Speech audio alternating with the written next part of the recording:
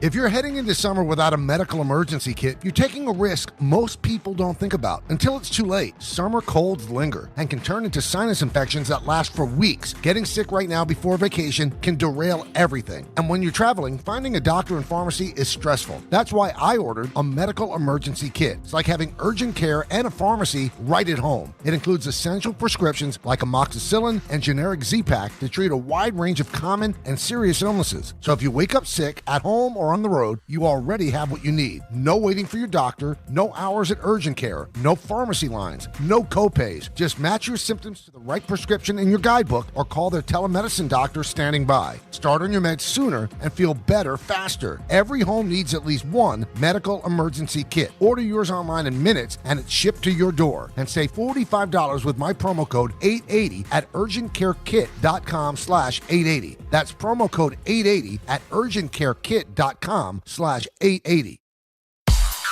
Let's see what's happening on the roads this morning and bring in, she's the best in the business. Say good morning to one Debbie Duhame.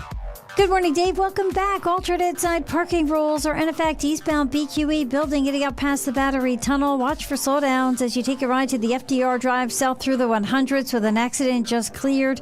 Taking a ride to 95 south exit 21 into Fairfield. A disabled vehicle over in Connecticut and the Ed Koch 59th Street Bridge lower level into Queens. Construction being cleared. Inbound George Washington Bridge, a 20-minute delay. Sponsored by RockAuto.com. A failed struck and turn any drive into a rough ride. When it's time for repairs, Rock Auto makes finding the right parts easy. Shop name brands at lower prices and have parts shipped directly to your door. All the parts your car will ever need. Rock Auto. I'm Debbie Duhame, 880 ESPN New York.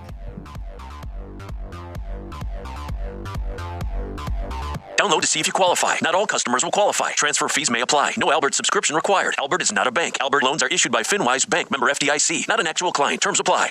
Is there anything Albert, my AI financial assistant, can't do? Albert, can you create a financial plan just for me? Yes. I've reviewed your accounts, income, and spending. Here's your plan and a few suggestions. Great. Any savings I'm missing out on? I reorganized your budget and found an extra $500 this month. Would you like me to transfer that to your savings? Sure. Done. Oh, I'm thinking about moving. Can you get me more cash? Albert can get you a loan up to $10,000 fast. How does that sound? Sounds perfect. Looks like Albert really can do everything. Download the Albert app and use promo code BOOST to try Genius, your AI financial assistant, and get up to $10,000. Just download the Albert app and use promo code BOOST to try Genius and get up to $10,000. Promo code BOOST. 880 ESPN, WHSQ, and WCBS-FM HD2, New York. A Good Karma Brands radio station.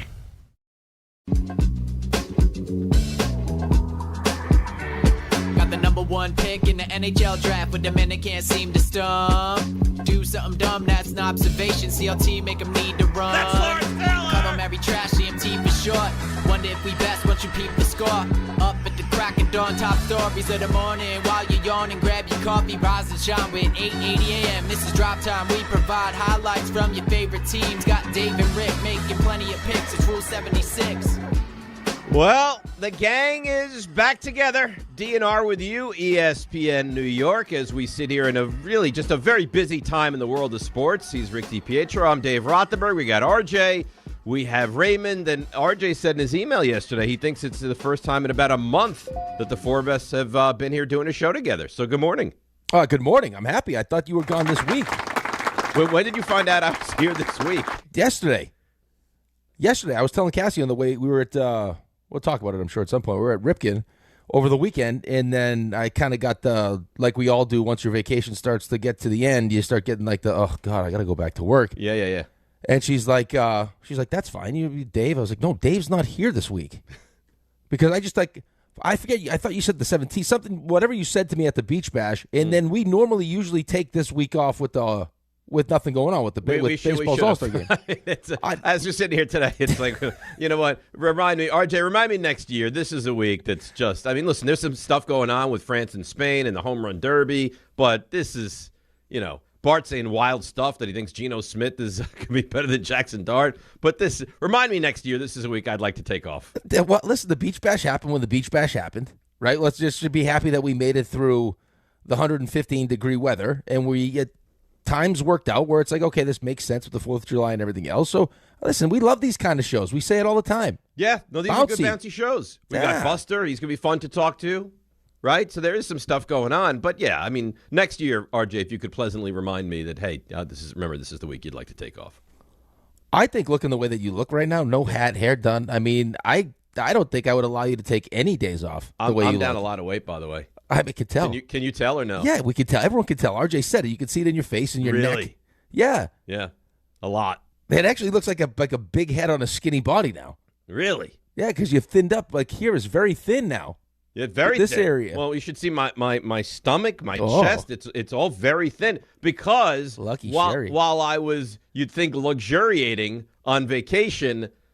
I don't want to get overly dramatic, but I was not well.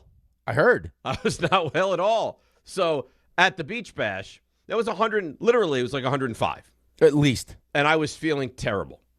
And I just thought, well, because human beings shouldn't be out in this type of weather. Yeah. Little did I realize that I had a real legitimate stomach ailment, which I had to tend to for almost my entire time off. Oh. Lake George didn't happen. What? Yeah, we couldn't go. No Lake George. No Lake George. You love Lake George. Sherry's birthday. Oh. I couldn't do anything for her birthday.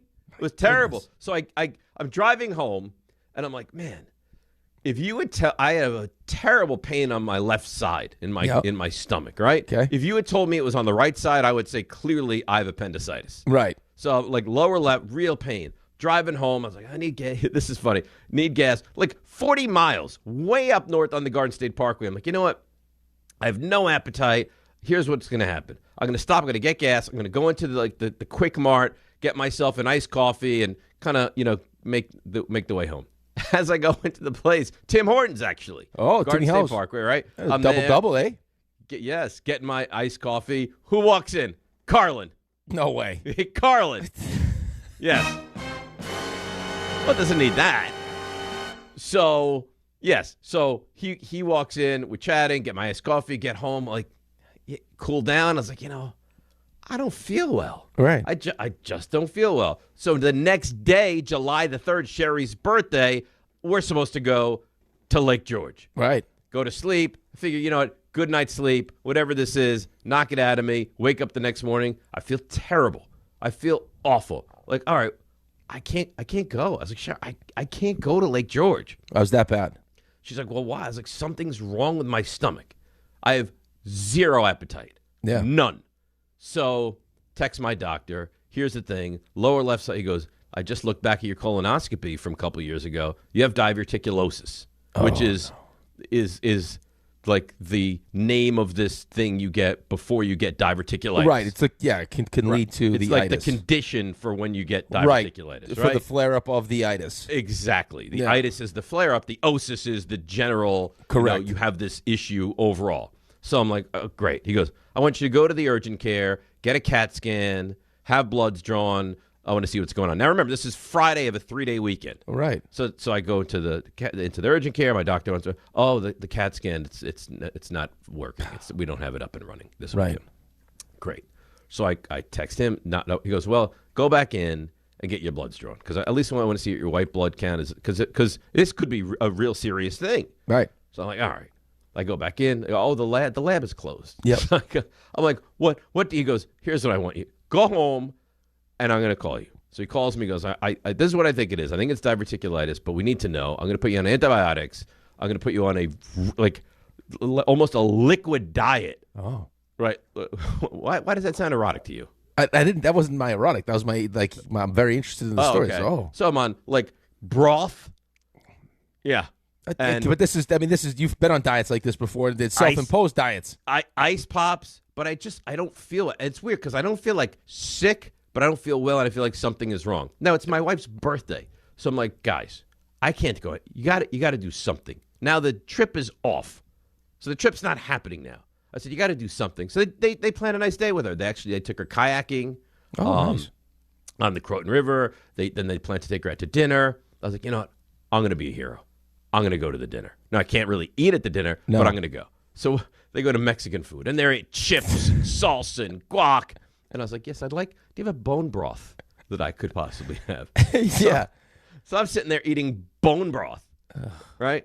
The whole weekend goes through. I feel terrible. He's like, I want you to take your temperature every 2 hours. If you start to get a fever, you have to promise me you'll go to the ER. Like, How are you taking the temperature? Orally. Okay. Yeah, orally. You do have the past, Right. That's right. Right. I understand. But no. So temperature, fine. Then I go to see him Monday. Presses on the stomach. He's like, oh yeah. It's like this is what I think it is. But you need a CAT scan of your stomach. I'm like, I got to get a CAT scan? Yes. So later in the day, they call. CAT scan scheduled for that Monday after the weekend. I have to drink this death drink. They're like, here's a nice bottle of water. I'm like, great. I'm very thirsty. This is a nice big bottle of water. Little do they tell you, there's like barium in it. Yeah. So you drink it, you're like, oh, God, this is awful. I drink this barium. Then the woman comes over. She goes, also, you're going to need an IV because we're going to need to put a dye into you. I'm like, yeah. Dye? She goes, don't worry. I think I can do the IV. I'm like, makes you feel good. You think you can do the IV? Yeah. She goes, yeah. I'm pretty sure I can do the IV. I'm like, oh, all right. So she goes, and if I can't do it, Mike's really good at the IV. Yeah. If I can't do it, I can find a real doctor that can do it, maybe. She goes, if I can't do it, Mike, he's really good at the IV. So I said, excuse me, why wouldn't we start with Mike? Right. She's like, no, Mike's busy. Okay. Well, how's she also going to get good at IVs if she doesn't practice on somebody? Yeah, but why do I have to be the IV guinea pig? Right. But to her credit, she actually did well. Good. Gets the IV. So now they wheel me in. I've had this disgusting medicine. They go, now when we inject the dye, you may feel a very warm rush, and you may feel like you're going to urinate on yourself. I go, great. So they give me the medicine. It gets warm, whatever, but it's fine. Do the CAT scan, 5 minutes, done. Next day, doctor calls. He goes, yeah, you have a legitimate case of diverticulitis. Oh, no. So just roll it, continue to take the medicine, continue to barely eat. I'm down 7 pounds. 7 pounds? I'm less than 210. I got to tell you. Last time you guys saw me, I was 216, 17. Wow. Yeah. This is not great, though. Do you feel better, or do you still feel the same? No, I finally feel better. Okay, are you still on bone broth and liquid diet? No, now I can eat a little bit. Little bit of eating. RJ, this is where I'm going to need you to jump in here, and I'm going to need you to be, just RJ Santillo, not, Dave's sidekick RJ Santillo for a second. I feel like I've done nothing wrong. By the way, just a quick weight update. On June 14th, 217.6. July 13th, 210.5. Wow. Are you diarying? Do you have a weight diary? Yeah. Oh, good. RJ, correct me if I'm wrong. There has been multiple instances during our run together that Dave has mentioned having something that makes him lose weight, correct? Yes, that has happened before. So he's finally got his wish. Yeah. Yeah. You know what? That's a fair point. As you were telling that story, Ange had that same instance. She had diverticulitis? So not diverticulitis, but because so there were some things during her pregnancy where she had to get her blood drawn, especially when she was delivering, like often, way more often than normal. So they have trouble because you can't really find her veins. Yeah. They're like, oh. So the nurse having a little trouble. I'm like, is there something wrong? She's like, well, I'm just having a little trouble finding the vein. If I can't find it, Steve is great. And I was, I love that. Well, can we start with Steve? I was telling Ray.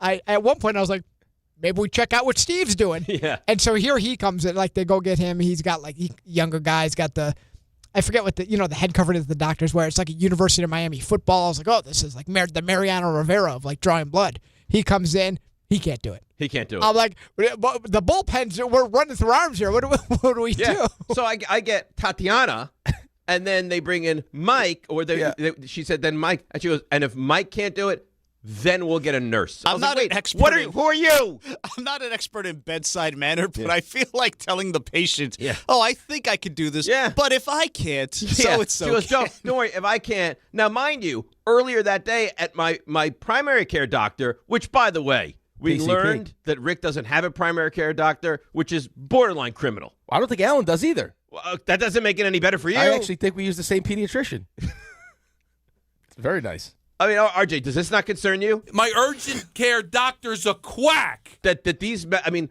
Alan's in his mid-50s. I'm going to tell you one thing, okay? If you met this pediatrician, you would get rid of your primary care physician and use my pediatrician. He's that good.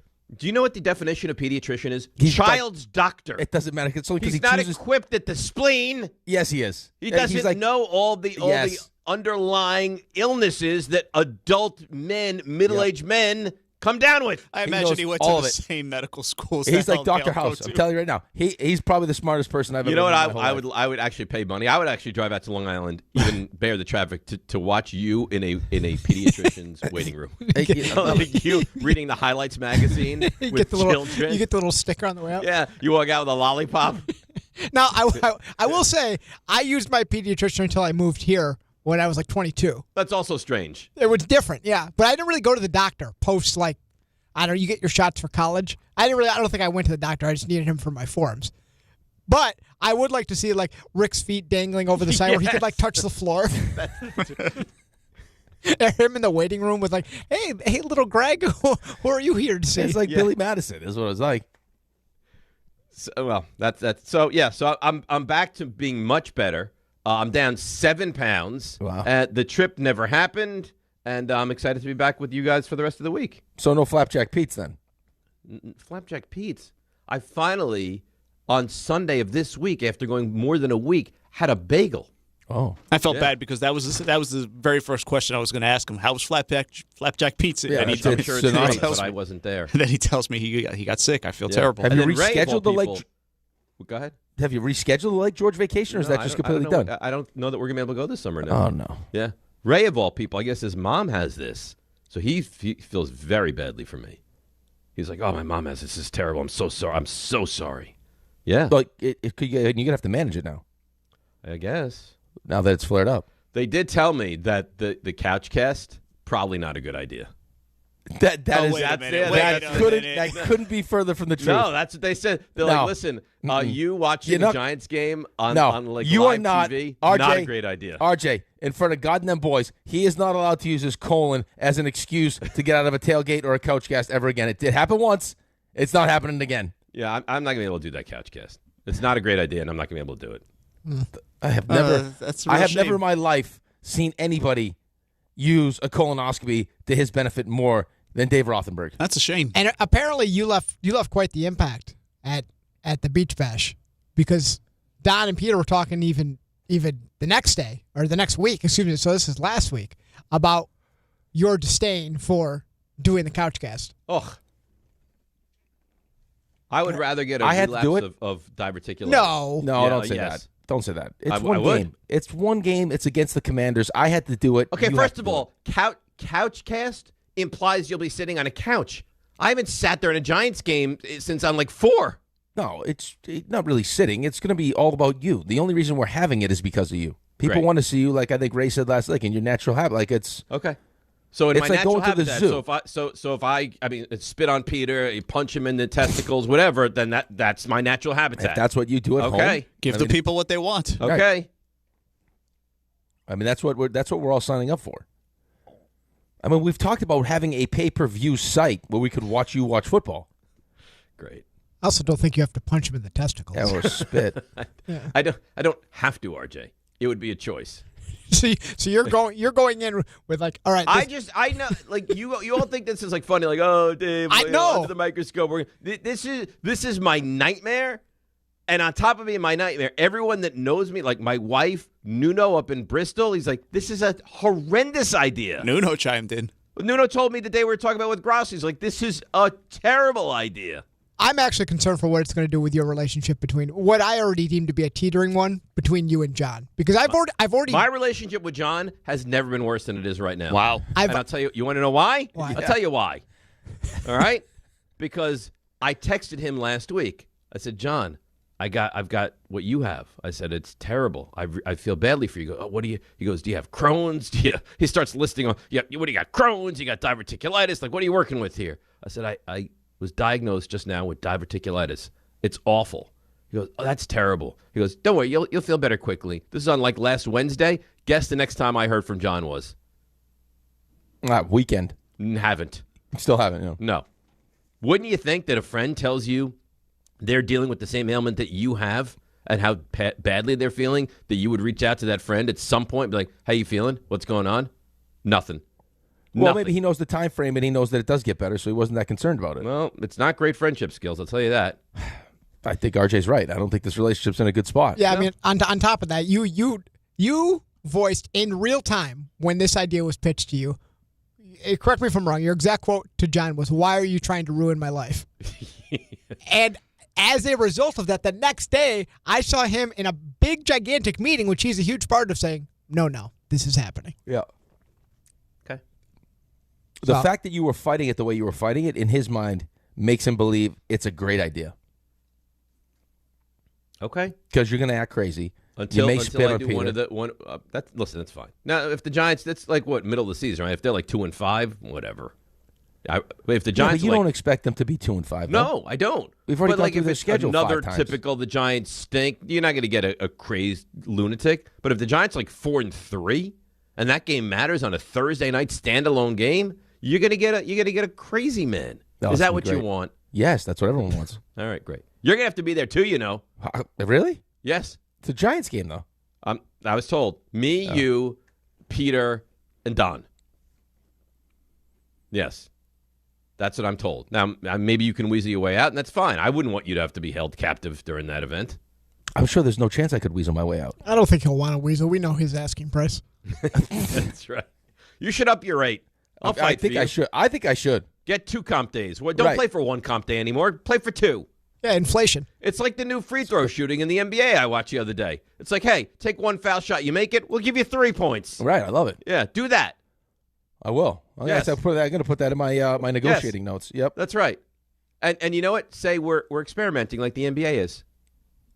Yeah. I mean, this is... No, I mean, I could say a bunch of different things. I don't know if we have to experiment. I just think it's the going rate now. The new rate. The new rate. Yeah. I mean, your new contract year starts in September. Right. So your new contract year in September, every additional event you do, 2 comp days. That's right. Yeah. And if it's if the feel like temperature is 112 degrees, yeah, that's an extra one. That's an extra one. So how'd you did well with the soccer, right? I did fine. Yeah, I mean, I don't know what I think the final tally was. Like they scored. RJ, do you have the final tally? I believe he saved 22 of 30. That's good. I saw. Yeah, it was fine, but it was. I mean, I had a whole plan going in. I hurt my back. I went and got. I had acupuncture. I had physical therapy, so I felt better, but still, the sand was 1,000,000 degrees. I couldn't get my clothes off to put my other clothes on in case I had to get into the sand to make a save. And then there was no shower or hose. I had to go in that little lagoon right behind us. That's where you went? I had to. That's the only place to go. I'm not sure that was clean water. I think it was clean water. I think it was like a pool. I think you could hang out in that thing, I think. Oh, nice. Yeah, so it wasn't ideal, but it was fine. I mean, the penalties were a little close, but I had a good time. Yeah, but whoever you scored got stopped them at a higher rate than they're kicking them in the World Cup. A beautiful scarf to that's wear nice, in the... because that's what you needed at 114 degrees. Something to keep to insulate. It was right. That was hot. That was hot, man. That was real hot. That was actually. I'm not even kidding. That was the hottest day I ever remember. You could. Usually that event is packed. It's awesome. People are having a good time. Last year, I don't remember this. Last year, they were telling me that it was 74 degrees. Yeah, it was. Yeah, but people were into it, having a good time. It was almost so hot where you just felt like you didn't want to be outside. They're like, oh, there's some air conditioning in the bar. It didn't feel like air. It was too hot to even get cool. It was hot. Oh. By the way, how about the great fans that we have? They're amazing. I mean, to go out there, bear the traffic.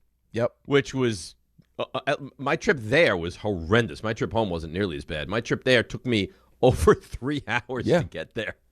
Yeah, I think I was just on the button 3 hours. Amazing. And the people bear the traffic and the heat, and they came and they hung out. We have the best fans. The best. Yeah. The best. Making T-shirts for us. I mean, the whole deal. It was awesome. Oh, Ray got a picture with the guy that was wearing the Why Bregman Not Back. Ray got You missed yesterday's show. Ray got Dan a T-shirt. Dan was wearing the T-shirt yesterday. Dan was wearing said shirt. How did you get him a T-shirt? He asked. Dan asked for it. That's like Dan's favorite thing. There's a chance Dan wears it on vacation. Yeah, he did. Is love Dan it. going on vacation now? Yeah. When he's like today, he goes away? I think today's his flight day, yeah. Airborne shortly. Yeah. Well, good for him. Yeah, little siesta with the wifey. That's nice. Good for him. And then he's back next week on the show, right? Yeah, because you just take vacation after vacation. It's unbelievable. I got it. I'm taking it. It's unbelievable. Unbelievable. Where were you last week? I was at a baseball tournament. Well, okay. How did Ripken taking any go? time off? How did Ripken go? We finished third out of 22 teams. That's pretty great. It was unbelievable. And I think Kay is in Cooperstown right now. I think this is his Cooperstown week. Yeah. Yeah, I got texted about that. And you have that later in the year, right? Yeah. A little different situation because I'm gonna stay in the barracks. I did. I'll tell you all about it. Oh, I can't wait. Yeah, you had such great things to say about it when you told me the first thing. You know what? It's a memory that you will cherish forever. Getting through day after day is a grind. Right. That's what you said to me. I think it was like 6 days. Here's my question, though. Yeah. I know we got a break, RJ. I'll break in a second. Where is Cassie staying? Is she staying at a hotel? No, I think Airbnb. Beautiful. Yeah. So you're gonna have another coach, right?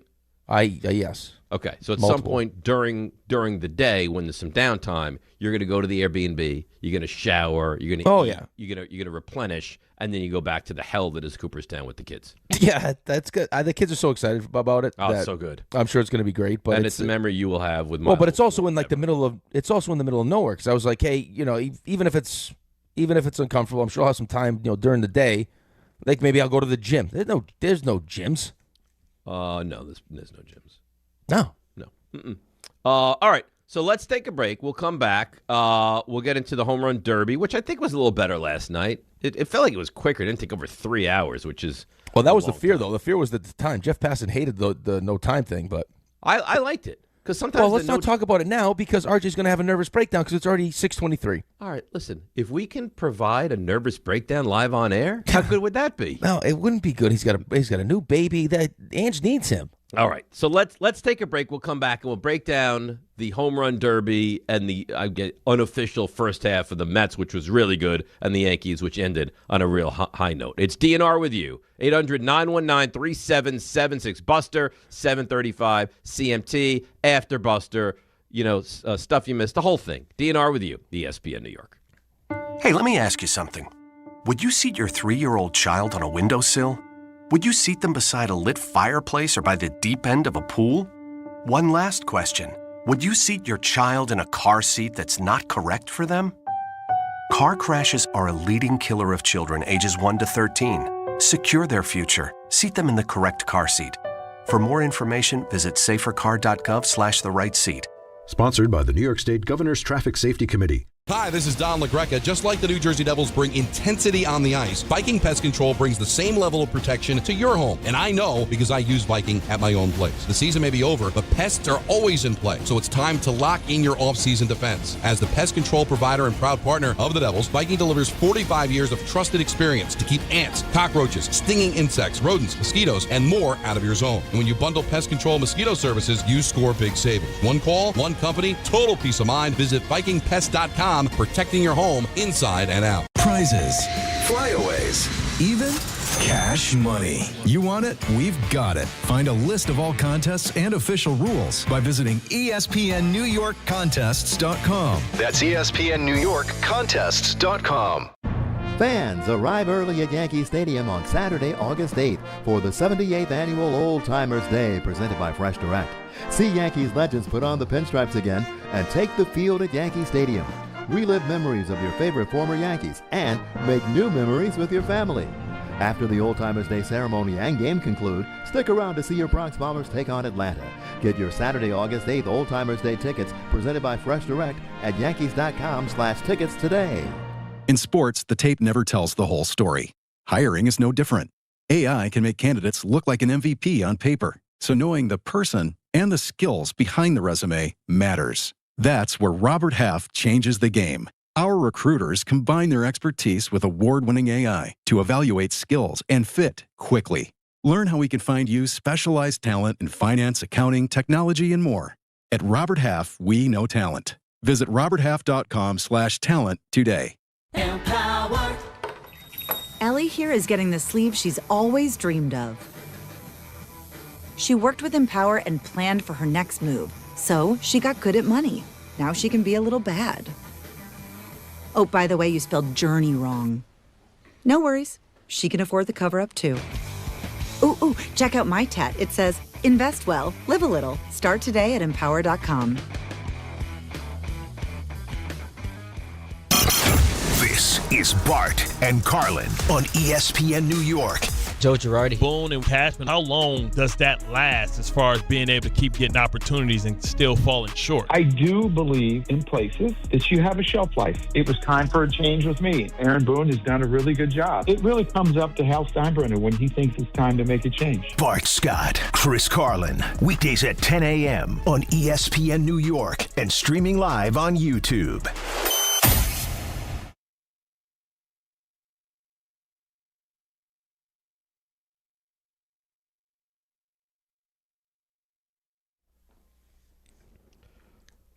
All right, DNR with you, ESPN New York. We roll along. Today's Tuesday. That's nice. Are you here Friday or you're taking Friday off? I think I'm here Friday, yeah. Oh, so we're here for the duration of the week together. Yeah. Well, I got to take advantage of you being here, and then I'll start taking dipping Fridays. into some of those Fridays. Yeah. Oh, yeah. Nice. Look at you. Yeah, I don't feel like I've managed my time off this. You're not off again like a full week until the end of August, right? Yeah, well, because this has been no vacation. It's the one trip I took with my wife, and everybody else is just around tournaments. Was this the first time you were at Ripken, or you've been there before? I've been there before. I've never been there. Hey, dude. I guess I'll probably never go. Well, no, there's no chance to go now. No. Is it great? It's amazing. If you love baseball, I mean, we played at Fenway. What was really cool was one of the Fenway at Ripken. The Fenway at Ripken, yeah of course. I know, but I know, but not everybody. Sorry, yeah. They had Nationals Park. We played at. This is all at Ripken, replica fields. What was cool was, I told the story yesterday. We played a Canadian team, and some of those Canadian teams are really good. This team was great. But this Canadian team, in the midst of, tell me if you've ever seen this before, because I know it's legal. I didn't know in the moment if it was legal at Ripken because rules from different leagues like hot stove rules are different than these rules or whatever. So we're playing the Canadian team, and the way that Ripken works is there's a winner's bracket and there's a loser's bracket. So you have to win a certain amount of games in your first three to cross over to give yourself a chance to win the championship. Otherwise, you play a couple consolation It's got to be games. at least a 2-1, I would think, right? Correct. Yeah. Maybe even 3-0. Mm-hmm. So you guys went 3-0 in the preliminary? No, so we're 2-0. Hold on. Yeah, we ended up the preliminaries 2-0-1. We had a tie. Okay. So we cross over. But anyway, so we're playing this Canadian team, and they're a good team. And it's a close game. It's back and forth, back and forth. Now it's 2 outs. There's a runner on third. Okay? Drop third strike at 11U. Kid swings, ball in the dirt, gets just by the catcher. Kid takes off for first base. Mm-hmm. Catcher picks it up. Our catcher's great. Hose, boom. Think the inning's over. No. Inning is not over because that was only strike 2. Kid from third scores because it wasn't strike 3. Yeah. Wait. So on a drop third, it doesn't count as a strike? No, it was drop 2 because the kid ran. Because the kid ran thinking he struck out. Oh. Not knowing there was only one strike. Yeah, so you guys got punished for his lack of attentiveness. It's a legal play, though. I guess. Well, I found out last night because we had a game, and I asked the umpire, and he said, yeah, that you're responsible for knowing how many strikes there are. Right. So, in theory, you could tell, if you're at the bottom of your lineup and there's a guy in third and there's 2 outs, you could try to outwit them. Right. Yeah, that's interesting. I've never heard of that before. Yeah, it was crazy. So anyway, then we end up losing that game to the Canadian team. It turns out in the elimination game, we play the Canadian team at Citi Field. Oh, so the boy, a place that the Mets have had tremendous success this season. Right. So I was like, listen, we got a chance to win more games at Citi Field than the Mets do. They came in, they had their USA eye black on. The whole deal was awesome. You've seen the thing, like France has more wins than the Jets and Giants at MetLife Stadium, right? Yeah. Yeah, great. But listen, according to Bart, Geno Smith's taking us to the playoffs, baby. Is that what he says? I think that's what it said in the rundown. Better chance. Go ahead. We'll get to that later. So we were at Rip Game. We finished third out of 22. We lost to a Maryland team that was, you've seen some of these teams. Yeah. And as good as they were. Must be really good because our team was never, we never went to Ripken, so I don't know the level of competition. When we went to Cooperstown, we went 2-4 and lost in our first playoff game.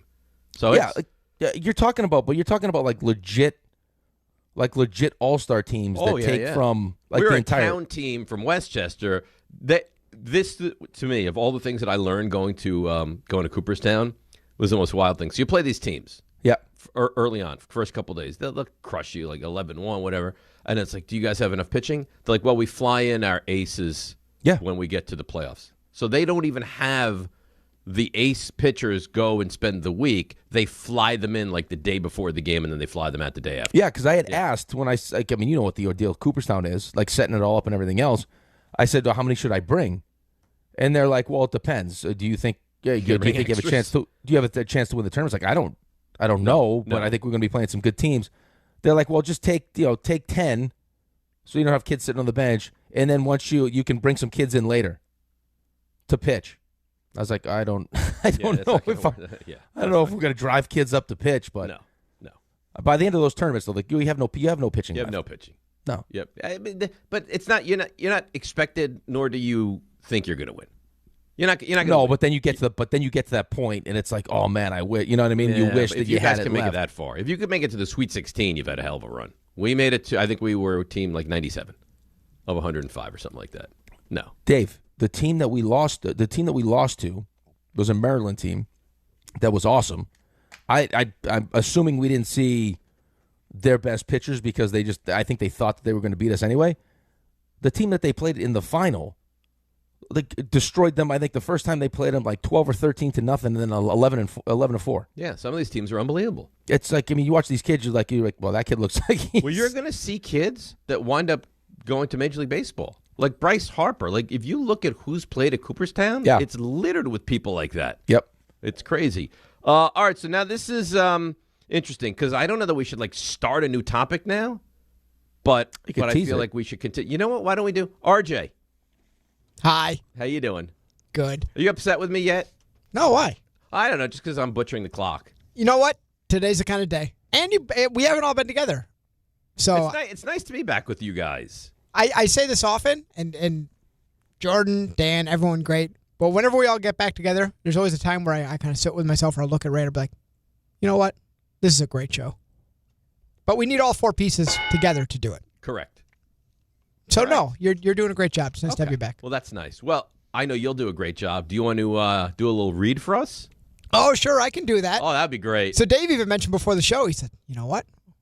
Big soccer game today. That's right. And he's right. So maybe Dave's going to swing by Champ Sports Fan Central Station, which is at 125 West 33rd Street. It's a soccer pop-up, and they have jerseys for everyone. So maybe Dave wants to grab a Harry Kane. I haven't gathered his thoughts on who he thinks is going to make the final. Maybe a Lionel Messi. Whoever you're rooting for, whatever country you want to go check out, you can rep them, and you can rep your city because they have Knicks championship gear. Yesterday was the 1-month celebration to all that celebrate Knicks in 5. And Champ Sports Fan Central Station has it all. 125 West 33rd Street, that's where you need to be. That's nice. You know, I've missed those reads. I'm glad I could provide one for you. I don't think that was genuine. And I didn't know because I haven't been here in a while. I thought maybe they were gone, but they're not gone. No, hanging around. That's nice. Hanging around. Does Ray do those at any point, or when you're there, you take control of those? We've gone back and forth. Ray may have one coming up. Oh, that's terrific. What a time. All right, so let's take a break. Passan on First Take yesterday saying he's not a fan of the new format with the home run derby. I actually liked it. It was quicker. I like home runs. I enjoy this. I don't need 3+ hours. That's just me. Like me, personally. I don't need 11, 15. And now we have the finals. I don't need it. I thought yesterday was a lot better. We'll get to it. DNR with you and the calls, 800-919-3776, right here on ESPN New York. On the biggest stage in the world, FanDuel is changing the game because sometimes your player gets subbed off and your bet goes with them. Not anymore. With FanDuel Super Sub, if your player is subbed out, your bet stays in. That's right. If your player leaves the match, your bet continues on with the substitute. So you're still in it until the final whistle. On the biggest stage in the world, FanDuel is changing the game Because sometimes your player gets subbed off and your bet goes with them. Not anymore. With FanDuel Super Sub, if your player is subbed out, your bet stays in. That's right. If your player leaves the match, your bet continues on with the substitute. So you're still in it until the final whistle. Visit FanDuel.com/local to get started now. Let there be goals this summer on FanDuel. 21 and over, physically present, New York. For help with a gambling problem, call 877-8-HOPE-NY. Thanks, HOPE-NY, 467-369. From your neighborhood stop to the city and back, New Jersey Transit keeps your day moving. Reliable, convenient, and ready when you are. We're on this ride together. So keep aisles clear, use headphones, and be mindful of fellow riders. Small actions make a big difference, especially during travel times. New Jersey Transit. Ride together, ride better. Plan your trip at njtransit.com.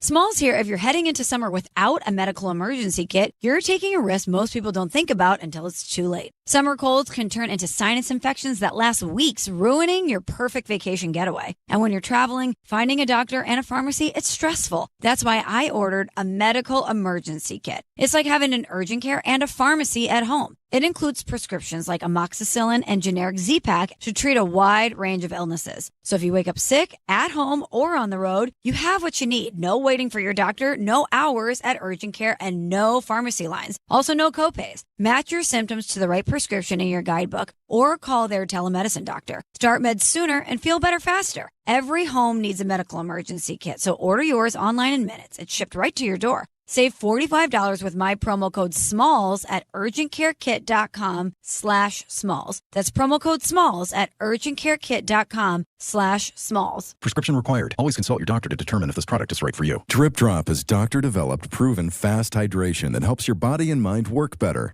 Trusted by firefighters, medical professionals, and over 90% of top college and pro sports teams. Drip Drop is engineered to hydrate faster and more effectively than water alone, with 3 times the electrolytes of leading sports drinks. Stock up now at dripdrop.com and use promo code RADIO20 for 20% off your first order. That's dripdrop.com, promo code RADIO20. My name is Whitney Allen, and I'm a widow. My husband, Ryan, died. We never thought we'd ever have to use life insurance, but the unexpected happened. With Ethos, signing up was fast and 100% online. You can get a quote in seconds, apply in minutes, and get same-day coverage. No medical exams, and you can get up to $3 million worth of coverage. I'm grateful we were prepared. Get your free quote at ethos.com/play. That's ethos.com/play. Paid spokesperson. Time spent on application may vary. Online health questions required. Congratulations, New York. The Knicks did it. Through battle after battle, they dominated to become this year's NBA champions. Day in and day out, the hard work paid off, and you were there every step of the way. Enjoy the crown. Own it, because this year is your year. A part of your legacy that will never be forgotten. So celebrate this moment, show your pride, and shop the largest selection of official NBA gear at NBAstore.com. A Fanatics experience.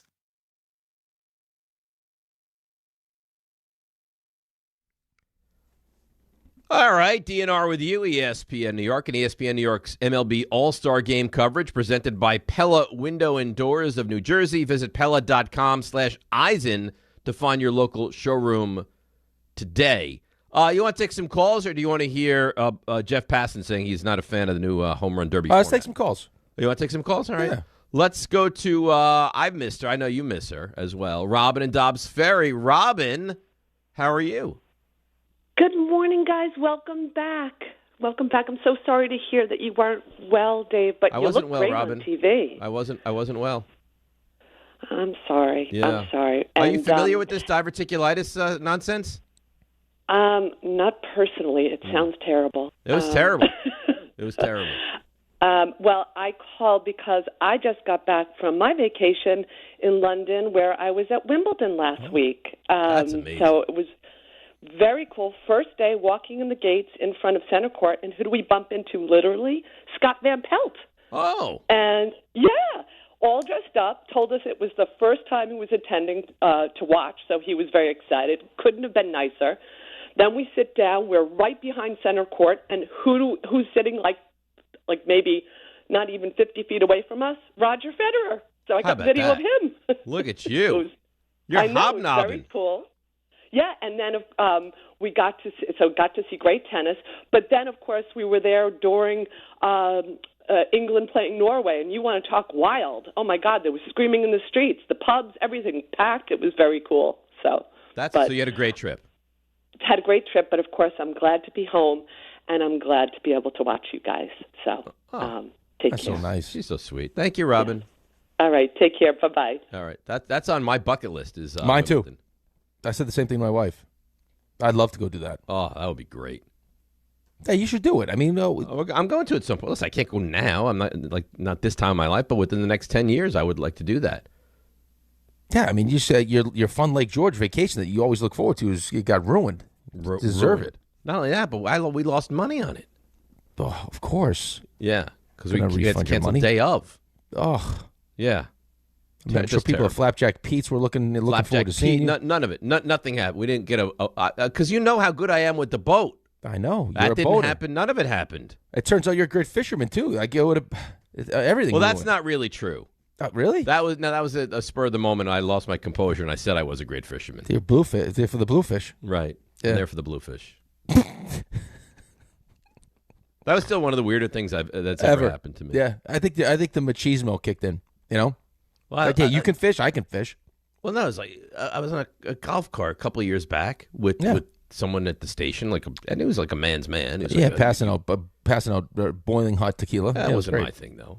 And it's like you fish, and I don't fish, but for some reason in that moment I was like, yeah. Well, because I think in your mind he was kind of like testing, like, see what You kind think of he was man judging you were. me by Now I determining was whether all or not in. I Now fished? at that moment, I was a fisherman. Yeah. And you chose bluefish, which is an So he interesting says, choice. "What do you fish for?" And I said, "Fluke." Yeah, fluke and blues. Yeah. And all catchable. Yeah, great. In But it your wasn't area. true. If That's you the thing. Why did I do this? I'm telling you why you did it. I'm getting into your psyche because he asked you, I think, in a tone of voice that was like, he's a real man because he fishes and you're Right. not. If the answer Little to did he this know. is no, I'm going to look at you differently. Yeah. He was gauging your manhood. And you wanted to whip it out and say, yeah, I fish with this, buddy. But I don't fish. Yeah, well, okay. He didn't know that till you admitted it. Like, You think I should could've- have just ridden with this the whole way through? Yeah, I think you show up to work and I think you go on Amazon, buy some fishing stuff. And you just Some waiters. you show up. I show up with up like and- like a hat. Yeah. Like remember in Friends when Joey pretended he had a Porsche? Yeah. Yeah, like that. Uh-huh. He's wearing the Porsche hat, the whole deal. By the way, I did some great streaming over my time off. Shocking. I mean, unbelievable. Shocking. What? There was not much more for me to do. No, you were. I mean, you had I to. couldn't even go for relax. walks. You had to relax. So Americans done. Okay. Did you like it? Bear done. Well, before you keep just going done, did you like the Americans? I like the Americans. Would you highly recommend it to people who haven't seen it? It's really quite an investment, and I get nervous with these shows that are so many seasons long. It's 6 seasons long. Yes, I would recommend it. Okay. Highly recommend. I would. Yes. I think it's a very good TV. Yeah. Have you seen The Bear yet? I have not. That's great. Yeah, I know. You keep telling me that. I haven't seen it The yet. Bear it's phenomenal. Stop it. And you're a cook. You're a chef. You like to dabble in the kitchen. You will love the show. Yeah, I'm looking forward to watching that one. And now I've just started what will be a very long journey, which I'm excited for. I am going to, because I haven't seen every episode, I am going to make it through the 12 seasons of Curb Your Enthusiasm. Wow. I started last night, episode 1. Look at you. It's so good. It's great. It's so good. It's great, yeah. All right, so let's take a listen to Jeff Passan. He was on First Take yesterday, and he doesn't like the new home run derby format. Do you think these changes from Major League Baseball are a good idea, Jeff? I do not. I think it's going to stink.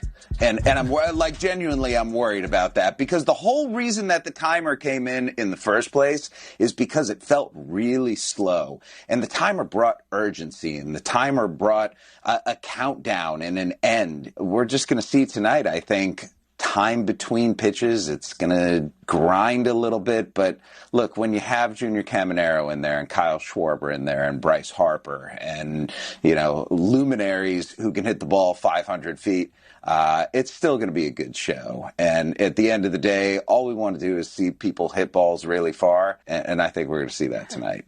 Is it fair to say that he was just wrong? Like it wasn't a slog, it wasn't slow. I thought. I mean, I know what you thought. I thought it was better. Yeah, I can understand though. Like going into it, this was something. I mean, this was sound that happened prior to the actual home run derby. I think we talked about this last year. Was the thing I didn't like about how with the timer was it was pitch home run. You didn't get a chance to see where the home runs landed. Like you would miss a bunch of the home runs because it was just because of the time. So it was pitch after pitch after pitch. So Right. I mean, the idea that they could be a little bit more selective, you'd actually see where the home run ended up. I was clearly important, right, for the whole experience of watching it or being at it. That Kyle Schwarber was in it till the end. So you had the Philly crowd cheering for him. You had the Philly crowd cheering against. They're against unbelievable. They are unbelievable. Right, and then you had Jordan Walker's parents back there. I mean, it was really cool. And this is just as a dad, not having the opportunity to watch it to the end with your kid who plays baseball kind of stunk. But what am I going to do? But that's the world of sports now. Period. I know. It sucks that a lot of these cool moments. Like I taped it, but I would have loved to have had, Milo got a chance to watch Jordan Walker win it under those circumstances, and then his parents, they interviewed his dad. That was really cool. Him winning it was really cool. And listen, is it thrilling? I guess it was as thrilling as a home run derby could be because he was down and he hit six straight. Right, and on his last, right, because you last continue swing. along until you make it out with that last those last pitches. He did really well, and he was able to come back and win it. I thought it was a lot of fun. Listen, it's an exhibition. But I think Passer would even say today, he was wrong. With this, it's going to be slow, it's going to be boring, it's going to be a slog. I mean, correct me if you think I'm wrong. I don't think it felt like that even a little bit last night. No, listen, it was long. I mean, the whole event was a long event. But It's actually too long. I don't need, and maybe I'm in the minority. I don't need 2.5. At some point, it just becomes okay, how many home runs do you need to see in one sitting? Yeah. I mean, I think you're waiting just to see how far they go. Yeah, I guess. I mean, just these guys are so good. The guy in the Royals, and I can't really pronounce his name properly. Caglione? Yeah. How do you say it? Is it Caglione? It's Caglione.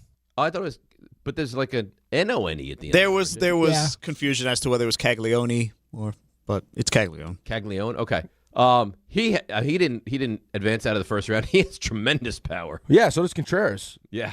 I actually like Bryce Harper's idea because could you imagine giving these guys travel baseball bats, like metal bats? Yeah, and just to see how far they can actually hit it. They'd probably hit 600-foot home runs, which would be awesome.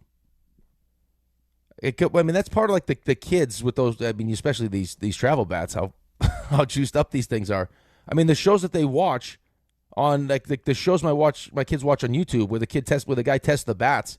It sees how far the guy hits him. How much further do you think, because you probably know more about this than me, how much further do you think it goes with the metal bat? Because Ben is currently playing in a wood bat summer league, and he got a hold of one the other day, and it one-hopped the wall, went probably 375 to dead center. Well, I mean, think about the exit velos. So, Aaron Judge and Stanton have higher, with wood bats, have higher exit velos where it's close, 116, 117, approaching 120. With one of those triple SA bats, those guys are probably up by 130, over 130. But how about distance? Would you say? Well, the guy that tests the bats hits him well over 500 feet. Wow. So I mean, you could you're probably saying I think Schwarber, those guys are probably hitting the ball close to 600 feet. 600 feet with one of those bats. That'd be fun. Without breaking terrified them. for the guy throwing it. And then Ben Rice's dad gets to throw him BP. That whole thing is awesome. I love it. Ben Rice, listen, it's not a big deal. He was not very good, though.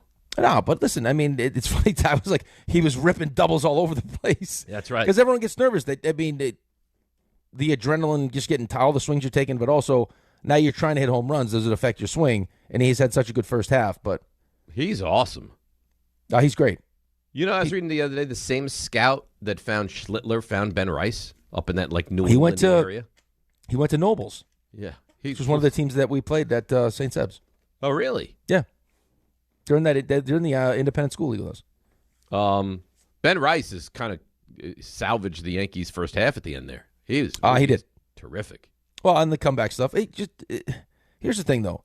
I think we both feel the same way. The Yankees should be the best team in the American League, right? Depending on what happens with Aaron Judge, I think that's the most important thing now. What do those scans look like when he's once he's going to be back? The health of the Yankees will determine how you feel going into the postseason. Right, but I can also understand why, as a Yankees fan, like this is us as Mets fans saying it, like why, as a Yankees fan, you watch it and you watch them where they lose 15 to 20 games and the way they were losing games, and it pisses you off.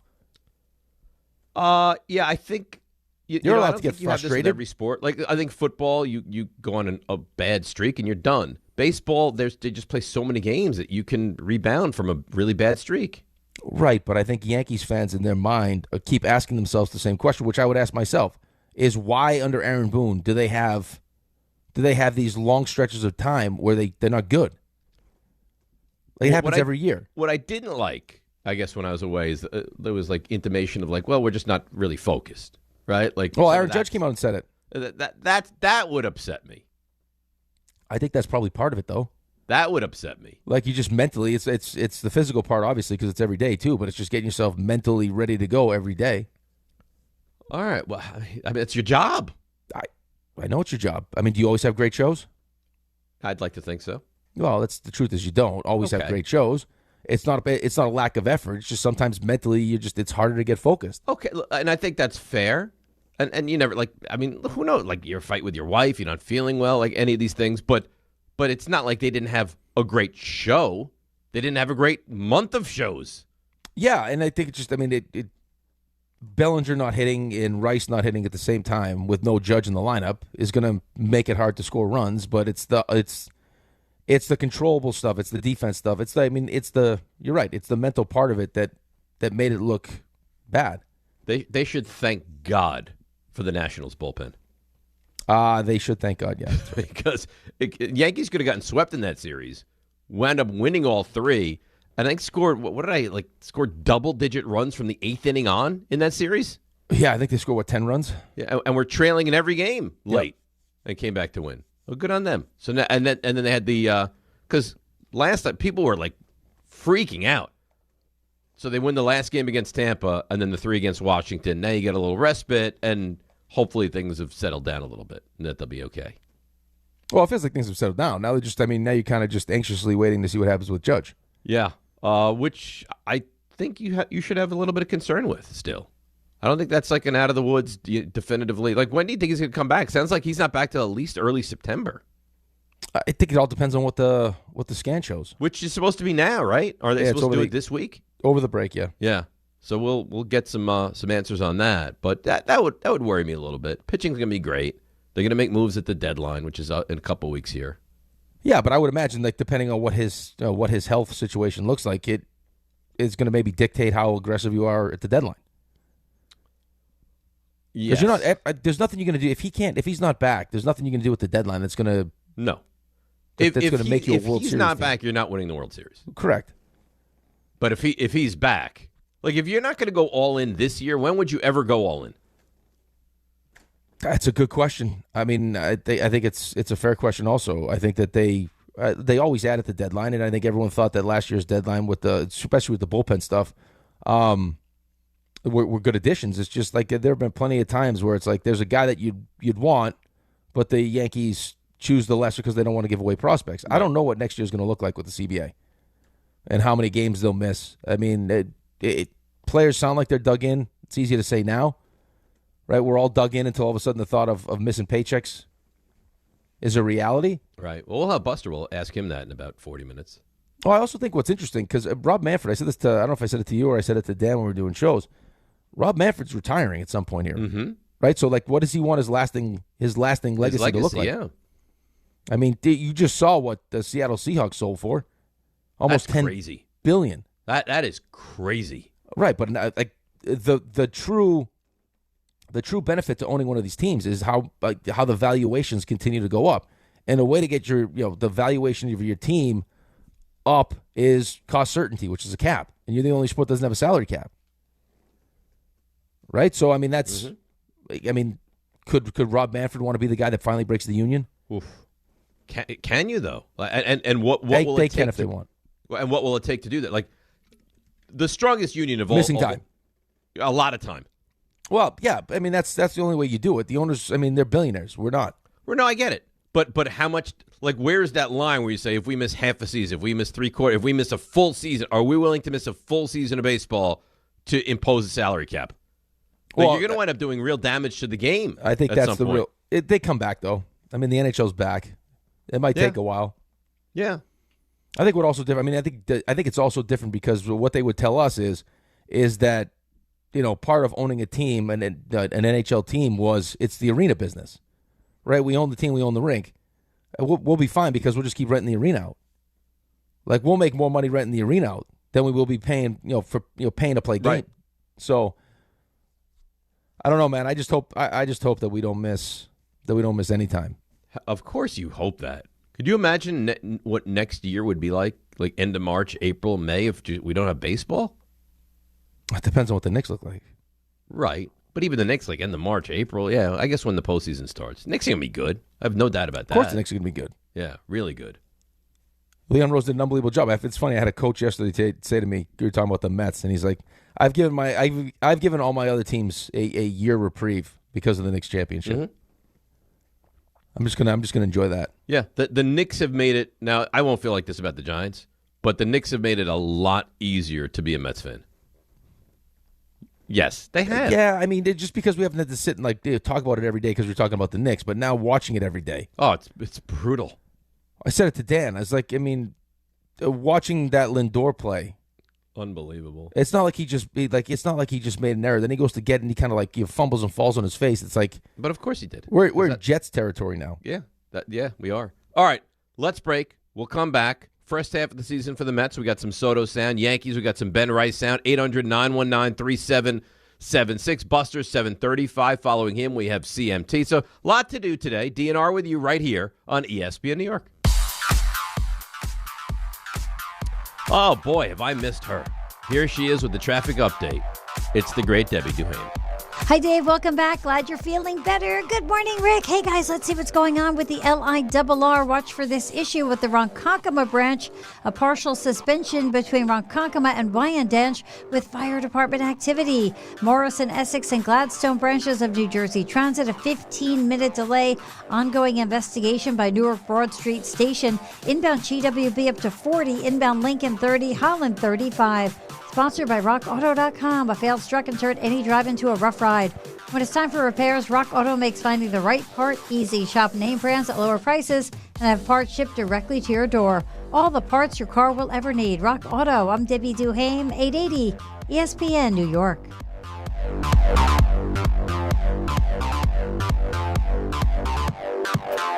Finding great candidates to hire can be like, well, trying to find a needle in a haystack. Sure, you can post your job to some job board, but then all you can do is hope the right person comes along. Which is why you should try ZipRecruiter for free at ZipRecruiter.com/free.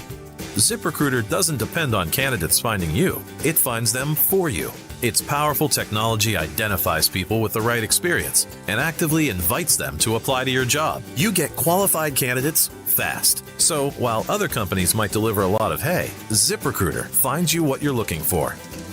The needle in the haystack. See why 4 out of 5 employers who post a job on ZipRecruiter get a quality candidate within the first day.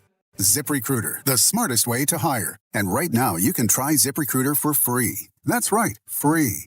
At ZipRecruiter.com/free. That's ZipRecruiter.com/free. ZipRecruiter.com/free. ZipRecruiter. At City Harvest, we believe no New Yorker has to go hungry. With your help, we're on the road 365 days a year, rescuing over 77 million pounds of nutritious food and delivering it free to millions of New Yorkers, transforming surplus food into sustenance, sustainability, and smiles, rallying thousands of New Yorkers to power a network of nourishment across our city. One day, one meal, and one New Yorker at a time. That's how we feed good. Donate at cityharvest.org. New York City, get ready as Fanatics Fest returns to the Javits Center July 16th through the 19th, right in the middle of the biggest sports weekend of the summer.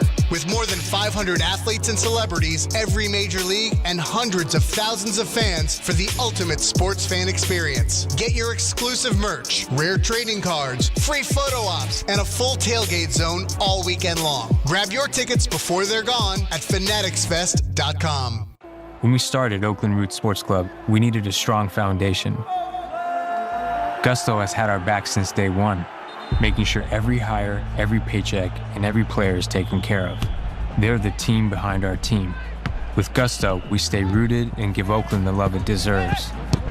I'm Idris Argandawal, co-founder of Oakland Roots and Gusto customer since 2018. See why 500,000 businesses trust Gusto for payroll, HR, and more. Get started for free at gusto.com/roots. It's Rich Eisen for Pella Windows and Doors. Sometimes teams take a timeout to regroup and call the right play. When it comes to your home, Pella Windows and Doors always has the winning game plan. They do it every day, and that's why your neighbors trust them. Visit Pella.com/Eisen today. Right now, Pella Windows and Doors of New Jersey is offering buy one, get one, 50% off windows and doors, and no payments, no interest for 24 months. Some restrictions may apply. See local showroom for details. Offer ends July 31st, 2026. ESPN New York is your home for the world champion New York Knicks. WHSQ and WCBS-FM HD2, New York. This is DiPietro and Rothenberg. Rick doesn't have a primary care doctor. I don't think Alan does either. That doesn't make it any better for you. I actually think we use the same pediatrician. Alan's in his mid-50s. If you met this pediatrician, you would get rid of your primary care physician and use my pediatrician. He's that good. Do you know what the definition of pediatrician is? Doesn't matter. It's so He's not equipped at the spleen. This is DiPietro and Rothenberg. You walk out with a lollipop? On ESPN New York. And streaming live on YouTube. By the way, I love a lollipop. My barber gives out lollipops. They're delicious. Yeah, you play second base with one in your mouth if you want. What was that? Hey, so you can play second base with a lollipop in your mouth if you want. Yeah, apparently. Yeah. Have I talked to you? That bother you? Or a roast beef sandwich.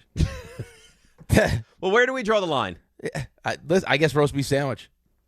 You start pulling out sandwiches out of your pocket. Can you imagine he takes like a knish out of his back pocket?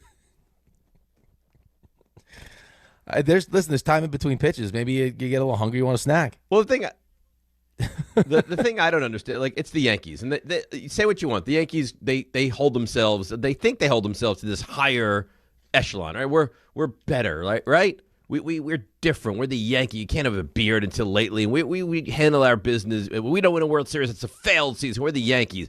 Yeah, you second baseman out there with a lollipop. Yeah, come on. I guess usually there's no stick involved with the lollipop, but isn't it like a lozenge? Well, no, the lozenge doesn't have gum in it, and maybe it's a blow pop. You like to get the benefits of the gum at the end, or a delicious Tootsie Pop. I love a Tootsie Pop. I wouldn't play baseball with a Tootsie Pop in my mouth, but no. I played with a goalie. I played with a goalie that would play in practice with like chewing like a dip in his mouth. Like, and you'd go to you'd skate by his crease at the end of practice, and there would be just dip spit. That's disgusting. dip spit all on the ice. So I don't remember I saw this recently. I'm sure you know this. It wasn't that long ago that goalies started to have their water bottle behind them. Oh, the water bottle behind the net? Yeah. And I think it was like in the 80s or 90s. And it was considered very soft at first. So are masks. Yeah, but that's longer. They told Jacques Plante was soft. Right.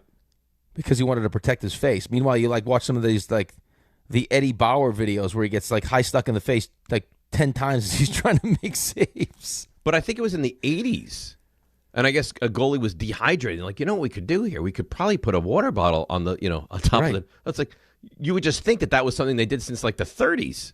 Yeah, well, I mean, not to mention the fact that in all that goalie equipment, you're losing I think I lost between 12 and 15 pounds a game. That's crazy. Yeah. I had to dump my skates out. Dude, going back with some of those, some of that stuff, it's shocking how long it took for them to make changes with stuff like that.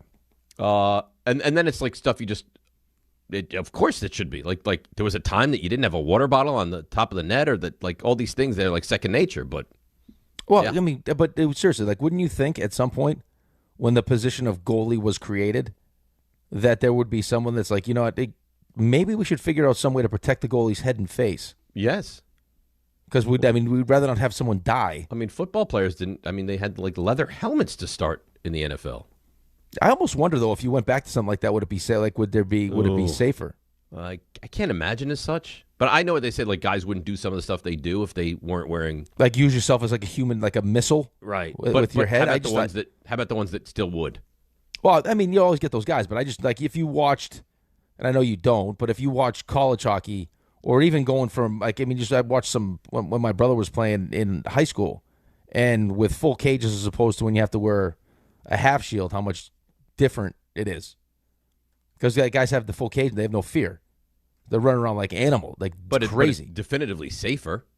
It's definitively safer, but it changes the way you play. Yeah. Which in theory makes it safer. Let's go to Joe in Ocean Gate and see what's on his mind this morning. Hi, Joe. How are you? Hey, good morning, guys. Dave, I'm glad to hear that you're healthy again, man. That diverticulitis, you got to basically starve it out of your body, like you said. Like you can't eat, but that's the only way to get rid of that crap. Yeah. Well, the good thing is it was so bad. That's why I had no appetite. Like I was like, all right, I guess I'll have some broth. Like no appetite. There was a thought that it was an old thermometer up there.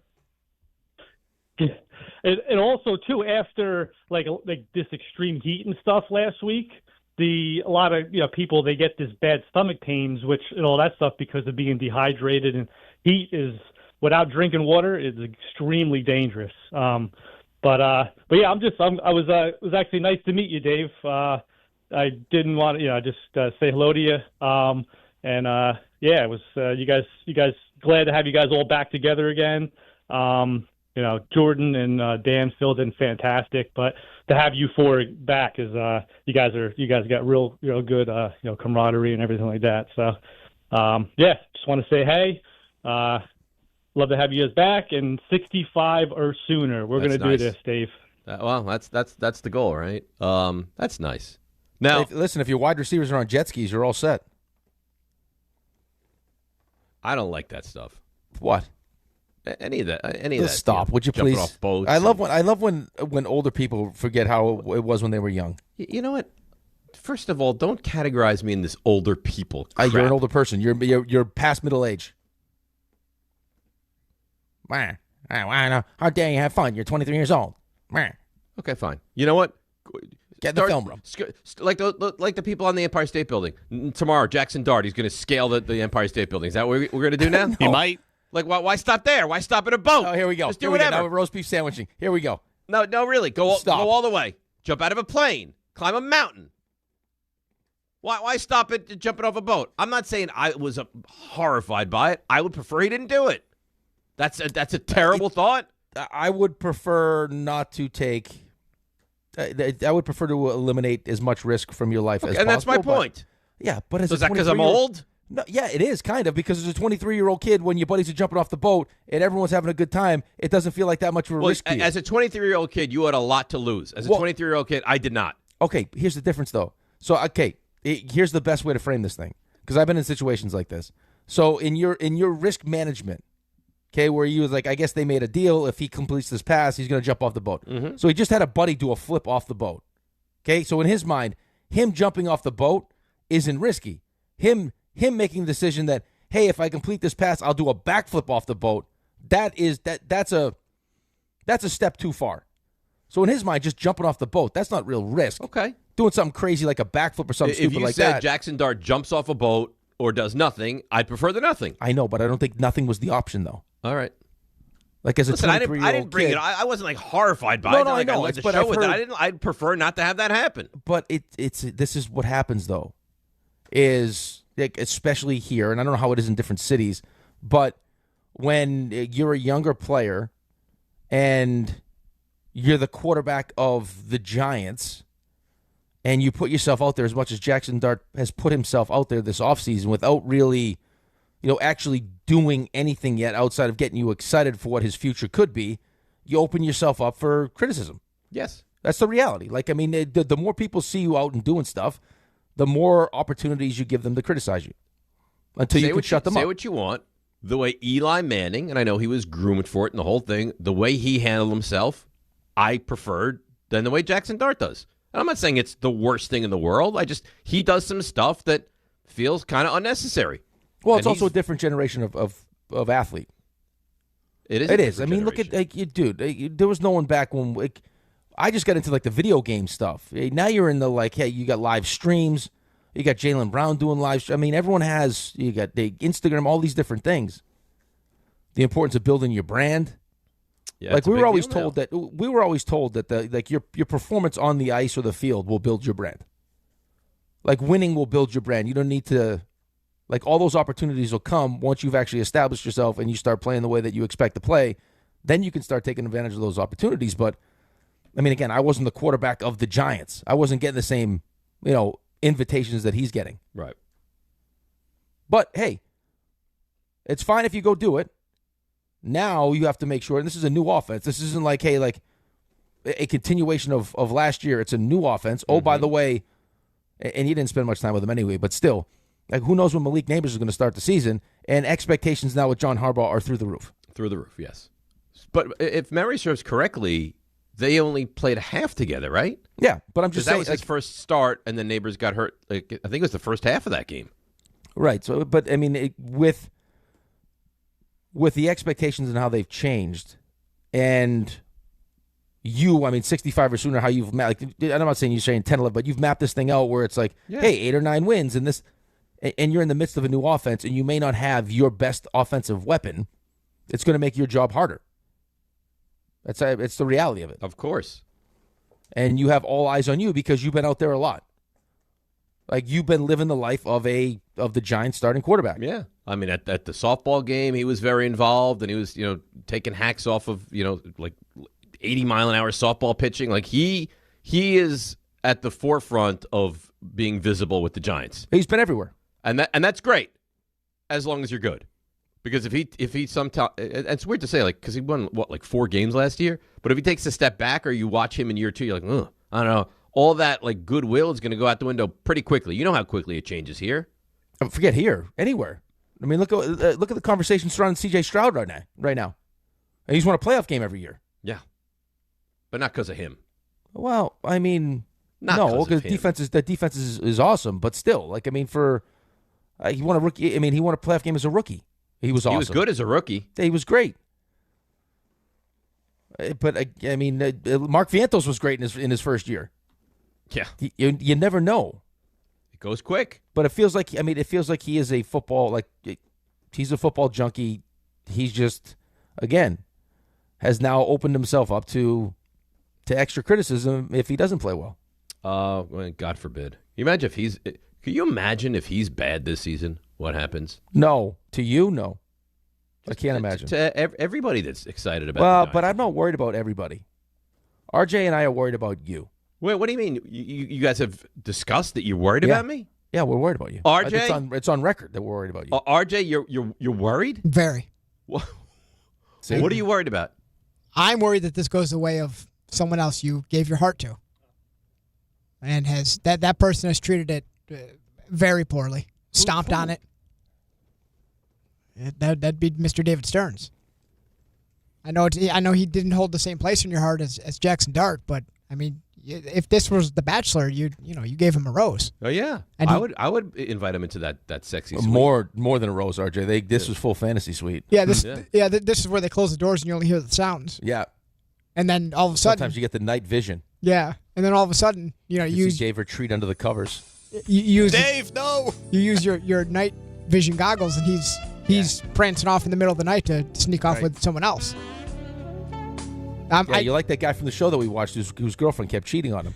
Was that Love Island? And then you'll be on the beach. That's a popular show. People love that show. It was supposed to be 65 or sooner. Could you just imagine Dave ripping off the microphone? I'm done. Get away from me. I'm done. That could happen at the Couchcast. You said 65 or sooner. Yeah. God. Putting a hole in the couch. That's the concern with the Couchcast. Well, you don't know what could happen. You said you were going to punch Peter in the testicles. Yeah, that's right. It's spit on. Your words. Well, I mean, listen, I don't have a lot of kick him. I don't know what form of. It seems more personal though if you actually punch him in the testicles. You know, right? Because if I kick him, that's impersonal. It seems like even crazier to punch somebody in the testicles. Yeah. Punching is more deliberate. Yes. Like get down real low into a crouch. Yeah, it's like if they ask you the question at the the pre-draft stuff where they're like, if you were to kill somebody, would you use a knife, a gun, or would you strangle them? It strangles like, I don't know about that. I don't know. We got some questions about this guy, right? Because the guy says, "Yeah, I'd shoot them." Then that's like, okay, great. Well, no, I think it's Let's just bring him in. A little glimpse into the psyche. If you walk over, mid-game, you know the psyche. Mid-game and punch him in the junk. I think we got real issues. Yeah, I don't have real issues anyway that night. That could be another HR violation for you. I don't worry a ton for like the first couple of weeks, first couple of months. I worry like long term the damage this could do if it doesn't work out. Yeah. And I don't think we'll have our answer right away. But that's what I think this needs. This is one of those things in life, like in your sports life, and because of what sports means to your actual life, this just kind of has to work. It's going to though. No, because I think what RJ's saying is that you have this past, right? This history, and I don't think it'll be the case because Sherry's the best thing that's ever happened to you, right? But like last real traumatic Giants loss led to life changes. Well, that wasn't the last one. Well, but I mean the one that caused the most. I mean, you took out a loan, Dave. Yeah, no, I get it. And then I broke up with the girl I was dating. Well, yeah. And I had to. So, and your kids are older now. So like the older they get, the more time, the more focus you have on the New York Giants. Like you have, like the streaming will go down. It'll take percentages away from the pie chart. And by the time we get to Labor Day, like even including family and stuff, job, I bet you like 75% of your time is going to be spent on the Giants. So this just kind of has to work. It's going to work, RJ. All right. You don't think it's going to work? I'm hopeful. No. I'm not asking if you're hopeful or not. Do you believe this will work? Well, what's work? 8 or 9 wins, playoffs, and then like your 5. I don't know how this 5-year plan ends, but I do believe it'll get back. I told you it ends with the Super Bowl. Well, that's the part that I'm concerned about. But I do think it'll get back on track for whatever that's worth. It's worth a lot. And think about it. I mean, the bonus you have also is like two of the NFL players you've seen most this offseason have been your 2 quarterbacks. Who? Jaxson Dart and Jameis. Jameis and Dart? Yeah. Jameis is everywhere. Just out living their best lives. Hopefully he's got enough energy to take the knees in the victory formation against the Niners. Well, I see. Did you see guys are retiring from the Niners because they don't want the smoke of that game? I don't think that's the case at all. No? No. That's what I think he that said. RJ has legitimate sources. I think that RJ's been feeding his sources just the bravado that's going on here in New York. I heard, why did you retire? I didn't want to be there in person for the knees. Yeah. See, what that guy said, who I'd never heard of. Yeah. I think it's Trent Taylor you're talking about. Yeah.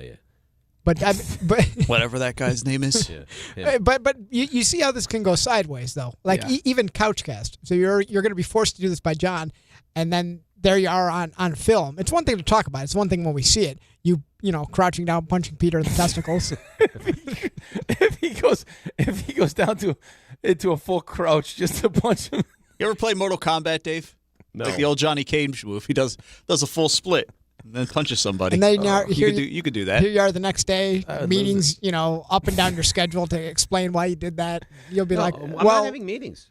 You might have to have meetings because you already had one year running with the HR. If you're putting me in a situation where you know this is going to happen and it happens, I'm not having meetings for it. There's no chance you punch Peter in the testicles and you're on your way home and John sends out a group text like, "Thanks for everything tonight, guys. Great job." I kind of want to see That's it happen. That's exactly what we wanted. You know what? I think John would love it, and I'll tell you why. That thing goes viral. All of a sudden, I make a real name for the station. You can't see I don't think that's the back way page of the paper, like. Talk show host punching Crazy another man. talk show host right in the testicles. Right. I think we could all do something crazy that would draw attention. Is that really how we want to do it, though? No, I don't want to do this. No. You don't have to. You're talking like it's something that has to be done. Not to mention the fact, I mean, this is all assuming that like the Giants play well and probably win, as opposed to, I mean, what happens if Jaden Daniels is just an absolute stud and he gets stomped out? Furniture gets Peter. Shave his beard right off. Furniture gets ripped apart at the very least. It's no longer a couch cast. Now it just becomes a cast. I am so conflicted. I mean, I really am. Because you want it, and you're horrified by the whole thing. No, I'm not horrified. I'm conflicted. I think RJ feels the same way I feel. It's like he puts us in such a tough spot because we love him and we want what's in the best interest of Dave, but we also we value content and what's in the best interest of the show. And the Giants not being very good this year is much better for the show. No. Oh, yeah. RJ, you don't believe that. In the immediate, it's much better. In the long term, I'm concerned we lose you one way or another. All right, we got a break. Hey, you guys are not great friends. You guys getting beat down in week 1 against Dallas? Oh, my goodness. I mean, that's a Monday that if you don't tune into the show, you're crazy. I don't want to think. I'm being very quiet right now. I don't, because you put a thought into my head that just it feels like it's not possible. Well, I know you got a break. You haven't been here for a little while. What'd they do? No, nothing. But Ray's never been more confident. Yeah, I've just been talking to Ray a little bit, and yeah. Well, I don't have to hear him complain about the quarterback list because Dak was 6th. I saw that. That's nice. It's a pleasant pleasant surprise for today. Yeah, good. All right, let's take a break. DNR with you. Come back, get to a couple calls, hear some sound, and then we got Buster. DNR with you right here on ESPN New York. On the biggest stage in the world, FanDuel is changing the game because sometimes your player gets subbed off and your bet goes with them. Not anymore. With FanDuel Super Sub, if your player is subbed out, your bet stays in. That's right. If your player leaves the match, your bet continues on with the substitute. So you're still in it until the final whistle. Visit FanDuel.com/local to get started now. All through this tournament, the betting options on FanDuel bring you straight onto the pitch. Who will score the first goal? How many shots will each team have during the match? It's all right there in the app. And with same-game parlays, you have a chance for bigger payouts. And best of all, with FanDuel, you get paid instantly when you win. Let there be goals this summer on FanDuel. 21 plus and physically present in New York. Start with a gambling problem? Call 1-877-8-HOPE-NY or text HOPE-NY 467-369.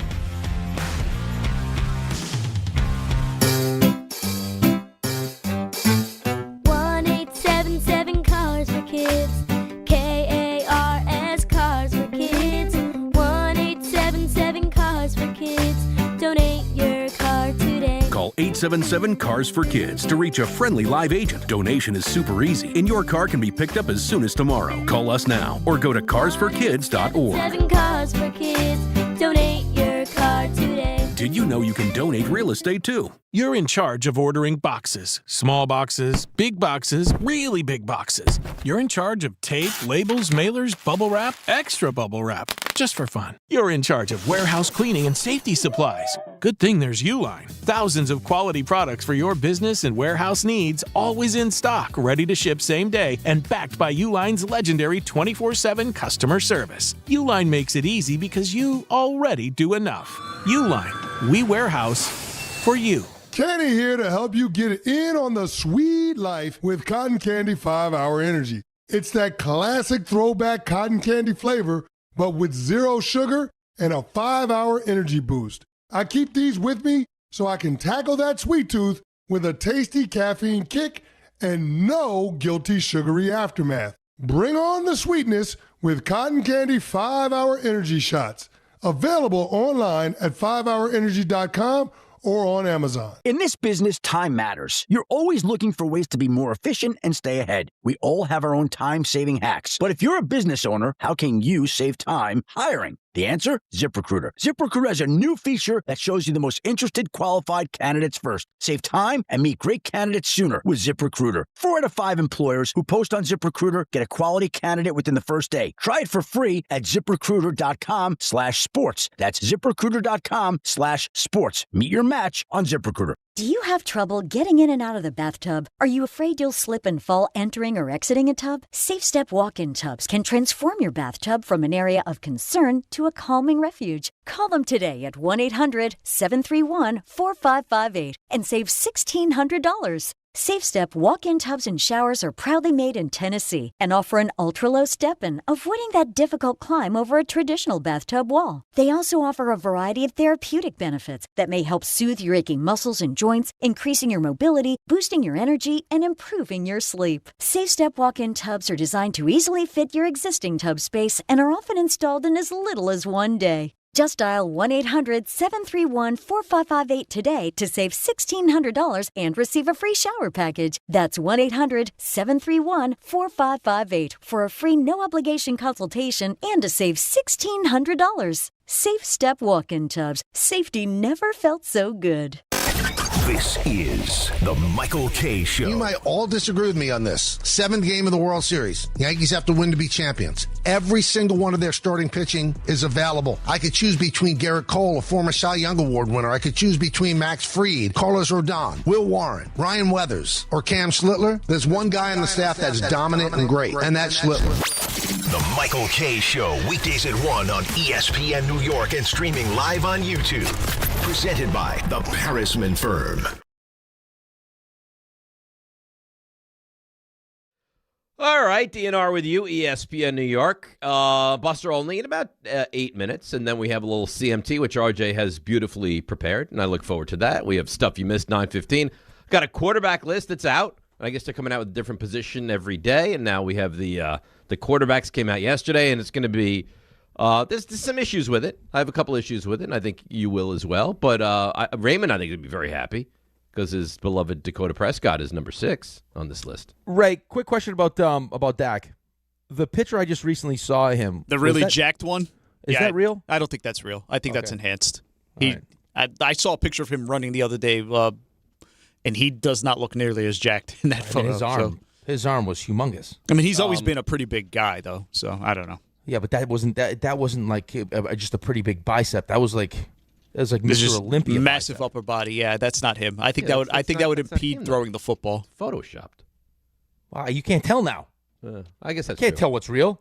Jordan Renan sends me a text. He says, "Stay strong. Don't listen to these haters." Oh, here we go. Jordan's a big. The guy can't do math. RJ, play the Jordan math. What's the math? Jordan can't listen. 2009 beat number 1 Spain. So, but we're talking 8 years ago. This is what we're dealing with. It's a long 8 years. Yeah. Jordan had himself a week last week because was he? Do you think he was great? I think he was great. Great. Yeah. Okay, so let me ask you this now. Yeah. Who won the week? Renan, Grassa. Renan. I think Renan because he made it through and he stuck with not only doing the show 5 days, whole week, but he also maintained I'm also going to maintain. What did he call himself? Summer Jordan. So he had plans every day after the show. Uh-huh. So he's going. And he went out and lived life, huh? Oh, he was living. He's golfing. Yeah, lunches, all kinds of stuff. What did the U.S. play? Their D- game? He didn't slow down. I don't even know if you want to even give him the D. Yeah. That's funny. I don't think that was intentional, though. No, it was not. RJ, by the way, I have not spoken to you about this. What a pathetic performance that was from Team USA. Yeah, it wasn't good. It was pathetic. It was a bummer. And can we stop with this? Pulisic is like some mega superstar, please? Yeah, he got beat up. He took it. He took it on the teeth. This is not a great World Cup for him. No, I mean he's played in 2 World Cups. We missed it in 2018. He has 1 goal. It was a huge goal against Iran. But he was good when he was out there. But the problem is, I think 4 of 9 matches he's played for the U.S. men's national team on a World Cup stage, he either has not played or has not finished, and that's not part of the story, unfortunately. I mean, turns out that this was this microfracture, a real injury. We were very careful that next day here to not go too hard after him. He got crushed, and I thought that was unfair until you learned what the actual injury was. I agree. I thought that, and it was a legitimate injury. Yeah, I mean it's going to keep him out. But that's why he was talking about rest because he has to get ready for his AC Milan season. So he is. 2 things can be true. He is perhaps our most gifted player that we've ever had. Well, it's not like we're littered with tremendously gifted players, though. No, but we have had people that have gone to Europe, had success, Premier League, La Liga, Serie A, things like that. But at the same time, like I just mentioned, when we see him, and that's part of it, it's not always as rewarding as we hope it would be. Yes. How horrified were you? I know we got to break and bring Buster in a couple minutes. How horrified were you at the end, the way they lost to Belgium? It was how they lost. I expected them to win. I'm not going to. Scared. Yeah, I'm not going to have revisionist history. I mean, it's what happens though when you get. I mean, you get punched in the face immediately. Yeah. Like that. But you tied the game up. Well, you tied the game up. Belgium's good. I mean, the third goal is inexcusable. Oh my God! It looked you like had a the couple. Giants I mean, you had a kicker. couple. You had a couple. Yeah, At least he saved the life.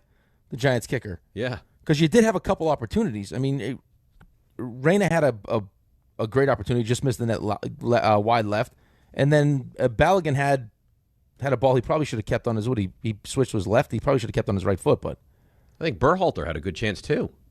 Like one of those goes in instead. The goalie, the third goal killed you. Killed you. Yeah, Killed you. Because you were not going to come back from down 2. All right, let's take a break. Buster on the other side, CMT, lot of calls, 800-919-3776. And Buster's in Philly, which we feel badly for. But it's DNR with you, so we get a live look in at what's going on All-Star festivities. DNR with you, ESPN New York. If you've been injured on a construction site, then you need a lawyer who knows New York's unique labor laws. At the Parisman Firm, they have decades of experience handling construction accident cases and a proven track record of delivering huge results. Their team has already recovered nearly $1 billion for hardworking New Yorkers. From scaffold accidents to slip and falls and equipment failures, they've got your back. Call the Parisman Firm now at 718-WORKERS. That's right, 718-WORKERS, because your case is their cause. Get the justice you deserve today. It's summertime, so why are you still living with pain? If you're dealing with neck pain, back pain, joint pain, or nerve pain, don't wait any longer. Call Dr. Jay Shaw at Soundwell Pain. He's Ivy League trained, double board certified, no surgery, no long recovery, no relying on pain medication. Just non-surgical image-guided treatments that help you get your life back. With offices in Woodbridge, Livingston, and Inglewood, and most major insurances are accepted. Help is close. Go to SoundwellPain.com. Feel better this summer, not someday. Hey, Yankees fans, come out to Yankee Stadium on Monday, July 20th, when the Yankees host the Pittsburgh Pirates, and be ready to receive a traditional Yankees giveaway. It's Yankees T-shirt night, presented by Sato. The first 15,000 guests will receive a Yankees T-shirt. For tickets, log on to Yankees.com/tickets. Again, don't miss the Yankees and Pirates for Yankees T-shirt night presented by Sato on Monday, July 20th. Visit Yankees.com/tickets today. My name is Whitney Allen, and I'm a widow. My husband, Ryan, died. We never thought we'd ever have to use life insurance, but the unexpected happened. With Ethos, signing up was fast and 100% online. You can get a quote in seconds, apply in minutes, and get same-day coverage. No medical exams, and you can get up to $3 million worth of coverage. I'm grateful we were prepared. Get your free quote at ethos.com/play. That's ethos.com/play. Paid spokesperson. Time spent on application may vary. Online health questions required. In a contracting business, you're either growing or you're grinding. Success is no longer about hard work alone. It's about using AI to accelerate impact. ServiceTitan is the only integrated intelligence that seamlessly automates your entire workflow, from first call to final invoice. Born in the trades, built for visionaries ready to stop operating and start automating. ServiceTitan, AI for the trades. In a contracting business, you're either growing or you're grinding. Success is no longer about hard work alone. It's about using AI to accelerate impact. ServiceTitan is the only integrated intelligence that seamlessly automates your entire workflow, from first call to final invoice. Born in the trades, built for visionaries ready to stop operating and start automating. ServiceTitan, AI for the trades. When you tell someone what team you cheer for, do they apologize? Does your first childhood memory involve crying on a Jumbotron? Then you may be a fan of a BST or bad sports team. Luckily, when you bundle your home and auto insurance with Progressive, you're protected from things like fire damage caused by violently unplugging the TV. Or an accidental overhand left to the drywall. Visit Progressive.com today. Progressive Casualty Insurance Company, affiliates, and other insurers. Covered subject to policy terms. Not available in all states or situations. Congratulations, New York. The Knicks did it. Through battle after battle, they dominated to become this year's NBA champions. Day in and day out, the hard work paid off, and you were there every step of the way. Enjoy the crown. Own it, because this year is your year. A part of your legacy that will never be forgotten. So celebrate this moment, show your pride, and shop the largest selection of official NBA gear at NBAstore.com. A Fanatics experience.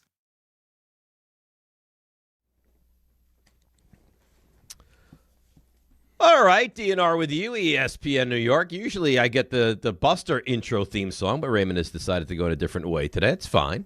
Time now for the Buster Olney Report, brought to you by the Parisman Firm. Let's bring him in. We appreciate him joining us live from Philly. Boy, you're all dressed up. You look terrific. He's the great Buster Olney. Good morning, Buster. How are you?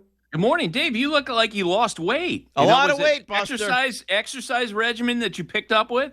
No, I had an illness. I was suffering from diverticulitis, and I since you've last seen my face, 7 pounds. Wow. Yeah. Well, we are all set up for whenever we have lunch together at some point, right? You can go to town. I can go to town. Yeah. If and when that happens, I can go to town. Okay.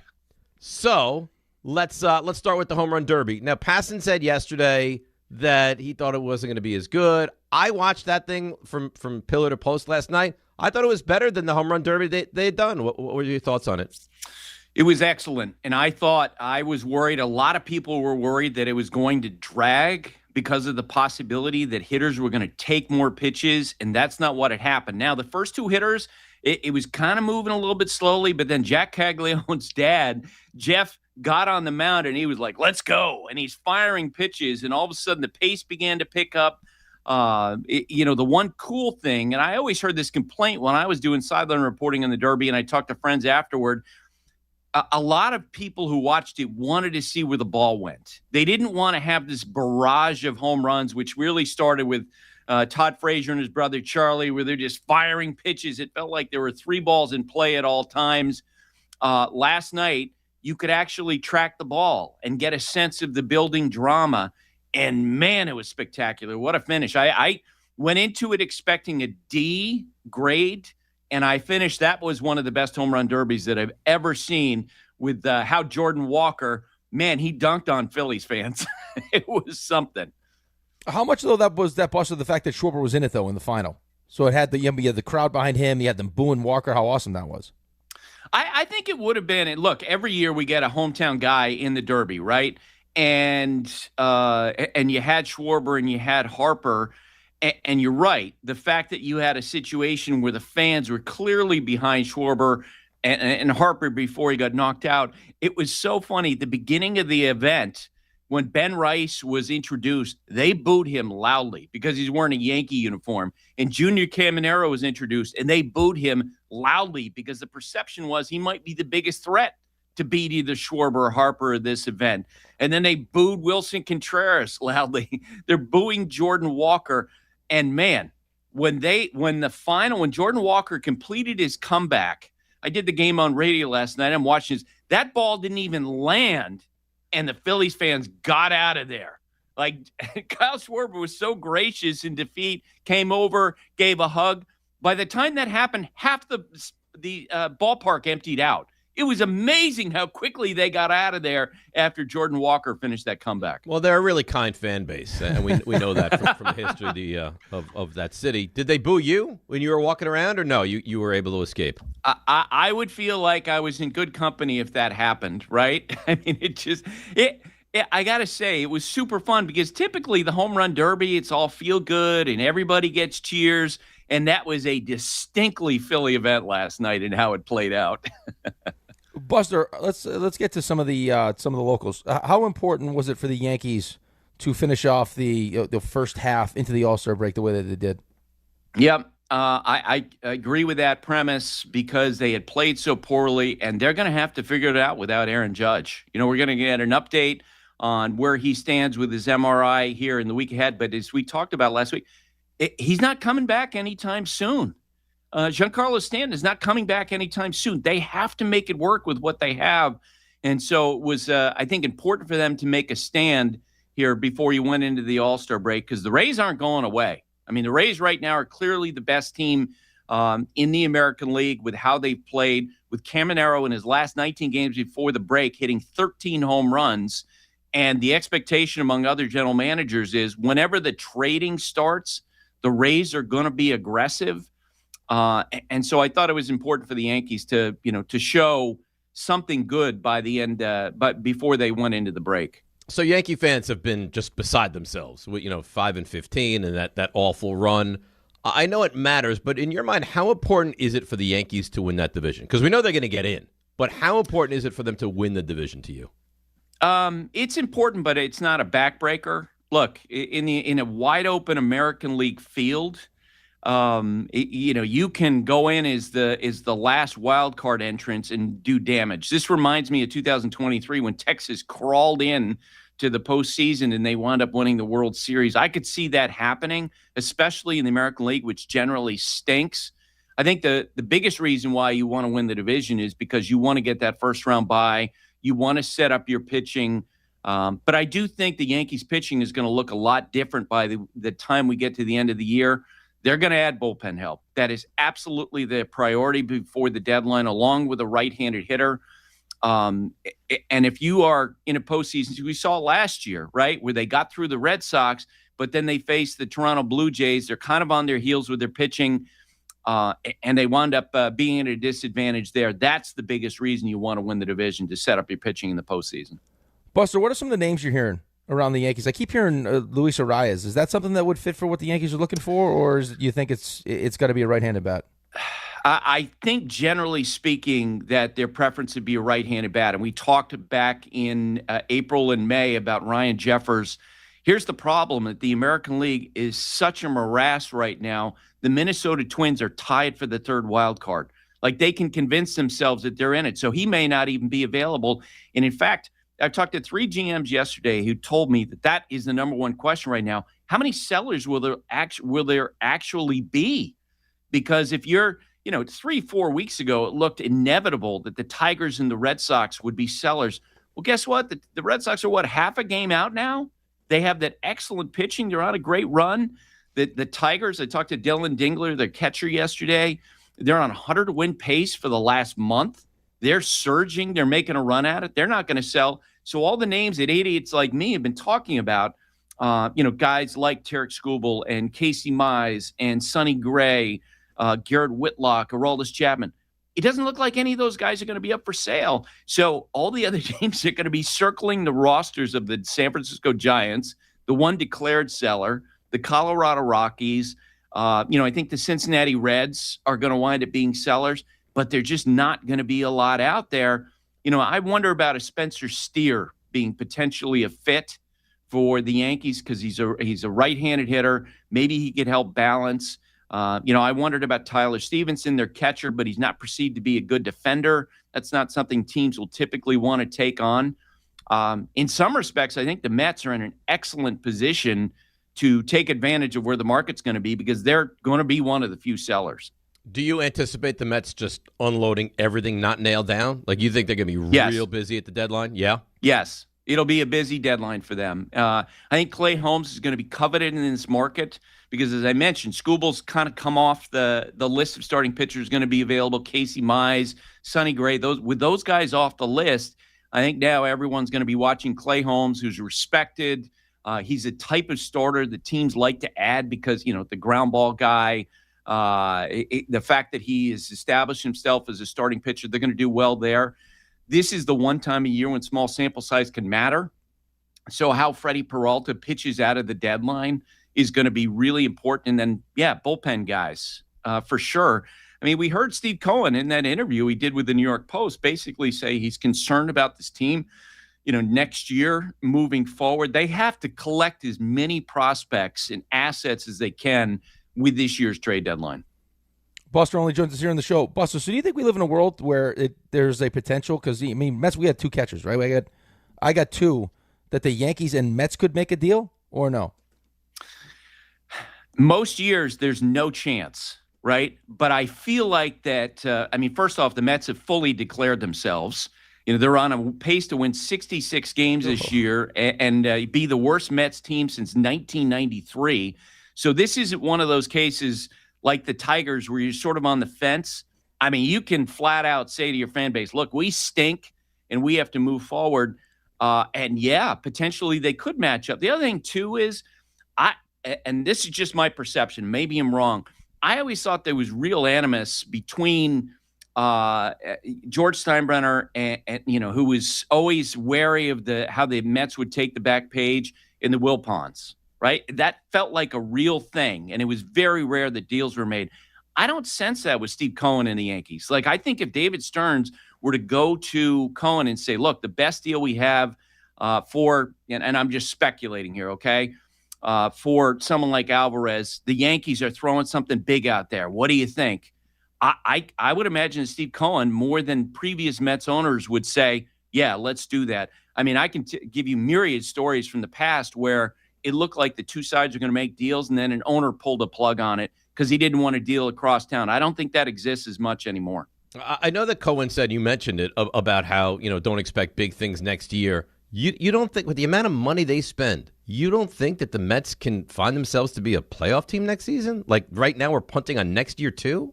No, I wouldn't punt on next year, but I think the word that he used was creative with the front office, because I don't think they're going to have a lot of money available. And at an all-star game, it's really cool to do sort of informal roundtables with other writers. And we were talking about, the distinct possibility we're going to wind up with some sort of a system with that limit spending salary cap next year after this labor strife that's coming up. And, man, if you are the Mets, you're going to be able to grandfather in your contracts to some degree with whatever system they come up with. But at some point, if there is a spending ceiling, then having Juan Soto and Francisco Lindor, that is going to be something that they're going to have to navigate around one way or another, which is part of the reason why I'm guessing Cohen believes that, there could be payroll coming down next year. Right, Buster. And Lindor's one of the names I keep hearing, right? I read a report this morning that it was like, Mets are going to be active, and you'd be shocked by some of the people that they're going to be willing to move. Could they even move Francisco Lindor knowing that there could be an opportunity for a salary cap after the season? It would be really difficult. One thing I always hear from general managers all the time is that when you're moving a big contract like that, it's really hard to do in the middle of a season. Now, the Red Sox did it last year in that deal with the Giants with Rafael Devers, but I suspect with Lindor, it would be so tough because of all the money owed, the uncertainty about the salary cap. I think it'd be tough to convince a team, you should take on this deal when no one really knows what the economic system is going to look like a year from now. That would double it. It feels like to me a waste of energy to try to move that contract until we know exactly what we're going to be dealing with next year. Do you think there's any chance the Yankees would welcome Devin Williams back into the mix, Buster? That would surprise me. Yeah. It would really surprise me. I was kidding when I said okay. Yeah. I'm sure they love Luke Weaver back. No, I was gonna say though, I don't know if the Mets would deal Weaver, but the Mets do. I mean, Minter, Raley, like, do you think that I know Rick asked the question about would they make a deal? You said that you think they would. Do they match up with bullpen? Because the Mets are done and they're gonna sell now. Do they match up bullpen wise that they would make a trade? Yeah, well, if they're willing to talk about Luke Weaver and the Yankees, I mean, the big question always this time of year, and we saw it with Sonny Gray when he went to the Yankees, was, can the guy handle New York? Well, Luke Weaver's got that check mark. And I suspect that the Yankees would be aggressive in a way that they'd have some uncertainty with some other players. But the Mets, if they're going to try to contend next year, is Luke Weaver someone that you're like, man, this guy was so good. I tend to believe that there are just so many relievers, and that's a position of volatility that if the Mets get a really good offer, I got to believe that they're going to listen to take advantage of the value right now that Weaver's established. All right, Buster, I know you got to go. You got to go on Get Up. I want to just I want to put a smile on his face. I'm not going to ask him a question. Bart Scott said this yesterday, and you'll like this as a Vikings fan. He thinks that Kyler Murray top 5 in MVP voting this year. Wow, I'm liking that, and I'm pretty optimistic. I'm a little bit worried about the injury possibility with the wide receiver core. Like there's not as much depth there and a tight end, but I'm feeling pretty good about it. Buster, we appreciate you. Sorry we had to cut this one short. But next week when I'm not in, you and Dan are going to, and Rick, you go 25 minutes, 30 minutes. Okay. That'd be like it'd be like 2 questions. Yeah, between these two guys. I hope you feel better, by the way, Dave. I appreciate it. Thank you. That, of course, is the great Buster Olney. You were good with your questions today. Listen, it's not going to be an issue. All right? I had an instant where your brain's broken. It's happened to you. Yeah. Yeah, you're teasing days off as if they were going to change. Yeah, I understand. It wasn't my finest moment. Dan's question was way worse than mine. What? Dan's question was just as bad as mine. And he got crucified for it. It was terrible. You're going to give me a nervous tick, though, where I won't be able to help myself. That was terrible. That was also the Buster Olney Report, brought to you by the Perisman Firm. If you've been injured in an accident that wasn't your fault, call the Perisman Firm now at 718-WORKERS and get the justice that you deserve. The Perisman Firm, where your case is their cause. Can I be honest with you? Yeah. You meant like football, Kyler Murray. Like, I got excited. Of course you did. I got excited. How can you not? We're not doing this, though. We're not going to do it like, it's only this many weeks away or days away. We're not doing that. Did I do that? No, because Dan was doing it yesterday. Can I not become excited? No, Dan was doing it yesterday. And Ray. I'll do it again. Don't you shut your mouth. What were you doing, Ray? Counting down. 14 days. Down. Let's go. Till what, training camp? Till training camp's open. Let's go. All right. We still got a long way to go. No, that doesn't feel like a long way to go. A long day to go to week 1, but to the actual football stuff, we're 2 weeks away, baby. Well, Let's go. Football stuff is close, but to get to week 1 of the season is still 2 months away. That'll satiate me. I'm fine. I'm totally fine. Let's go. That's all he needs. The man has never been more confident about his football team. I'm still high in years. I'm still high on the Knicks. Right in that high, and it's just got to carry me 2 more weeks. Let's go. Let's go. All right. So NFL training camp changes your whole feel and outlook. Does it not for you? I like it, but no, I need to get to the season. No, I'm here for the content, hearing what's happening, looking at videos. NFL training camp, it changes the complexion, completely changes the whole complexion of the show. I'm kind of surprised. Yes, but that's his point, though. But it's not like, of course, he wants week 1, but in 14 days now, how much of this 4 hours is going to be spent in the NFL? Probably a lot of it. It's the ramp up. A lot. It's the ramp up. The ramp up begins. Let's go. You see what Schottenheimer says? He wants his team to win a Super Bowl this year. I need Brian to take things one Super Bowl at a time to honor his father's legacy. I saw. Well, okay. Here's the thing: Marty didn't win a Super Bowl. Right. That's what he's saying. I'm saying he wants to do something his dad was never able to do. I understand. Marty never got. I'm just hoping the Eagles win the division. John Elway broke his heart several times. Yeah. That was mean what you said. What? Not you. I just need the Eagles to win the division. That's all I'm man, we got to talk. Honestly, and Ray, you and I do not team up together often when it comes to football. What the hell is wrong with him? Oh, it gets worse. Did you hear yesterday? No. Rick, why don't you tell him the show when he's gone? Why don't you tell him what you told me and Dan That's yesterday? true. I listened last Monday, Tuesday. It gets worse, Dave. It gets worse. It gets worse. What did he say? I said I made a quick stop in Philly on the way back. And who'd you see? I just saw friends. You did not see Sirianni. Okay. You did not. I do not believe this to be true. All right. You stopped in Philly and you broke bread with Sirianni. We got the season coming up. We spent nice time together in St. Bart's. I mean, what do you want to do? Say no? I won a pancake championship you didn't even ask about. I didn't even know about it. How would I know about your pancake championship? The trophy's still over your shoulder? Right there. See it? It is. Yep. Right. Oh, you can't see it because you changed the camera angle. There it is. What am I looking at? That's the pancake trophy right there. See it? Oh, what did you do? You ate a lot of pancakes? Yeah, pancake eating contest. Challenge, pancake challenge. Was you against other people or you against yourself? Me versus the clock. Okay, so walk me through now. What did you have to do? I had to eat, what did he say, Steve said? They were almost a pound each? A pound of pancake? No, a pound of pancake. Yeah, close to a pound of pancake, 4 of them in less than 18 minutes. Wolfing them down. Yep. Cassie over your shoulder. Was it a non-issue? Or non-issue. Was it getting dicey at the end? It wasn't getting dicey. I mean, I did it in 15 minutes.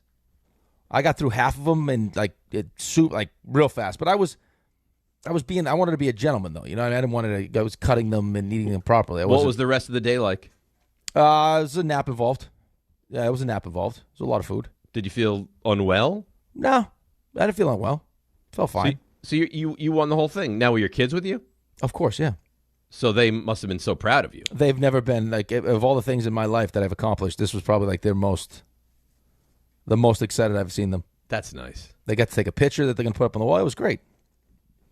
Now, was it comped? When you do this kind of a challenge, do you not have to pay for the pancakes? No, free pancakes and a trophy. Oh, look at that. Yeah. That's wonderful. Now, what percentage of success does the restaurant see? I don't think there's a tremendous amount of success. No? I think they did have somebody I don't know if it's because it's popped up on Instagram a bunch, but I guess they had a younger, skinny gentleman come in the other day who does eating challenges and buried all 4 in 5 minutes. 5 minutes? That is gross. But he was eating them like he was picking them up with his hands and eating them. So he was doing like Joey Chestnut style. Yeah, I don't know if he's dipping them. But I mean, then he also like he was aggressively eating. Aggressive. Them. Yeah. He was trying to set time. I was just making sure I wanted to just finish them and enjoy them. I actually got strawberries on mine. I actually asked for some fruit on them. Yeah. Nice. And did you syrup them all up? Had to. Yeah. Oh yeah. Little butter? No butter. No butter. No butter. Yeah, just a nice syrup. Maybe, Cassie was just dumping the syrup. No, this was not in the city. This place, like a Long Island. No, it was over by RJ. Please, okay. Before I ask RJ to step in here, okay. I would say of all the people at this station, and this is not tooting our horn, Dave and I are the most willing to do pretty much anything for John. Would you agree with that? Yes. He asked us to do it. Yeah, like we'll fight back maybe a little bit, but at the end of the day, we're going to do it. Yep. And we're going to do it to the best of our abilities. Like we've done things that, in theory should make John, proud of us. Little did I realize, okay, and all the things that we've ever done as a show or just with John, that eating these pancakes in his town would make him almost weep with pride. Oh, RJ, really? tell me that's not the most proud you've ever seen him. So John was in here in the control room. I thought you were going to say that he was upset you didn't invite him to the Pancake Festival. No. I think there may be part of him that is, but he didn't express that. So he's in the control room, and Rick gets done telling a story. And we track down the picture of Rick with his kids, his family, holding the trophy, and the restaurant took it. They put it on socials and all that good stuff. John just kind of goes, hey, can I see that picture? And so that's probably why I sent it you notice I sent it to the group chat with really no context. And he opens it on his phone, and he's behind us. And I can kind of see him out of the corner of my eye. And he just kind of like... He wept. He just kind of backs into the corner I'm like, I think John's having a moment. And not meant to be audible for reaction for anyone to hear. He just goes, wow. And he's just looking at the screen with Rick.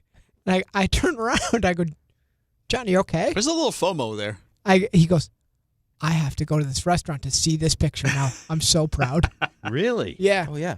He's like those pancakes. He's like, I only get one. So he knows about one. this challenge. He knows this restaurant. He's been there. It's right down the street from his house. Did you think to say, John, we're going to be down the street? Why don't you No, come it was join just, us? no, because it wasn't something that was like really planned out. It's the opposite end of the spectrum for you. Dave texts John, he doesn't get anything. Yeah. If you had texted John, he probably would I have might flew have through died, the door. but we know the relationship. John takes me for granted, and he glazes all over Rick. We know that. We know that. That's I did fine. something to make John proud, which I'm happy about. And you should be proud. And Yeah. he should be proud that you had such success. By the way, I'm a little disappointed and somewhat concerned when it comes to something John is doing or lack thereof, RJ. And Rick. Oh, I think I know what you're talking about. Yeah. Go ahead. You know it. Is this a scheduling matter? John usually plans our draft before any draft I'm in. Uh-oh. Almost every draft I'm in is already scheduled. Oh, really? I haven't heard a word from John. So it's on the way. He's very aware. Wow, I didn't know you already had conflicts. So that's interesting. Just to let you know, Labor Day night out, that Tuesday out, and we don't get the Wednesday because the league season now starts on that Well, Wednesday. those are primetime nights. Yeah. And we don't typically do Fridays or Saturdays. So This sounds like it's going to be a problem, actually. No, we could do the Thursday before. If it's open. Well, it wouldn't be a problem for you, Ray, because you don't dabble in fantasy. Exactly. You play fantasy. Ray thinks he's too good. Right? You think you're too good for fantasy, Yeah. right, Ray? Yeah, that's right. Uh-huh. That's right. Disgusting. I'm a football purist. I mean, God forbid you join the boys. I got kicked off of the I think you both did.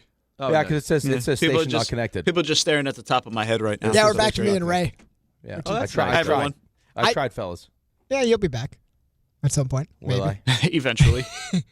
Well, see, John's excited in the group chat now about the football. Look at him go. I was thinking about something. Can I try something? This is like Can I quickly interject? Oh yeah. You're listening to DiPietro and Rothenberg on WHSQ, WCBS FM HD2 in New York. I wanted. It's like therapy. I wanted to try something. Just let me know how this makes you feel. Okay. And it's not firing. Oh, dear. That's not good. Oh, there it is. Yeah. That's glorious. That makes me feel real good. I'm going to take it. I'm going to take it away. Yeah, it's not time yet. I'd prefer to have it. It's not time yet. Oh, you mean this? Yes. I love it. But it's not time yet. I just wanted to 2 weeks. 2 weeks, you'll play that all the time. Yeah, we're getting Start to that playing point. in the football Fridays. Yeah, we have to. I know it's creeping up because RJ mentioned the other day it's about time to start making new opens for everything. And that makes him very excited when he gets to do those. You're going to do the new opens for every segment we have, right? Yeah, I was actually I did the big run through yesterday where not even with oh, you're back. I'm back. Hi. Not even with a segment in mind. I just kind of run through the drops of the last year. Mm-hmm. And it's the one time a year I look like an absolute maniac because I'm sitting out there at those computers right outside the studio. Laughing? I have headphones on, just laughing to myself. And then Do you I'll think that Greg looks at you and Greg's like, boy, this man is strange? I think everyone looks at me like I'm strange, yeah. That know. It'd be tough to see what's going on, though, when you're consistently eating breakfast all the time. He's well-nourished. Well-nourished. Listen, Greg's a great man. I'm not going to let you disparage his good name. I'm not even joking to you. I was in St. Bart's in the gym, and it was me and probably two other people when you said roast beef sandwich, and I started laughing. And they were like, what is this guy? What's wrong with this guy? What's next? A roast beef sandwich? I started dying. Well, where does it stop? Where do we draw the line? It was you're hilarious. Okay eating at second base. Just the delivery was so perfect. Like your voice. Like you could hear like the aggravation in your voice. Yeah, I don't like it. I mean, it's the Yankees, for God's sakes. Of any team to do that with, the Yankees is the last one. I mean, Steinbrenner would have lost his mind over that. Oh, he would have had a nervous breakdown. Yeah, I mean, you saw what Jorge Posada was saying. In how Spanish. It was how it was drilled into them, like how this is how you wear your socks. This is how. Yeah. Well, they're the Yankees. Not anymore. Not anymore. Did you guys want to say something, or can we start the CMT? We can, but so when I sit out there, I just make a list of like I was just going to ask you that. Do you have any ones that like some good stuff identified? I'm only going to give you one. Just a taste. It's just a lot of it is stuff that we don't play that often, or that Ray had in like a plays of the week, and it's in the system, but it's not in regular rotation, and those are the ones that catch me off guard. Yeah, I have a list now of 12. And I don't necessarily. Are we going to get rid of that awful one with me dancing around the nights off? No, never. What do you mean? So we won't. He runs. Well, here's the trouble with it, because that one's such a legendary one, but then you have others that could be just as legendary if they give you if you give them some run, right? So it will be retired from the intros. Yes. It won't be retired permanently. It'll still be there, like on the main page. Mm-hmm. But like this one, like I completely forgot about this. I might make love to my wife. That might be my halftime show. Yeah. And you talk about him losing. They probably wouldn't even have the stage rolled out by that time. They'd have the stage rolled out. They'd be well into the third quarter. I don't know how, but these are things I have to work in somehow. But how you write around that is the journey we go on. Wow. Look at you. Give us some more. Come on. No, that one could fit well into an open. Love during halftime. What else you got, RJ? I got a lot more, but if give me one more. Give me a taste of one more. But if I play too many, then you won't be surprised when they actually happen. Yeah, the sheer joy. The sheer joy. You play us 2. All right. Yeah, but the sheer joy of you hear when you hear the open for the first time, it's like there's a value. But I don't know how he writes around the beauty of RJ is he's not just like taking funny drops and putting them in the opens. It's how he weaves them into the actual open. All right, you'll remember this one. So yeah, on my way in today, and a very nice lady asked me if I was looking for a good time. Yeah.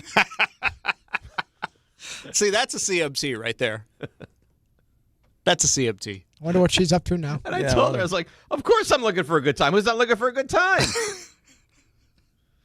I don't know if that's acceptable in the pavilion now, though. This one you almost had to see. There's a lot of things that are acceptable in the pavilion, apparently. This will be the last one, but this one, if you remember the visual, this made me laugh. Why'd you turn it sideways like that? That was you with the finger pistols turning that's when you turned it. That's when you finished it with the sideways gun. Beep, beep, beep, beep. The finger pistols. Yeah. They'll be back in football season. You better hope you better hope they'll be back. I'm telling you right now, Sunday night, Giants beat the Cowboys, finger pistols to lead the show on Monday morning. Right. Here's the problem with that, though. If it doesn't work out, and in Ray as confident as he is now, it is reversed, and they kill you. Who uses pistols? Oh yeah, Cowboys use pistols. You don't think you'll get finger pistoled? I don't think Ray could do pistols the way that they're supposed to be done, though. Listen, if I Ray can't. had any- I can't do that. If Ray had any respect for himself, he would bring in fake pistols or cap gun pistols or be home practicing his finger pistol voices. They still make cap guns? I don't know. Probably. You probably find them somewhere. Ray, Well, you need fortunately, to that's not something we're going to have to worry about. Hopefully for your sake. You're rooting for the Giants in that game? No.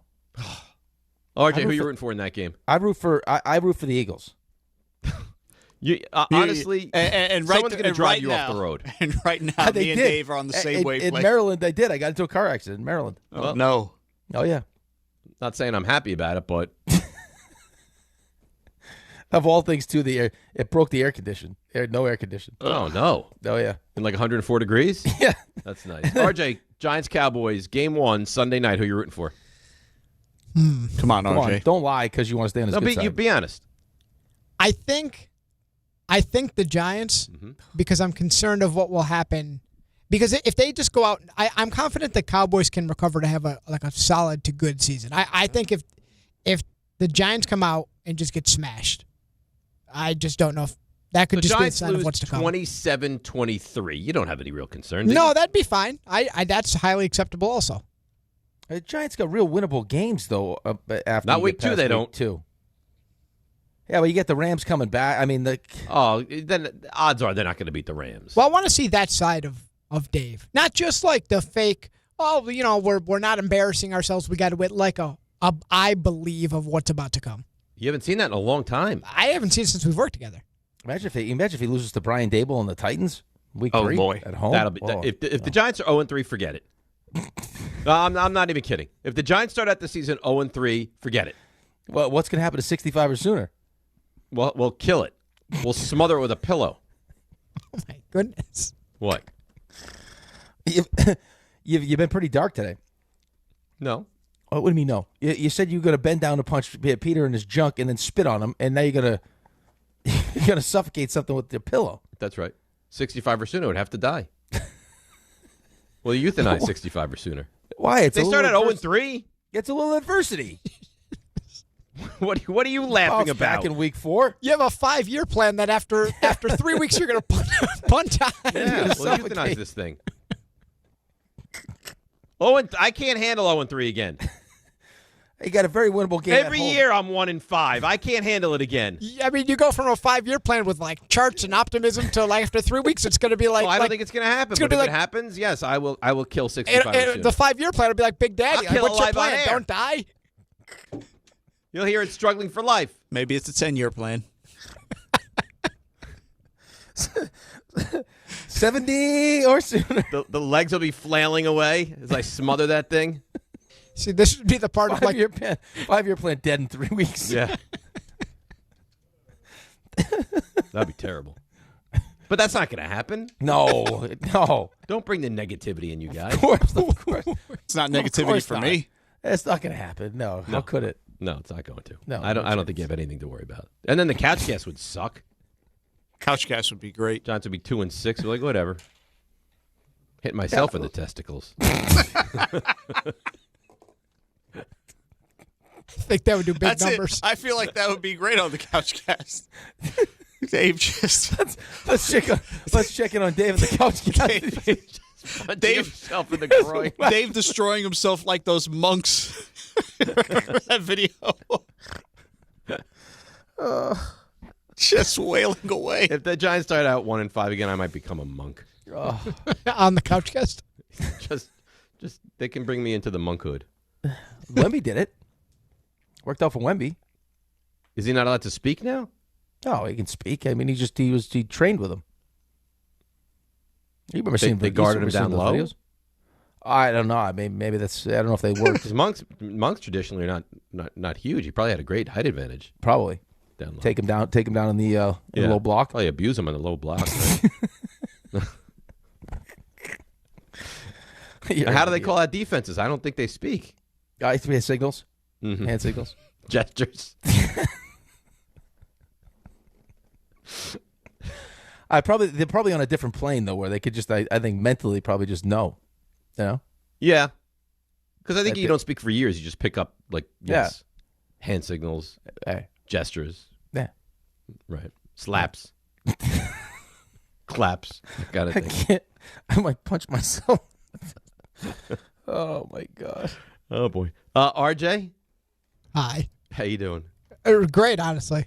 Yeah? Good a spot to start as any. Yeah, I've missed us all being together. But you know what's scary, though? I think that possibility does exist, though. If they're only 3. And your worst nightmare would be, John, but the next day, like you thinking you sabotaged it. Great news. You punching yourself in the junk did great numbers. We're going to do another 11,000 people watched that. YouTube numbers are through the roof. Through the roof. Yeah. But I don't envision that. Yeah. RJ? Yeah. Little CMT? Sure. Let's go. To cuddle. I'm servicing 3 times as many people as he's able to get to. To marry. Not everyone can afford to take off work and pay whatever it costs to get a foursome.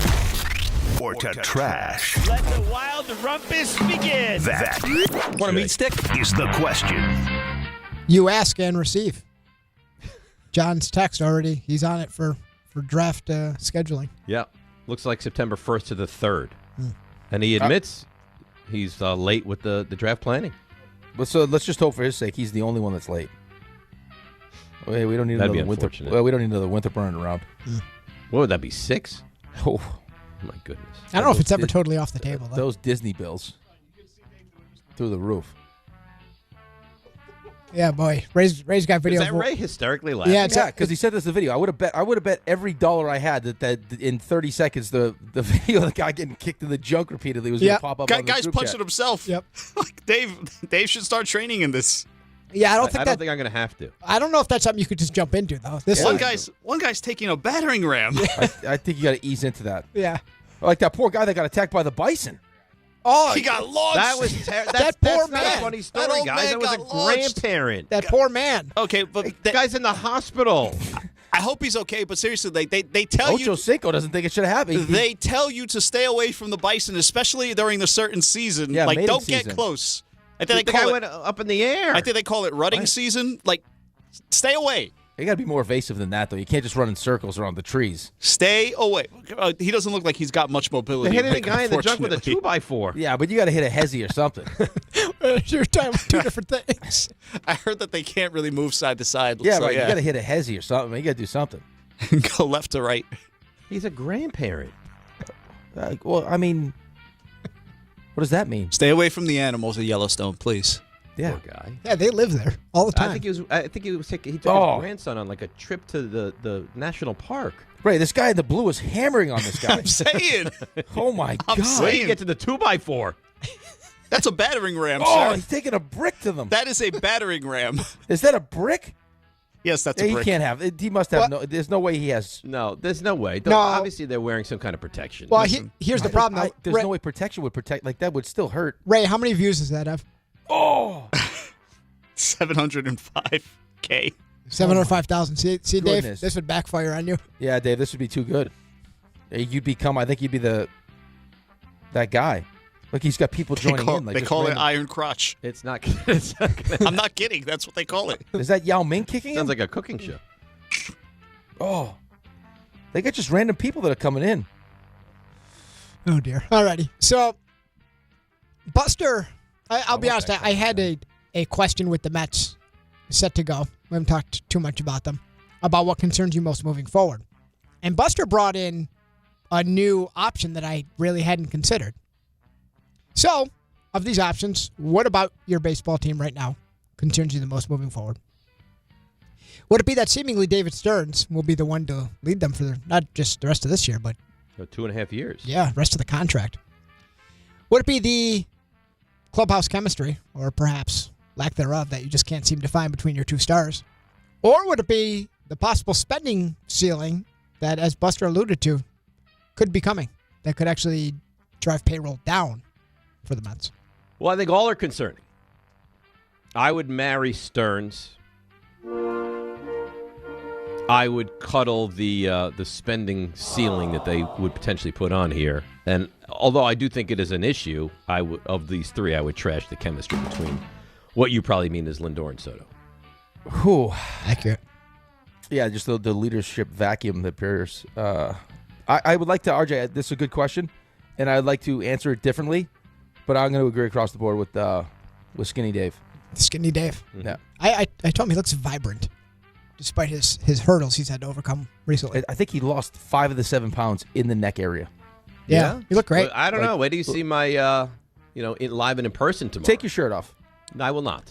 I love the and not that it's not a great hat. I love the non-hatted Dave Rothenberg. Yeah, it looks like he put some work in today. Yeah. Not really, but I did shower before the show. That's what I mean. Yeah. That's Well, good. I wanted to come back with a vengeance, and you are. I was like, Yeah. I'm going to take a shower. I want to look good. I want to, down weight. I want to let it be known, let it be seen. Now the only thing that they could use some work is your backdrop. You know what? Little by little. Baby steps, my friend. Yeah.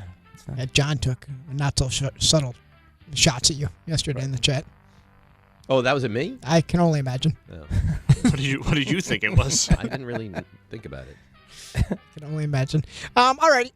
So I have a feeling we're going to talk more about this. I'm not going to get too far into it, but ESPN.com ranked the top 10 quarterbacks in the NFL. Had some sources, some people in the league, and they came out with a ranking, of which going to exclude Josh Allen and Patrick Mahomes. I think we can all agree they're top 2, right? So, I actually saw people fighting for Stafford being the best. Well, that's interesting. Stafford is awesome. So I wanted to gather your thoughts on a few of the gentlemen that came next on the list. And for this season only, who would you want as your quarterback? Ooh. Would it be Mr. Stafford? Mm-hmm. Would it be Joe Burrow? Or would it be Lamar Jackson? Oh. It's just for the season. Just for this season. I would marry. This is the entirety of the season, obviously. The playoffs. I would marry Burrow. I will cuddle Stafford. I will trash Lamar. Ooh, interesting. Yeah. You say that with a surprised look. You're going to be doubly surprised, RJ. You're in on that too? I'm going to go right across the board. Burrow is awesome, and Burrow does more with less than probably anybody. Stafford's great, but they have by far the most complete team. And I'm sorry, I'm one of the few that until he does it, I just don't trust Lamar Jackson. So you know how I feel about Joe Burrow. However, at this point, the injuries have to be. We were saying about Pulisic. The injuries are a part of his story. That doesn't concern you a little more over a guy who's got a couple MVPs? I just think that Burrow, if everything's equal, is the better quarterback. Yes, I think it has to be concerned. Right, but I mean, you're also talking about a season that Lamar Jackson did not have an MVP season last season either. No, he did not. Right. So well, I don't think RJ has an issue with us choosing Jackson third, right? No, I think RJ loves Joe Burrow. I don't know who he's kidding. He'd marry Joe Burrow also. So you would go Stafford Burrow or Burrow Stafford? I think I'd have to go Stafford Burrow just because of the injuries. Well, your division is something, man. It's unfair. Well, I was going to ask you real quick. AFC North winner, just real quick. What do you think? Not rank the division. Who do you think wins it? AFC North? Yep. Well, it's a 2-team race, in my opinion. Yeah, you think it's? What do you think? It's Cincinnati and Baltimore? Yeah. Uh-huh. It feels like Cincinnati's the sexy pick right now. I'm going to say Cincinnati. I'd probably still lean I would probably still lean Baltimore. Which is probably the right play.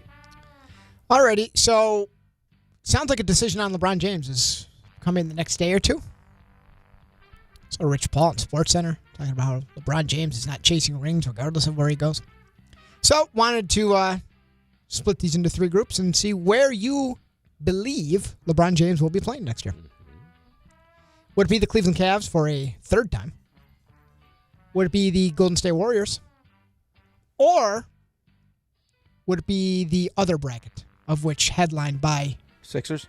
The Sixers and the Heat. You know, I had this solely as the Sixers, but I looked on some of the sites that provide odds for such things, and the Sixers actually are sub 10% as likelihood. So I know the Sixers have gained a lot of steam, and you can choose them. They're just in the other category, of which Miami. So if I choose them, I get everyone not named the Cavs and Golden State. Yeah, Miami has 2.5 times the odds as the Sixers as a likely signing place. I'm gonna. It's my turn, right? Yep. Yeah. I'm gonna marry the Cavs. I mean, it feels poetic, right? Start with the Cavs from Ohio, back to the Cavs. They're really good. I mean, him going there makes them obviously one of the front runners in the Eastern Conference. I'll marry the Cavs. I'll cuddle the other. I just think he wants out of the West. I know you say not ring chasing, but he would have no chance. I mean, it would be great theater for him and Steph, and I know he loves Steph and would like to play with him. You're not going to do anything in the Western Conference. So I'll cuddle the other. I'll trash the Warriors. Ooh. See, and this is the problem with doing shows for as long as we've done shows together is, the Dave in my head is saying that there's one clear choice in this whole thing, which would be the others. Well, I don't know. RJ, you said you looked at the odds. What? So the odds I saw. Or Cleveland won? Cleveland won, then Golden State. Miami was does Cleveland have a better chance than all the others, odds-wise? As of now, yes. Yes, okay. And then the Sixers were 9%. Miami was 23%. But the way it ended in Miami, though, it didn't seem like it ended great. No, he didn't tell them. They took his cookies, RJ. Those are his cookies. He brings his own on the cookies. plane. And they took his cookies. Yeah, it looks like right now, very loosely, it's Cavs are, depending on where you look, 40, 45%. And Warriors and Heat are almost dead even. And the Sixers are 10 or less. So then really just numbers-wise, you can't take Golden State for anything other than trashing them. I suppose not, but and the Sixers yesterday, I mean, who knows? We don't. The truth is no one knows. Windhorse has said this numerous times, that the Sixers really made maybe it was just social media, but it feels like they're making a surge. But again. Let me ask you a question, though. Like, let's pretend like he's not being truthful with the whole ring chasing thing. Which team gives him the best chance to win a championship? Well, not the Warriors. It's probably the Sixers. I think it's definitely the Sixers. I think it's definitely these the options Sixers. is the Sixers. I mean, you add him to that team. If Embiid stays just healthy enough to get. If I have to watch the Sixers win, I wonder if Nick will take me. Don't to worry, games. you're not gonna. You think I sit courtside with Nick if they make it to the finals? Probably. Yeah. I'm going to. I'll marry others. I'll cuddle Cleveland. I'll trash the Warriors.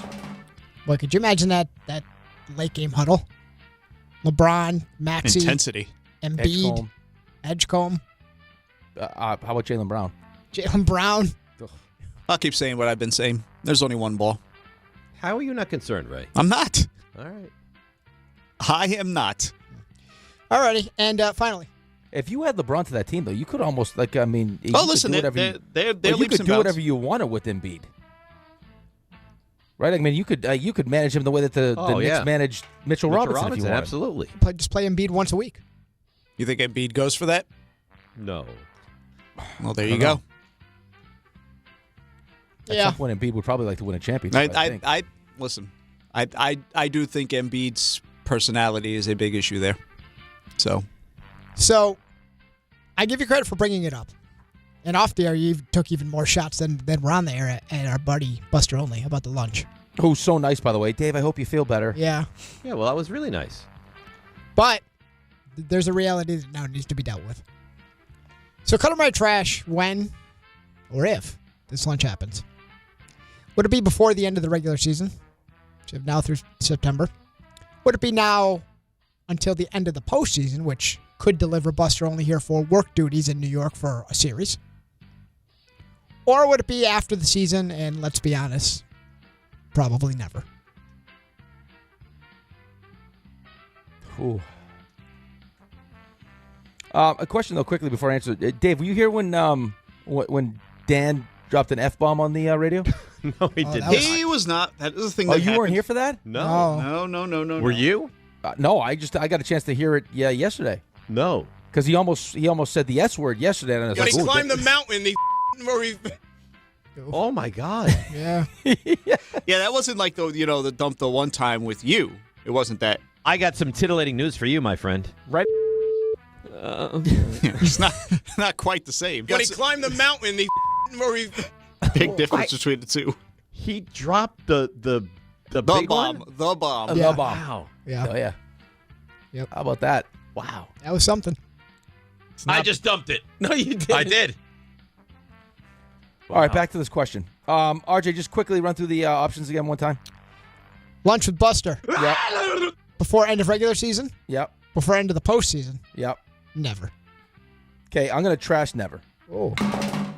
I will marry before the end of the postseason, and I'll cuddle before the end of the regular season. All right, I'm going to be a little different here. I still, even though maybe I shouldn't, have faith in Buster. I'm going to marry before the end of the postseason. He's a good guy. And I think, he made promises. He said June. Now it's mid-July. It's not going to happen, obviously, all that quickly. But I believe he'll be here for the Yankees postseason. I will marry before the end of the postseason. But I don't have that much faith in Buster. I'm going to cuddle after the season or never happens. And I will trash before the end of the postseason. I think I would agree with you there. You would agree with me? Yeah, I probably would have married. I probably would have married and cuddled before the end of the postseason / regular season in that order. But the fact that he was here over a weekend and just kind of slipped in and out, I think that was telling. Are you surprised that we're here? Yes. You did not think we'd be July 14th and we'd be nowhere near this. Yeah, there's no resolution. But I think the whole Sunday Night Baseball thing has screwed things up also, though. I think that's fair. But Rick, he's been to New York. He has. Well, but he was here for a graduation on Long Island, though. Okay. Yeah, but if let's just say you have someone a love interest of sorts, and you have plans, and they're like, oh, by the way, I came to visit my parents. I was in town. It was short though. I had to go. You'd be like, huh? RJ's basically saying if they wanted to, they would. You're right. It's one of those. At least you could have said, hey, I'm in town. Is there any chance we can meet on Long Island? Or there's different steps you could have taken. He chose not to. Yeah, the pity text. Like, hey, I only have a window Saturday at noon. That's all I have. Otherwise. Right. I think we'd look at this a lot differently right now. Yeah. But that's it. That's CMT. Welcome back. That was nice. I enjoyed that. Rick, before we break, would you like to tell everyone about the great things happening at FanDuel? I can. And you know what I'm going to do? What? I'm not going to have my verbal crutch because I'm working on it. RJ, I didn't use it one time yesterday. No, you're good. You're good. What, you guys did notice. That makes me happy that you guys noticed. On the biggest stage in the world, FanDuel is changing the game. The action is starting to wind down, and the matches are getting even more important with every passing round. So that's why FanDuel wants to help you out. Because sometimes in soccer, your player gets subbed off, and your bet goes with them. Well, you're not going to have to worry about that anymore because with FanDuel Super Sub, if your player is subbed out, your bet stays in. That's right. If your player leaves the match, your bet continues on with the substitute, so you're still in the hunt until the final whistle. Visit FanDuel.com/local to get started now. Get it in the action now. Let there be goals this summer on FanDuel. Must be 21 and older and physically present in New York.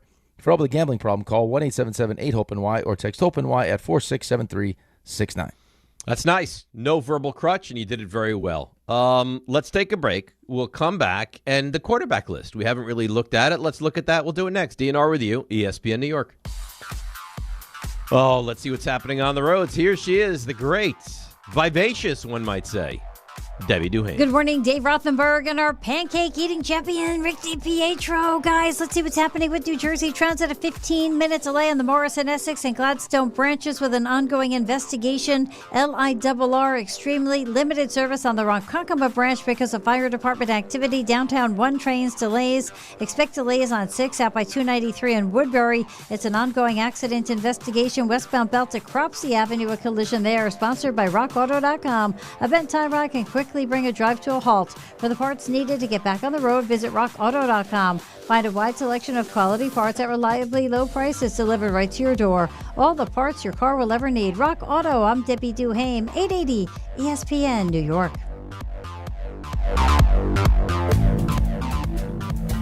Good Karma Brands is proud to be an equal opportunity employer, providing equal employment, development, and advancement opportunities to all teammates and applicants.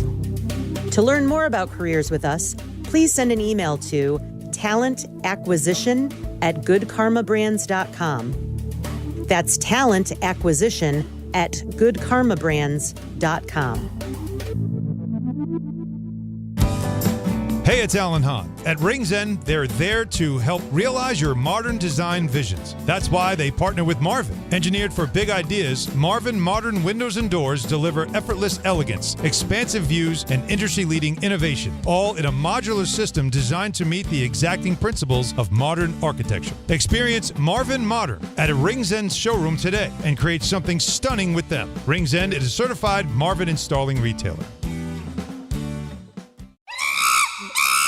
Monkey Sports, built by players for players, is your one-stop shop for hockey, baseball, lacrosse, and more. Find top-name equipment and expert in-store services like sharpening, break-ins, and relacing. Shop in-store at Monkey Sports in Farmingdale or Woodbridge or online for all the top brands. Whatever your sports, Monkey Sports gets you game ready fast. Monkey Sports, where athletes shop. Miller time. People think it just happens, but that's not true. You know what you gotta do? You gotta go say hello with some beers. Make the plans. Forget the couch. Go to that thing. Play the game. See them in person. Talk to that stranger. Live a little. Small acts of rebellion that bring us together. Because legendary moments start with a light. It's Miller time.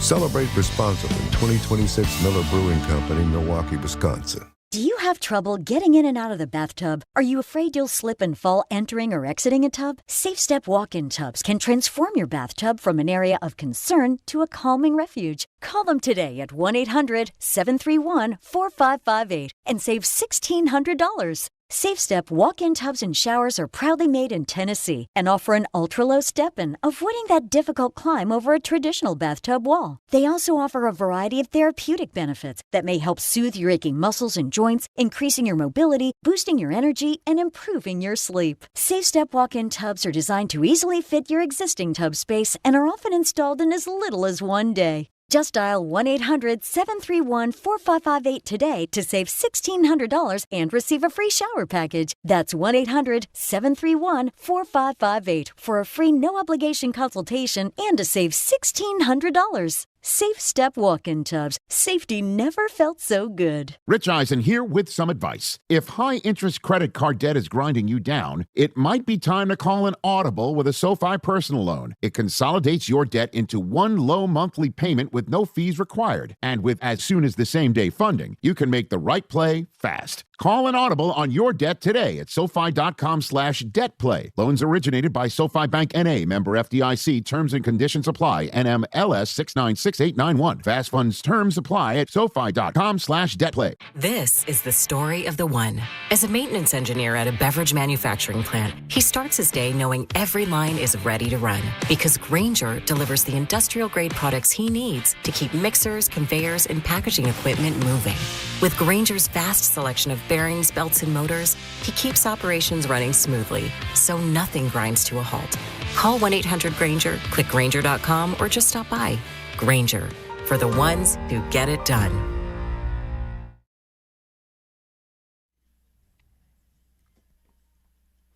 All right, DNR with you, ESPN New York. I know RJ doesn't like this discussion, but it's not going to be beach bash hot, but it's going to be hot out there today. No, I think RJ said you can sprinkle in some weather when you feel like it's necessary. I mean, I'm seeing a high of 97 today. Oh. Yeah. Drink your water, folks. Yeah, it's going to be hot. Tomorrow, too, 94 degrees. Oh, man.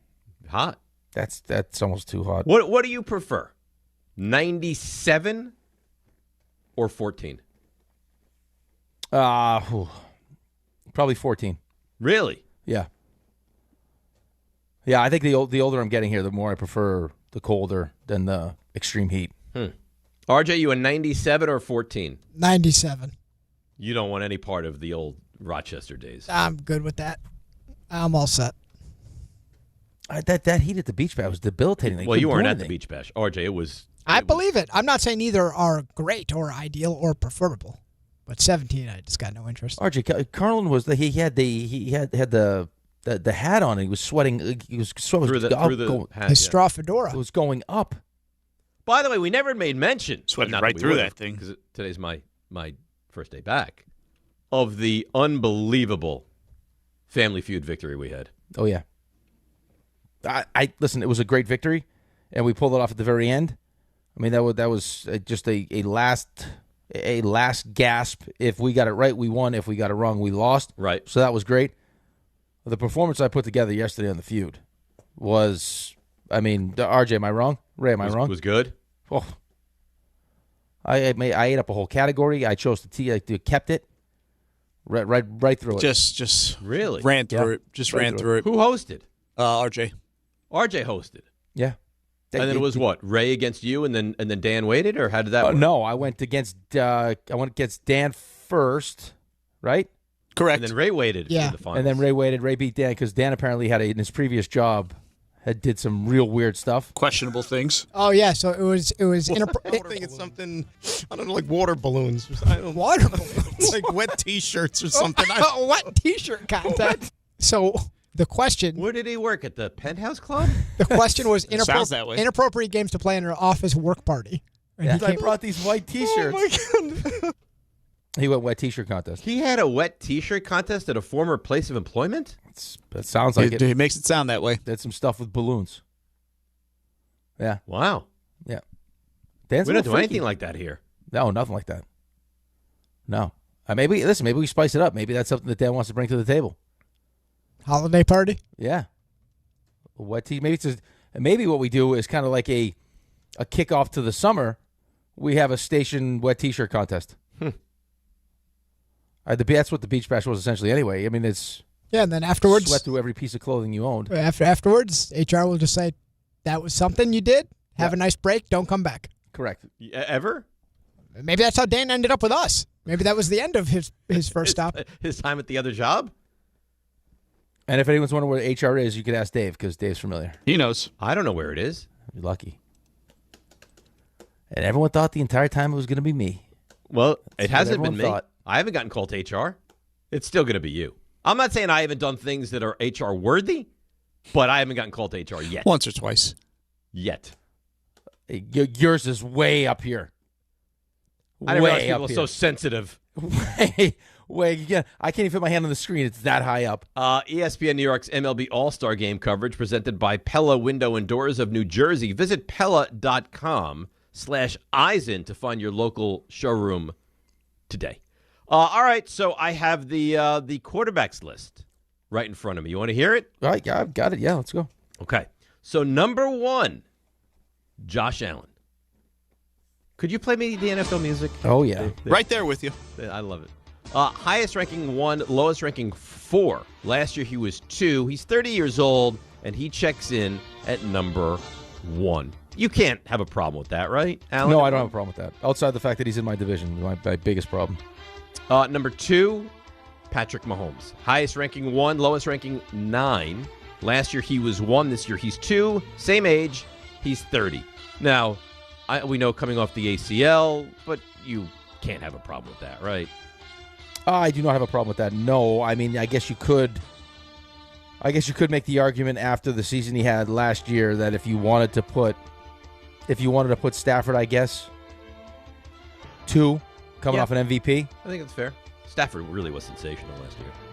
Stafford's great, and again, I mean, I know ACLs are looked at a little bit differently, but I mean, the ACL is still a serious injury that Mahomes will come back from. Very much so. And it happened at the end of the year, right? Yeah. I mean, I think there was 16 or 17. I think there was some question as to would he be back for Week 1? It looks like he's going to be. Well, he's going to be because they're in a primetime game. There's no way they would have put them primetime if they didn't think he'd be back. Number 3, you asked for it, you get it. Matthew Stafford, Rams, highest ranking 1, lowest ranking 5. So that's interesting. And what's interesting is that the lowest ranking for Mahomes was 9. The lowest one for Stafford was 5. Last year he was 6. This year's up to 3. Then he's 38 years old. And really, up to this point, has shown no signs of slowing down whatsoever. No, I mean, I think outside the back stuff that he, as an older quarterback I think that was a concern for a lot of people. You start talking about a guy his age, let's see, 38, that's dealing with the back. You've gone through back stuff and you're not a professional athlete. Like, that's tough. But then watching him with the combination of McVay and the 3 tight ends and everything else, I mean, they feel like they're right there, especially now bringing in Myles Garrett. Like, they're right there. Well, it sounds like, I guess on Calsh, take this. Aaron Donald? Yeah, Aaron Donald's at 78% expectation to return this season. He was on the practice field. They just saw the video of it. So, I mean, can you imagine if you get, and you got to figure Donald will still be very good. So you get the best player in defense on your team, and then you add Donald as well? Well, you're also getting, Aaron Donald on the defense where I would say that most of the attention is going to be on Myles Garrett. They added McDuffie, the secondary. I mean, listen, who knows what... Their offense is elite to begin with. Right. Hopefully the Nakua stuff, hopefully he's figured all that out. But, they've been right there the last 2 years. They're a great team. RJ's division is stacked. That division is terrifying. Terrifying. Number 4, Joe Burrow. Highest ranking 1, lowest ranking 6. 29 years old. Last year he was 3. This year he slips down to 4. Stafford moves ahead. No problem with that, right? No. He's awesome. That offense might be absolutely phenomenal this season if they stay healthy. Number 5, Lamar. How about this now? Highest ranking 1, lowest ranking unranked. 29 years old. Last year he was 4. This year he dips 1 spot to 5. Yeah, I think the biggest thing for Lamar is some of the injury stuff, and I don't just mean and not even necessarily just amount of games missed. I mean, I don't know how many times you've seen it where it's Lamar Jackson's missing practice because he's sick or he's dealing with something, and then what you've seen in the postseason from him. You end up becoming your own worst enemy because you've been so good during the regular season that when you don't but he play wasn't at that last level. year. Now, I know he had the hamstring injury, but he was not very good last season. No, and it seems like it seems like part of the reason why Harbaugh is gone, right? Because they end up missing a kick, right? They make that kick, they make the playoffs, and then who knows if the decision's the same. But it felt like there was a little bit of a disconnect because Lamar wasn't happy with the offensive coordinator, and Harbaugh wasn't gonna fire him just to make Lamar happy. So now they got a new coach. Yep. And it feels like they should win the division, but there's also Cincinnati to worry about if Burrow stays healthy. So Jackson is 5, and now Raymond's going to be all excited. Number 6 is Dak. Highest ranking 3, lowest ranking unranked. He's 32 years old. Last year he was not ranked on this list, but had such a terrific season that he's now 6th on the list. Yeah, I have no problem with this at all. I think that Dak for the most part has been underrated, and you look at production, but you also look at everything that he brings to the table, intangibles. Being the quarterback of the Cowboys is, that's not an easy thing to do, especially when you're dealing with personalities and everything else. This offense is one of the best in the NFL, and I think that's why Raymond is as confident as he is. Probably so. And here's the thing, and I think Ray would agree with this. If not now, when? He's 32. He's in the prime of his career. He's not going to get more athletic. They have a newish head coach. The defense was awful last year. It has to be better this year. It can't be worse. And Dak Prescott, even if you don't like him, even if you think he's overrated, he's a really good quarterback. Yeah, he hasn't won in the playoffs yet, but I don't think that's just Dak. Them getting run over. Yeah, the quarterback's always going to be the I know, but them getting embarrassed by Green Bay wasn't necessarily just a Dak thing. Well, he wasn't good in that game, though. No, he wasn't good, but he also got steamrolled. You got embarrassed, you weren't even ready. I think Dak is anywhere from that 6 to 10 range, and I think Ray's probably. This is probably the first spot you could have put him in. You couldn't put him top 5. I know Ray would disagree, but you couldn't. Realistically, he's not better than Burrow or Mahomes or Allen or Lamar. So I think 6 is the highest that he could be, and that's where he's put. So I think that's fair. The interesting thing with Dak is, and Ray, you can speak on this better than I can. Since he dealt with snapping his leg and some of the injury stuff, he's not nearly as mobile as he used to be. Which for the Cowboys, when he was mobile in the red zone, was a real problem for everybody else. I'd be interested to see if that's something that starts to creep back into his game a little bit. I think he's mobile enough at this point. He's never going to be what he was in the first 2-3 years. Really, really athletic, and he's not like especially that. Especially at his size. But he was also a tank at that point in his career. Mm-hmm. He could run over or around or jump over some people. that's not really his game anymore. But he's more than athletic enough to move the pocket, run the read option, whatever you need him to do, he can do. He's a good quarterback. Are you okay with this, Ray? Yeah, it's about right. Everyone that's above him either has MVPs or has dragged the team to a Super Bowl with his play. So I don't have a problem with it. Okay. It's about right. Number 7, Justin Herbert. This is a big year for him. A lot of people think that with Mike McDaniel, he's going to have a sensational season. Highest ranking 5, lowest ranking is unranked. He's 28, and last year he was 7, and this year he's 7. Yeah, I think that they recognize that they were probably asking him to do too much, and then let's be a team that let's run the football. He dealt with both of his tackles being out last season, but I feel like he's kind of one of those. We've been so over the moon with his athleticism and his size, and it's like everything you hear about Justin Herbert is like, hey, if you built a quarterback in the lab, it would be Justin Herbert. The way he can throw the football, and he burst onto the scenes. His numbers were great and everything else, but like it's time for him to start winning in the playoffs. Like I don't know if there's no more excuses now for that. I mean, he doesn't have a playoff win. This is the time. And last year, I think you had the built-in. Well, the tackles were hurt, and you didn't have that. And the offensive line was horrendous. They really were. If they're healthy this year and he doesn't win a playoff game, it would be a massive disappointment. All right, the first one I have an issue with is number 8. I'll tell you about that next. DNR with you right here on ESPN New York. Fans arrive early at Yankee Stadium on Saturday, August 8th for the 78th Annual Old Timers Day presented by Fresh Direct. See Yankees legends put on the pinstripes again and take the field at Yankee Stadium. Relive memories of your favorite former Yankees and make new memories with your family. After the Old Timers Day ceremony and game conclude, stick around to see your Bronx Bombers take on Atlanta. Get your Saturday, August 8th Old Timers Day tickets presented by Fresh Direct at Yankees.com/tickets today.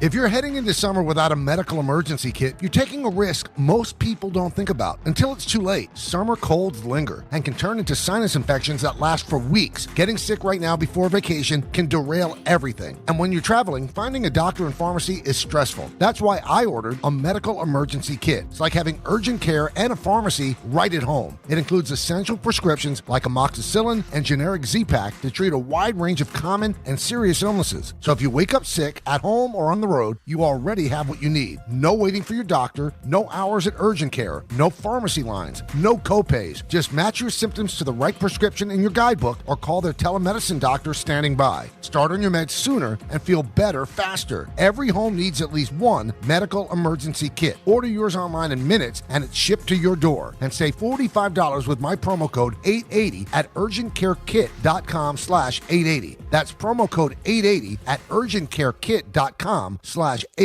Rich Eisen here with some advice. If high-interest credit card debt is grinding you down, it might be time to call an audible with a SoFi personal loan. It consolidates your debt into one low monthly payment with no fees required. And with as soon as the same day funding, you can make the right play fast. Call an audible on your debt today at SoFi.com/debtplay. Loans originated by SoFi Bank N.A. Member FDIC. Terms and conditions apply. NMLS 696891. Fast funds terms apply at SoFi.com/debtplay. This is the story of the one. As a maintenance engineer at a beverage manufacturing plant, he starts his day knowing every line is ready to run because Grainger delivers the industrial-grade products he needs to keep mixers, conveyors, and packaging equipment moving. With Grainger's vast selection of bearings, belts, and motors, he keeps operations running smoothly, so nothing grinds to a halt. Call 1-800-GRAINGER, click Grainger.com, or just stop by. Grainger, for the ones who get it done. Congratulations, New York. The Knicks did it. Through battle after battle, they dominated to become this year's NBA champions. Day in and day out, the hard work paid off, and you were there every step of the way. Enjoy the crown. Own it, because this year is your year. A part of your legacy that will never be forgotten. So celebrate this moment, show your pride, and shop the largest selection of official NBA gear at NBAstore.com. A Fanatics experience. All right, DNR with you, ESPN New York. If you manage an active facility, you know construction can't bring everything to a stop. That's why Tricon Construction is built for projects inside healthcare, commercial and industrial spaces where operations need to continue. They understand. And I spent a lot of time with Luke at the Beach Bash. He's a great man. Luke and the boys. Yep, he's great. Met his wife, delightful. They understand the pressure of working around patients, tenants, employees, and production schedules. Tricon brings the planning, communication, safety, and the discipline needed to keep projects moving without disrupting the people inside. When the work has to be handled professionally and handled correctly, turn to Tricon Construction. Visit triconbuilds.com. Once again, that's triconbuilds.com. I don't know if you're going to have an issue with this. If you said to me, rank the quarterbacks coming into the season, the way last season, I think this is the reason, the way last season ended, I'm not putting Drake May 8th. I'm just not. I thought he was very mediocre in the postseason. I thought he was awful in the Super Bowl, and maybe that's what leaves a bad taste in my mouth, but he's 8th on this list, highest ranking 5th, lowest ranking unranked. He's 23. We know he's young. We know he had a great regular season against a questionable opposition, but you play who you're supposed to play. He was not good in the postseason. This is the first one I have a problem with. I would not put Drake May 8. Right, but I mean, the way you're describing it sounds more like a recency bias. Okay. Which is fine. I mean, and you're entitled to your opinion. I for the sake of this top 10 list, I think that when you look at what Drake May did last season, like the body of the season before you got to the postseason, listen, I mean, not every young player just steps into the postseason and is good. Right? There's a natural progression, it feels like, for some players. When you look at his regular season, though, I mean, he about won the MVP. I mean, you're talking about a guy, he led the league in completion percentage, in total QBR, and then yards per attempt. So it wasn't like he was dinking and dunking. He was getting the ball down the field. And it wasn't like they had a tremendous amount of weapons. I think that you're right, recency bias. The last I saw him, and not just the one game, that entire he was awful against Denver. Yeah, he wasn't good. I think not good in the postseason. I've seen plenty of young players that aren't good in their first foray to the playoffs. And as have I. But I think when you look at, I mean, let's be honest here for a second. And you can't eliminate what you saw. But as we went through the season and you watched Drake May play, you were like, holy hell. Yes. Like, this kid is the real deal. Yes. Going back to that draft, it's like, would I take him or would I take Caleb Williams? You'd probably take Drake May. Like, he was that good. I mean, look at that draft. Yeah, it's amazing. I mean, Caleb, Jaden Daniels, and Drake May, 1, 2, 3. Yeah. So, number 9, Jared Goff. I always feel like Jared Goff is kind of underrated. Correct. But he's really good. He's really good. Look at his numbers, man. I mean, the guy's he's really. I think he's better than really good. I think what hurts him though is the mobility part of this. He's not mobile like something. I mean, you need to have a mobile quarterback now. It feels like. So let's look at this now. It's an interesting thing that you bring up. So Allen mobile, Mahomes is mobile. We'll see if he's as mobile, but mobile. Stafford mobile? No, not really. Not really, right? So that's tough one as that's nails. Burrow's mobile. Yep. Burrow can move. Lamar, obviously. Dak moves enough. Yes. I wouldn't say tremendously mobile. Herbert can move. Yes. And May can move. Yeah, you're right. He's kind of the first one that's almost statuesque. Yeah, but I'm with you though. I feel like he does not get the proper amount of respect. I think of how the whole situation in LA happened, right? Where they kind of, they kind of told you that they traded him just to get out from under. Well, no, I mean, he took you to Super Bowl, and what the coach told you was that he's not good enough to win us a Super Bowl. I got to go get someone better, right? So he's in the hot tub with Stafford. They bring in Stafford, and it looked like they were just like, okay, hey, Detroit, figure out what you want to do with him. And to Detroit's credit, they're like, no, we're not going to figure out. We're going to build around him. Right, he's our guy. Yeah, and he's been great, and they've been really good. Right. I mean, he's a franchise quarterback, and he should be. He was the number 1 pick in the draft, but he's a franchise quarterback. How he's only 31 years old is beyond me. It feels like he's been in the league forever. Dude, I mean, last 2 seasons. What is it? The last 2 seasons, he's thrown 71 touchdowns. And over almost 9,200 yards. Yeah, I mean, last season, you look at his numbers last year, he was second in yards. He had 34 touchdowns to 8 picks.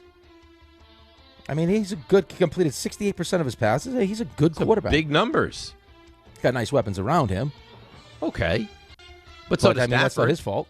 Right. You can't blame a guy for having nice weapons around him. And number 10 on this list, and he was really good last year. And he made some unbelievable plays, and that's Caleb Williams with the Bears. Highest ranking 6th, lowest is unranked. He's 24 years old. Last year he was not ranked. This year he checks in at 10 on the list of top quarterbacks. Yeah, he's another one. I mean, he's obviously going to benefit from having Ben Johnson. Not concerns you, right? I don't think concern is the right word. I think what frustrates you is when you watch him play on a consistent basis, and you watch the talent, and you watch his ability to, to create time and make plays, and some of the throws that he can make. You're like, oh my God, this guy is like one of the most talented guys you've ever seen. And then some of the throws that he misses, you're like, what the hell was that? Yeah. It's like that's the throw you have to make. Like you're screwing up the offense is predicated on you being able to make those easy throws to keep you in front of the chains. Like those are gimme throws that you need to make that he hasn't made yet. I think when you start getting down to the bottom of that list, you can make arguments for a couple other guys to be there. Like, I mean, at what point do you start to give Sam Darnold some credit for his last 2 years? Darnold could be on the list. Now, Jaden Daniels wasn't very good and was Baker injured Mayfield last year, but he could be on the list. Baker Mayfield's been really good. I think Purdy could be on the list. Brock Purdy he's a good, underrated quarterback. If Brock Purdy was the third pick in the draft, he'd be in the top 10 right now. Well, because people fall into that, man. I'm telling you, I think that's part of the Jared Goff problem. Is that people's minds get changed, right? Like your opinions of people get changed because of, Purdy's a great example because of where he was drafted. And then it's like, well, it can't be him because he was the last pick in the draft. It's got to be Kyle Shanahan. He's just the product of Kyle Shanahan.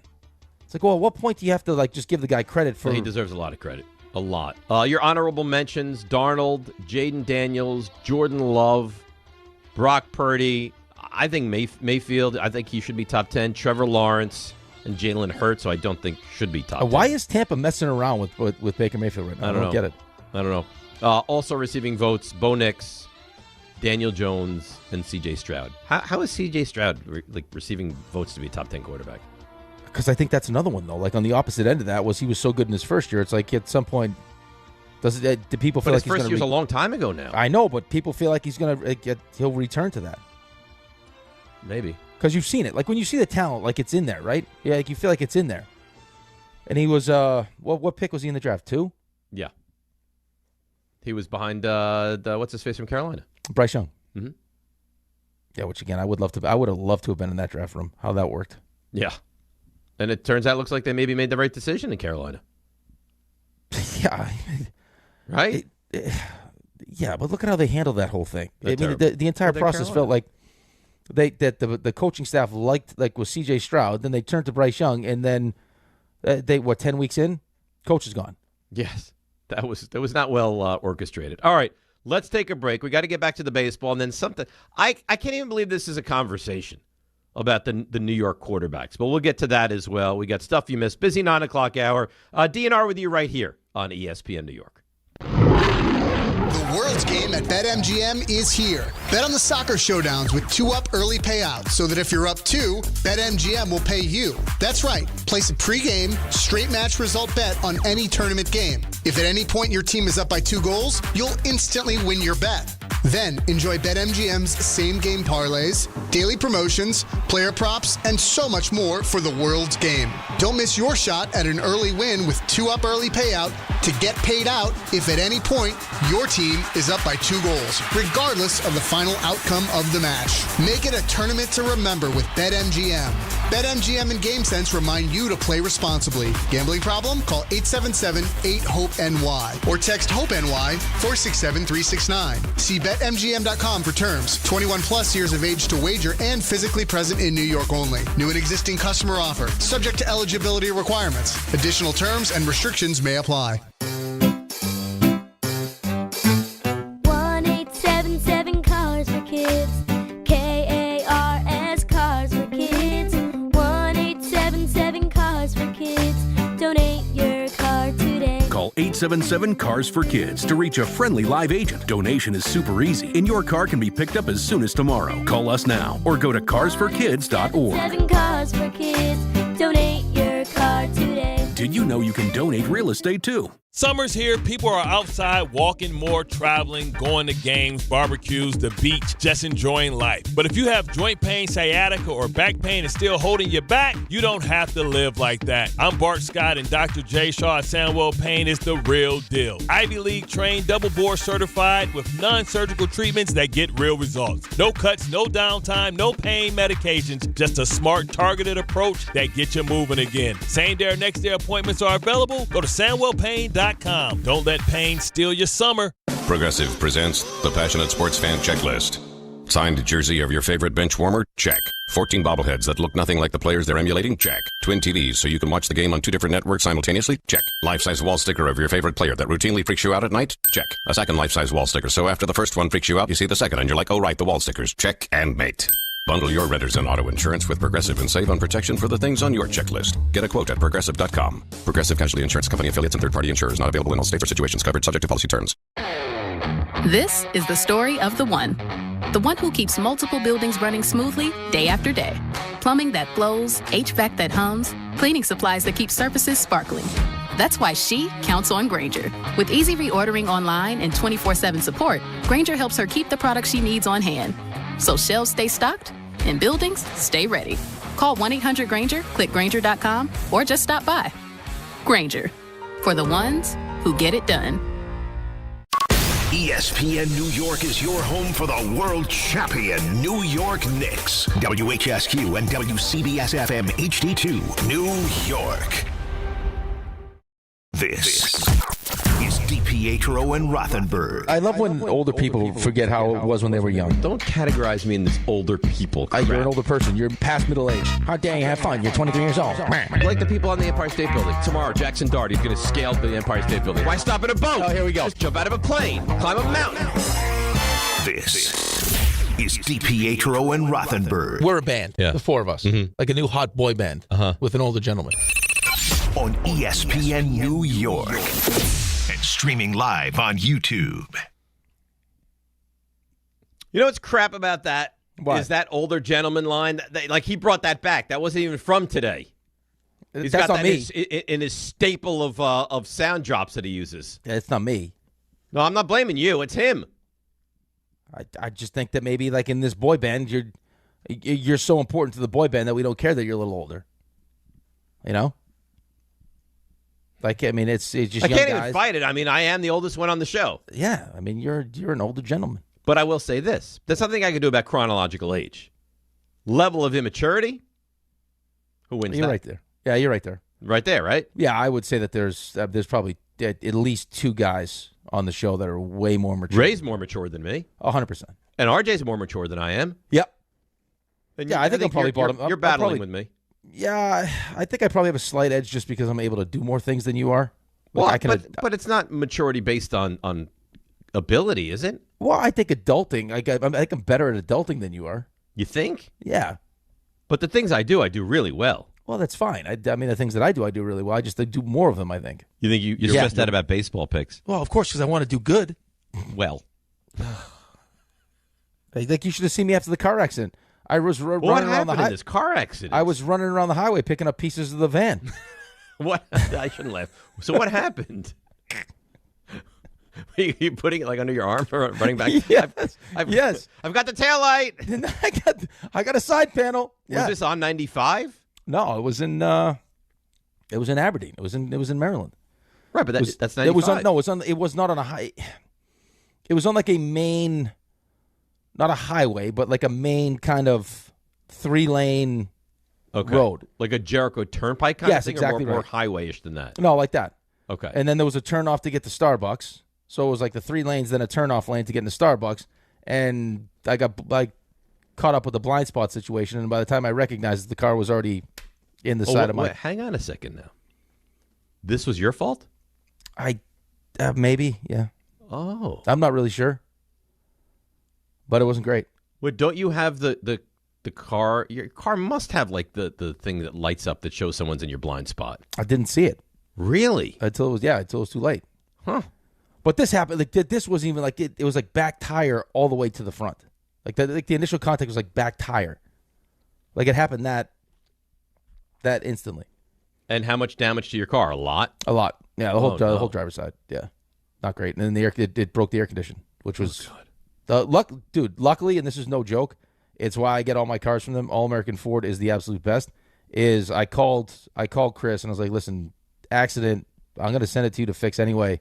We got no AC. It's 97 degrees out. He's like, no problem. I'll flatbed you down a rental and we'll take the truck. Really? Yeah. Oh my God. Right. So he met me at the hotel with an Explorer. So they drove from Jersey down to just outside of Baltimore. Yeah. Wow. It was unbelievable. These guys are good to you. The best. The absolute best. And then they're going to take care of the Swaggin' Wagon. Oof. Yeah. It's not great. That's not great. No. It's scary. And how about the other car that you were involved with? Oh, it wasn't bad. It wasn't nearly as bad as mine. So yours is a lot worse. A lot worse. Kids very upset with this accident? Kids were not happy with Dad's driving, no. Not that it was like my driving. You think you should take some kind of a remedial driving class? I had another incident yesterday, so yeah, probably. Yeah. RJ, would you get in the car with them at this point? I would. I mean, this is much more treacherous than sounded. It is a bit surprising to hear about. That's for sure. Yeah, I'll tell you what, though. You should have seen me parallel park last night, though.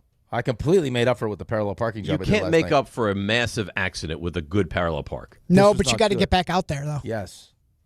You can't sit on. So what happened yesterday before the elite parallel park? I misjudged a turn and maybe curbed the tire a little. Oh, that'll do it. Yeah. You drove over the curb. I wish it was just driving over. No, I didn't drive over the curb. I actually did worse. Scuffed the rim into the curb. This is great. That's not great. Sounds like you're driving at a real high level now. Not a high level. I redeemed myself last night. I'm telling you. Big baseball win. Parallel park right before ice cream. Bang, boom. RJ, if he says, let me swing by and pick you up for work tomorrow morning, you in? Yeah, I was going to overlook the accident. Now, this might be a case. But at the end of the trip, he can parallel park like nobody's business. If we get there, that works for you. Maybe you're champion. Maybe you hope he's got somebody in the car. He'll maybe just Uber. Drive with a little more care. You got to trust an Uber driver over me? I mean, you're hitting I was curbs. in my blind spot. Well, if the Uber's got a nice 5-star rating, what kind of rating do we have? Rating. Who says you guys no? Are the worst. You guys seriously. You guys are the worst. I mean, it's fair to say that you're good at a lot of things, and driving may not be one of them anymore. What would your Uber rating be? At 6. No, it goes up to 5. I give you drinks. Yeah, I would have stuff in the back for you. Yeah, chargers. What was that? Nothing. We just ran over someone's foot. But don't worry. I'm probably an animal. Don't worry about it. Don't worry. The poor curb. Yeah. What makes me upset is I take pride in the driving, and it's just. Well, maybe it's not your thing anymore. I don't know. Listen, when you get older, reflexes start to go a little bit, and it seems like maybe that's happening to you. Oh, fun. Maybe I get a driver. You guys aren't nearly supportive as I need. What are you looking for? I don't know. It's just like at keep some point banging things up out there and get right behind the wheel again. You're supposed to pump me up a little bit. Yeah, you're doing great. You know who you remind me of? Yankees go get him at the deadline, and all I hear about, he is not afraid of the big moment. He's not afraid of it. And then all through the regular season, the playoffs, I'm watching Mark Leiter Jr. just give up home runs to guys I've never heard of. That's what you know what? You're Ryan Helsley is who you are. Yeah, but you know what? He's not afraid to keep getting back out there. I think that's what you're getting. Hey, you know what? Well, that's you right. guys don't take any blame for that? Right. You don't think it would have been better if he's you going to have whiplash with the 467-foot home run, but you know what? God damn it, he's going to get right behind the wheel again. I can't say that support the guy. Oh, you can't. Here comes Ryan Helsley with Hell's Bells. He is not afraid. Oh, there goes the ball. Oh, no. There it goes. Maybe you support me once in a while. Just break me down. Keep driving the way you do. No, you how many accidents have you been in your life? How many? Not many. Yeah. Is that the only one? No, it's not the only one. Great. No, how many? No, I had a rough. Listen, when I first got my license, I had a rough go at it. All right, in the last 20, you know what? I'm gonna give, because I am a good teammate. I'm a good friend. I'm gonna give you the last 20 years. Last 20 years. Yeah. How many accidents? Probably 2. 2. All right, so that's not terrible. No, it's not terrible. No, I mean, it's not bad at all. You know your insurance is going to go up from this, right? Probably, yeah. Which is a joke. Why? I mean, what am I paying insurance for? It's in case something like this happens. And now because it happened, it's going to go up. They're going to penalize you for it. It's a scam. It is. It is a scam. It's not a scam. It's a scam. It doesn't work. It doesn't work as some intended. of us that have flawless records, our insurance numbers go down. You better knock on wood. Buddy. Is that you? You better flawless? knock on wood. It was my roast last week, 2 weeks ago, where my car insurance, if you take a defensive driving class, like proactively, they lower your insurance by 10%. So I did that, and I called, and I said, hey, I need to see it reflected. And the woman said, oh, sounds good. It should take effect. If not, just keep calling us back. I said, keep calling you back. It sounds like you're banking on me forgetting. That's exactly what they're doing. That's exactly. I think you're lazy. It's not sounds like. That's exactly what it is. So, not a scam, but. Are you a good driver, RJ? I'd like to think so. When was the last time you were in an accident? I'm not going to respond for fear of jinxing. Right. Yeah, he doesn't. When was the this is factual. When was the last time you were in an accident? Never. Oh, see, good call. He's not truthful though. He's lying. No, I'm not. Really? There was a time I hit a snowbank, but nobody else was involved when I was 16. That doesn't count. That still counts That as an doesn't count. accident. No, was that an accident? No, nobody was called. Was there damage to the car? A little bit. Snowbank?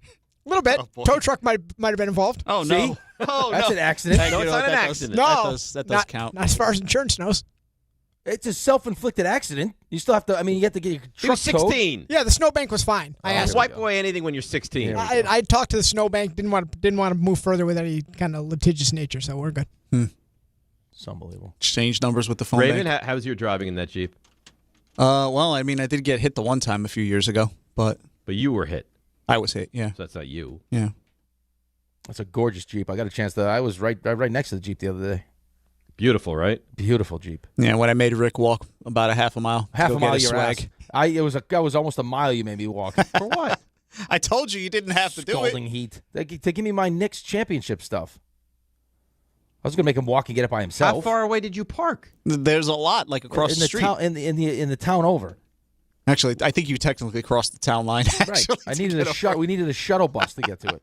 Right. There was parking right there. Not when I pull up. Every time that I pull up there, that lot is always full. And No, there's a lot past that lot. Interesting. Yeah, That's right by just the place where full Dave of spots.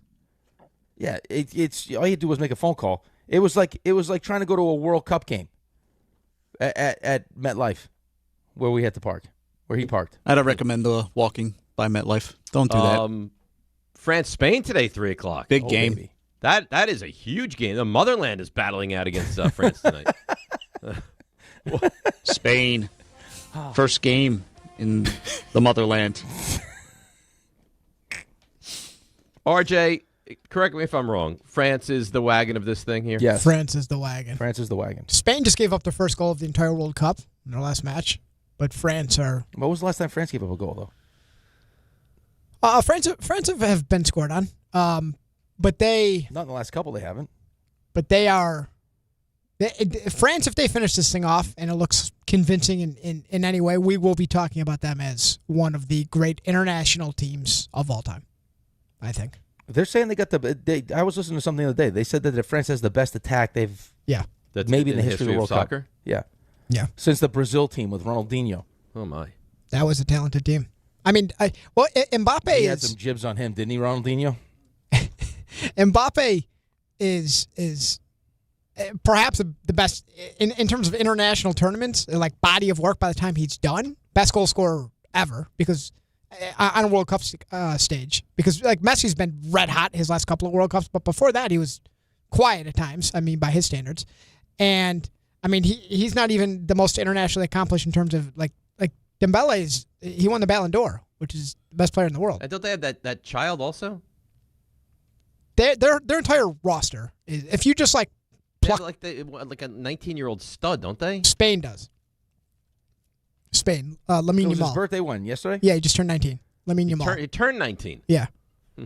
I mean, this is I'm hesitant to say the winner of this game wins it all because on the other side could be Messi, but Argentina have had to pull a couple out of the fire too. Yeah. That game against Cape Verde was an unbelievable game.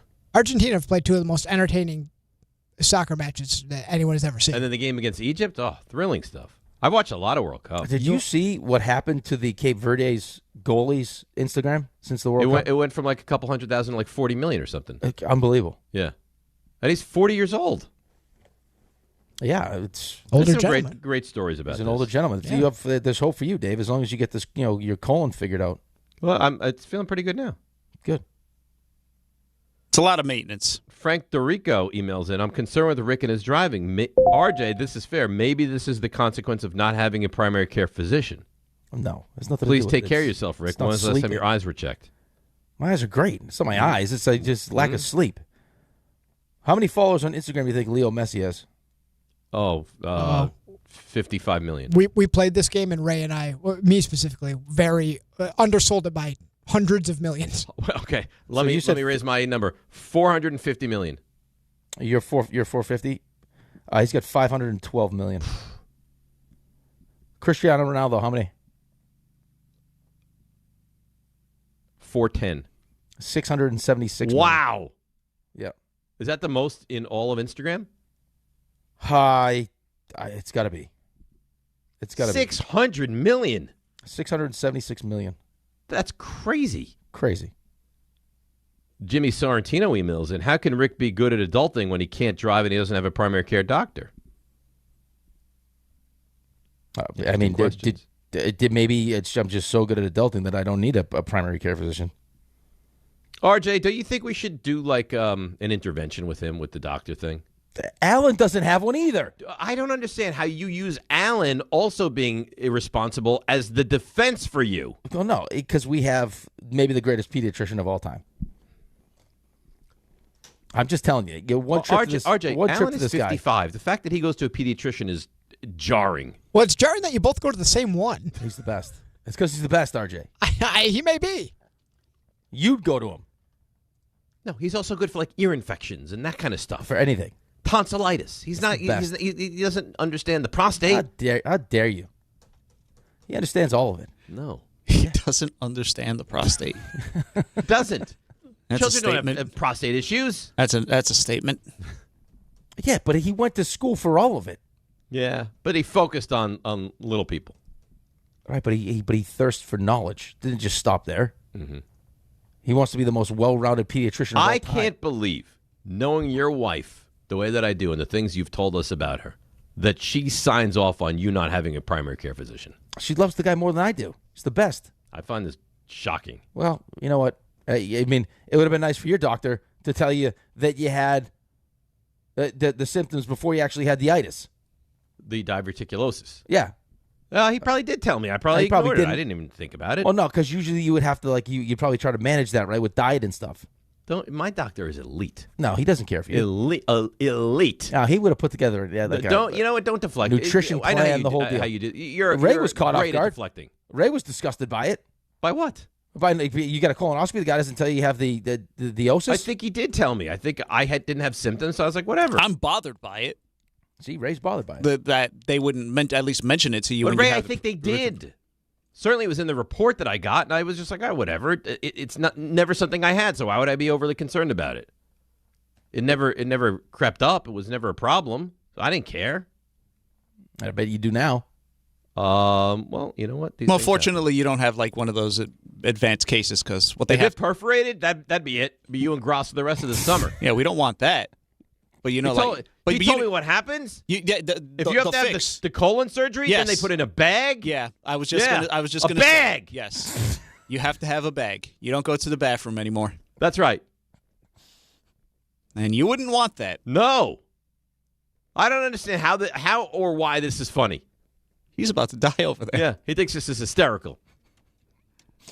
Got Mr. Magoo driving over here. He thinks the potential for me having a bag is hysterical. I don't think the bag is funny. It's very serious. I just how you said it. You're now envisioning him with the bag. Yeah, I am, unfortunately. Great. Let's go to Dan in Jersey. Add some levity. Dan, good morning. You're on ESPN New York. Good morning, Dave. Good morning, Rick. How are you guys? Well, we were doing great until that. How are you? I'm good, and also I just want to say that it was a pleasure seeing you guys at the Beach Bash. My dad loved you guys. Your dad's the best. I like your dad way better than I like you. No offense. He's going to laugh at that. He'll find that funny. But I want to say thank you for that. He really enjoyed it. He loves listening to you guys every day. I'm sure he's mad that I'm calling right now. But I wanted to ask you guys, because you guys are talking about the quarterback list, where do you think after this upcoming season Jaxson Dart will fall on this list? Because I really don't know what to expect out of him this year. I think that he could be really good, but I also see a world where I don't think Matt Nagy is a great offensive mind, and I think he could take a step back, and that kind of concerns me. I think worst case scenario, he'd be good. Like, he won't be, like maybe doesn't take the jump that people expect, but I don't think he's going to regress. I'd be very surprised by that. I mean, the offensive line should be better. They're going to be, I think, a better coached football team. He's going to have the experience. I can't imagine he's going to take a step back this season. It's a new offense, though. It is. Yeah, it's a new offense. And then, I mean, I don't know. I don't know if we've talked about this really at all, but, I mean, how much concern do you have with the whole Malik Nabers stuff? Concern. Right. So, I mean, if he misses the first couple weeks or wherever, I mean, and then it takes him some time to get back to what you expect when you see Malik Nabers on the field. Which I get, and I think is a fair point. But remember, he didn't have Malik Nabers the entire season last year, outside of one half, and he looked pretty darn good. No, I understand that. I just think, I mean, you're also talking about a quarterback going into year 2 where teams have a better idea who the quarterback is, right? And now recognize, hey, listen, this kid is someone we're going to have to take real serious and game plan for and try to shut down. And do they have, the weapons around him? Because I'm probably more with you where it was like there were plenty of times last year where we were watching this guy, this kid play, and it's like, oh look, Gunnar Olszewski looks like a good player. I remember you saying that. You're like, I didn't know Gunnar. I was like, I don't think he is very good, but he was making the guys around him better. So I just think that people get concerned that sometimes for a bunch of different reasons, right? Maybe I don't know his personality well enough to give you a definitive answer. I think he, as much as you see him around, is just loves football, and as much as he's taken advantage of all the other stuff, is focused on making the main thing, which is being a great quarterback. And if that's the case, right? You saw a lot in the first year to make you believe that the kid is going to be a really good quarterback. I think he's going to be a good quarterback. I'm not. I listen. He asked where is he going to be on this list next year. I think it's reasonable, and I don't think this is overstating. I think he could be top 15 heading into next year's list. You don't think? I think listen, the winning becomes a lot of this too, like how much you win. That's part. That's quarterbacks. That's what the great ones win, right? The thing that we hold against Lamar Jackson is that he hasn't won at the highest level, right? Like he's not he's not the MVP version of himself in the postseason. Jaxson Dart talent wise, I think he possesses all the things that you need to be successful in this league. I don't know. I can't sit here and tell you that, does he have enough around him? I don't know. To have the kind of success that you're talking about? Especially if he doesn't have a healthy Malik Nabers for a bit. Does Andrew Thomas stay healthy? We've seen what that means. Question. How pivotal he is for that offensive line. Maui Noah is going to be a good player. I believe that, but he's only going to be a rookie. Illuminor's back. I think the Giants are going to be more functional. I think they'd be better coached. I think it's going to make a massive difference. By the way, some news for you guys. You have the Jonesing for some NFL stuff. That quarterback show that we all like is coming back today. Oh, nice. Today. 8 episodes. Who do you have this season you want to know? Jaden Daniels, Baker Mayfield, Cam Ward, and Joe Flacco. Okay. What am I getting from Joe Flacco at this point? Older guy. Yeah, the older guy. See what the older guy's like, what he does to keep himself in the league for as long as he's been in the league. Yeah.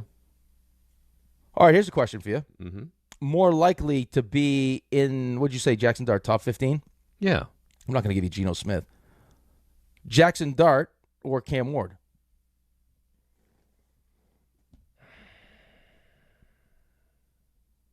That's a good question. That is a good question. This is why you get paid the money you do. That's a good question. See, I think I might be biased, and I don't know that I can answer it fairly. And then I'm thinking I might be biased, so maybe I go the other way to erase the biasness. No, I think you just answer it the way you want to answer it. I think it's very close. I'm going to go Jaxson Dart. Okay. Listen, I'm fine with that. The Malik Nabers thing kind of... The Malik Nabers thing obviously makes this a tougher question to answer. And then, as much as you believe that Isaiah Likely is going to take this big step because now it's his team and he's up behind Mark Andrews and everything else, he's going to have to show you that also. Right? I mean, there's a chance he could because he's going to be, especially early in the season, right? I mean, I would imagine if Malik Nabers isn't playing or if Malik Nabers isn't, fully back, that Isaiah Likely will be someone that, that's going to get a lot of opportunities. He's going to have to. I think he's going to get a lot of opportunities regardless. I agree with that, but I think I would say probably, especially with no Malik Nabers. No Nabers, more tight ends, Johnson and Likely. RJ? Hi. How you doing? Good. You sound vivacious today.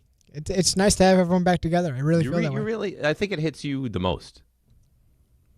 Yeah, there's a different level of anticipation when everyone's together. RJ, let me ask you a question as somebody that's obviously going to get destroyed by the Giants, right? Yeah. I mean, just you've wrapped your mind around that now and has accepted it. Yeah. Where you'll see Jameis taking knees. When you look at the Giants' skill positions without Malik Nabers, depending on when he comes back or whatever else, where would you put them in the landscape of the NFL? So you got Scatterboo and Tracy as the running backs. You got Slayton, Malachi Fields as a rookie, Juju, Odell, and you got Darnell Mooney and Isaiah Likely. Without Nabers? Without And Nabers. Theo Johnson, but yes. And Theo, yeah, but. Right.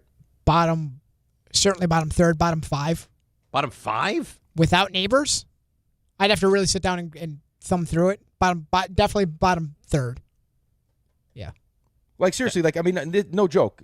Outside of, again, what you saw last year and he made guys around him better, if you have no Malik Nabers, who's like, when he's right, is a number one guy, who are you game planning around on the offense? Yeah, I mean, my concern is some of the receivers you named. Like you signed those three guys in one day. There's a reason those guys are all out there. I'm not saying they're not professionals, but I mean, you can't stand Darius Slayton. Oh. Hey, remember you really wanted Brandon Ayuk? Maybe you can revisit that window. But he's gone crazy. Oh. Yeah, he won't. He won't ask for reinstatement. That means you could probably get him on the cheap. Great. No one can get him right now. He's got to be mad. asked to be reinstated first. I don't know how badly he wants to play football. He might be good. And if he reinstates himself, he gets himself reinstated, it sounds like he's going to the Commanders. Well, maybe that would be a blessing for the other teams in the NFC East. Hopefully for my Speaking of, did you see the breakout players list last week? they had Terry McLaurin as the Commanders player. He's 31 years old. Terry McLaurin hasn't broken out yet, though? It's wouldn't you consider him? Yeah. He's listed as the breakout player on the Commanders, I'm telling you. That's a bad job. All right, we're way late. Shut Rick up. is Would you yammering on please with stop? questions and all sorts of garbage. RJ, I'm sorry this happened to you. Oh, no. Don't be You sorry. ready? Yeah.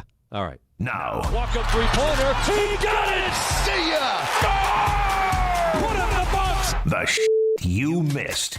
I tell you what, though, I do look at your offensive line, and you got something there, though. After years and years of wondering when that could be fixed, like just on paper. There's a lot of depth on the line this year. It looks like you got something. Talked about it earlier. Planning with Buster. June Walker continued what's been a breakout season for him in Philadelphia. Beat Kyle Schwarber, the hometown crowd. And much as I hate to admit it, the Philadelphia crowd definitely juiced that event up yesterday. And them booing every home run that was not hit from a Philly guy was... They are miserable. I kind of appreciate them it was leading good television, though. Walker finished with 6 consecutive home runs to win the Derby, and in the process became the first ever St. Louis Cardinal to win the home run Derby. Ben Rice, you might be wondering, yep, he was in it, had 7 home runs, got bounced in round 1. Tough to say his dad, Dan, had some trouble throwing some pitches. He's trying to limit his swings. He doesn't want to get tight. The second half's the most important thing. I agree. I would agree with that. Kyle Schwarber, by the way, will bat leadoff for the National League tonight in the All-Star game. As far as the locals, Cody Bellinger will start. He will hit 6th in the AL. Ben Rice going to start at first base. He will bat 8th. Juan Soto gets to start in left for the National League and will hit 2nd. MLB All-Star coverage right here, 7 o'clock, 880, ESPN New York app, all that good stuff. Little Rangers news, some hockey. RFA defenseman Braden Schneider agreed to a 1-year contract ahead of his salary arbitration hearing. Schneider going to make $5.5 million next season. Tyler Hero said he wants to move on from the altercation with Bam Adebayo. Yeah, let me tell you what we're not going to do. I can't respect how many guys go out to Vegas for the summer league, but feels like one of those things. Maybe they didn't care for each other all that much when they were together. I'm gathering. But you see, the old clip, of them doing a podcast together, and Tyler Hero saying, "I'll throw hands for you, no questions asked. I'm your guy." maybe hands at him. If a fight breaks out, who's coming to save you? Tyler Hero. Right. I'm going, Bam Adebayo's own words, I'm going to say T just because we got the longest relationship. Well, goes to show you. That's probably why it hurt so much. You had to slap him up a little bit. Yeah, just a little bit. Olivia Miles of the Lynx, WNBA quickest player ever to 400 points, 100 rebounds, and 100 assists. And Conor McGregor undergoing surgery following that UFC 329 loss where he appeared to hurt his right knee in the opening What a disappointment that was, huh? Yeah. Is that normal to have the surgery that fast? Yeah. It Depends on how much. It depends on what it is and how much swelling there is. Yeah, I don't know. I just hope that was all done on the. I mean, they do the Achilles surgeries like the day of now. Oh yeah. Yeah, I mean, Aaron Rodgers was sending out texts from all that happening, from the locker room, right, to line up surgery. He tried to come back that year. I give him a lot of credit for that, though. Crazy. Didn't work out. Well, he only had so many years to go with. You didn't know. Now he's in the woods like a lumberjack, cowboy with his buddies. Yeah. Watch out for bison. Watch out. That's it. That's stuff you missed. Right. Wouldn't Wild Bill Krusky, wouldn't he be the guy that would break out in Washington? Terry McLaurin? I would have thought it would him, but again, the ESPN.com list. He hasn't broken out yet, though. McLaurin was a good receiver. That's what I'm saying. He's had several 1,000-yard seasons. Yeah, several. He's 31 years old. Maybe he's gonna break out of Washington. Yeah. I think Ben Solak's a very bright guy, and I don't know what he was thinking on that one. I don't. So you think in that moment Solak dropped the ball? I mean, for lack of a better term, he had to have. I think the clear one is Wild Bill there. No, drafted him in fantasy last year. Of course you did. He helped win me some money down at the end of the year. I'm going to pull week up 16. Remember that? I'm going to pull up his explanation. Oldest player on the list had five consecutive seasons of 1,000-yard receiving. This is the one. He's very clearly good, and everyone knows this. So how can he break out by posting a career year? His first ever season with 100 receptions. Okay, well, there's the logic. I don't know. I don't know what to tell you. I don't like it. All right, let's break. There's a discussion at the station which needs to be put to rest. We will try to do that next. DNR with you, ESPN New York. All right, for one final time on a Tuesday, let's see what's happening on the roads. Here she is, the great Debbie Duhane. Hi, Dave. Hi, Rick. Good morning, company. Everybody drive carefully, please. Let's see what's happening right now on the Ronkonkoma branch of the LIRR. Delays with ongoing fire department activity over near Brentwood.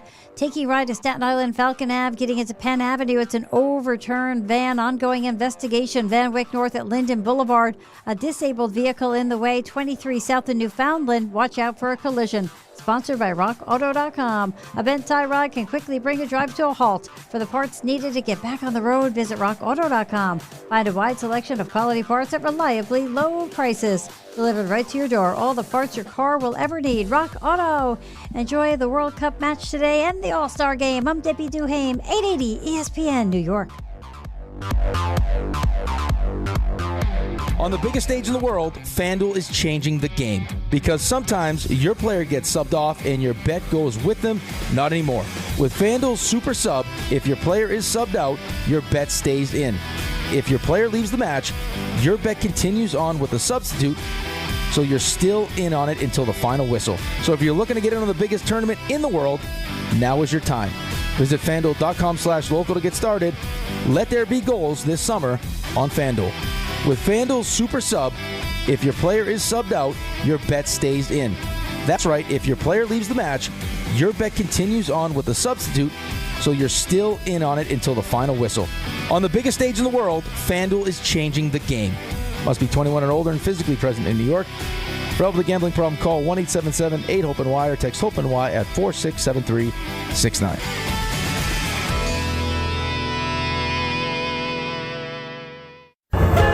Wherever your day takes you, across New Jersey, into New York, or down to Philadelphia, New Jersey Transit gets you there. Skip the traffic and stay on track.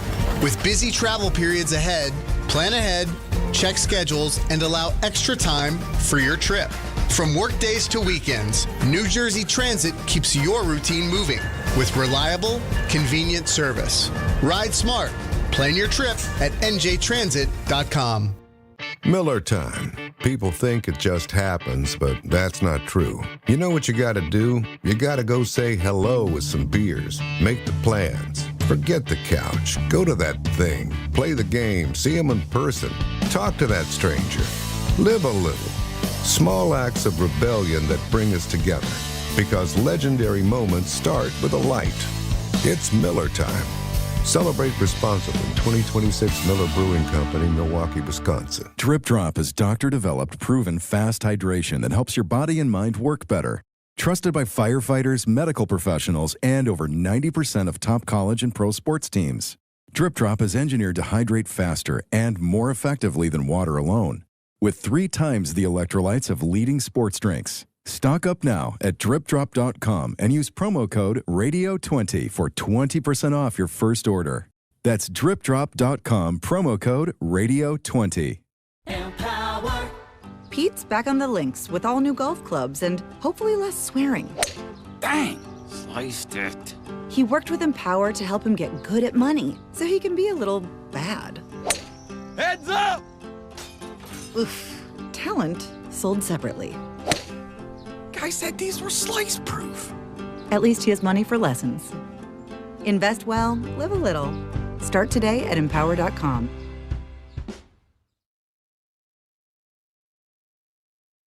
All right, DNR with you, ESPN New York, and ESPN New York's MLB All-Star Game coverage presented by Pella Window and Doors of New Jersey. Visit Pella.com/Eisen to find your local showroom today. So I can't even, maybe I'm wrong, maybe it's the Giants fan of me, but you tell me. We're having a discussion now, who's the better quarterback, who's going to have the better season, Geno Smith or Jaxson Dart? I don't think we're having the discussion. But that's a thing that now happens? I guess. I don't know. So it sounds from your reaction that you are on my side here, that you find that to be kind of a curious conversation, right? Well, I don't even know what the exact conversation was. I mean, is Geno Smith going to have a better year than Jaxson Dart this year? Is that the conversation?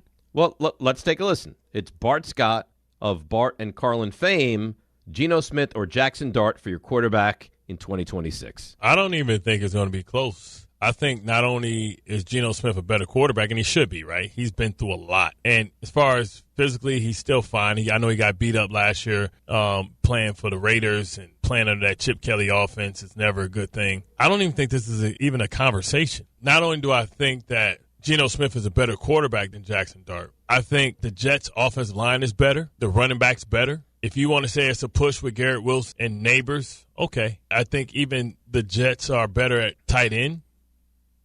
Okay. All right. So, I mean, a lot of that feels crazy, and it feels very, Jets-centric. I mean, he didn't even think it's close between Jaxson Dart and Geno Smith. Did he watch Geno Smith last season? I think a lot of people that watched Geno Smith last season blame it more on... Fine. It sounds like just the Raiders, Chip Kelly. Offensive line, Chip Brock Kelly, Bowers was hurt. Disaster of a team. Fine. But he looked awful last year. Yeah, he did not have a good he's season. going to, on the Jets now, just show up and be not even close to what Jaxson Dart is at quarterback? Yeah, I don't know if I agree with Bart that it's not even going to be close. By the way, tight end is clearly Jets here. Who am I missing? Sadiq. A rookie. You would take him over Likely? No, probably not. No, I mean I'd have to. He's also coming back from. Now it's not ACL or anything like that, but he's coming from sports hernia surgery, which I've had. It's not great, but he'll be fine. He's also a rookie. I think the experience thing clearly benefits Geno. He'll be 36 in October. So yeah, I mean the experience stuff is there, and he did have some success leading up to last season. But even the last season in Seattle, I don't think was great. That's why they moved on from him. Right, 17 picks last year. He took a beating and he was sacked 55 times. And now what's even crazier is the second he gets here, it's outside of Jaxson Dart doing the stuff with the boat, and then as much as you've seen Cam Scatterbo, a lot of the stuff recently has been about Geno Smith. Right, driving too fast. Some of the it's crazy. As soon as you become with the woman, no, it's been this has not been a quiet under the radar offseason for Geno Smith. No, it has not. You would have hoped it would have been. No, but I mean, as far as some of the things that he points to, Breece Hall's a better running back than the Giants. No doubt about it. Breece Hall is better. Listen, the Jets complement the running backs are really good. Now, if they're healthy, in my opinion, Malik Nabers is a better receiver than Garrett Wilson. But yeah, I mean, right now you'd have to take Garrett Wilson because you don't know what Malik Nabers is going to be. Right. offensive line stuff, if Andrew Thomas stays healthy, I mean, even if you don't fully believe in Scatterboo and Tyrone Tracy, what were the Giants, 5th in the NFL in rushing last season? The Giants' offensive line was surprisingly really good last season. Yeah, and you hopefully you solidified the right side of it. Right. So now you're going to have Mawanoa, right guard, and you're going to have Illuminor, right tackle, and then there's going to be more depth. Again, I'm not trying to crush Bart. I like this. This don't even entertain. Geno Smith is just so much better than Jaxson Dart. Is just, I don't know, feels off the reservation. I think there's a lot of people that are concerned that he's going into year 2 of a new offense, and you've seen Jaxson Dart a lot, doing a lot of things that aren't necessarily out there football. in public. And that concerns people because I think you've seen there's plenty of history to support, guy comes in, has a good first year, feels like he's made it, he's arrived. Now he, takes advantage of all the extras that come along with that and struggles in year 2. That's happened. I mean, it's happened plenty of times. It has happened.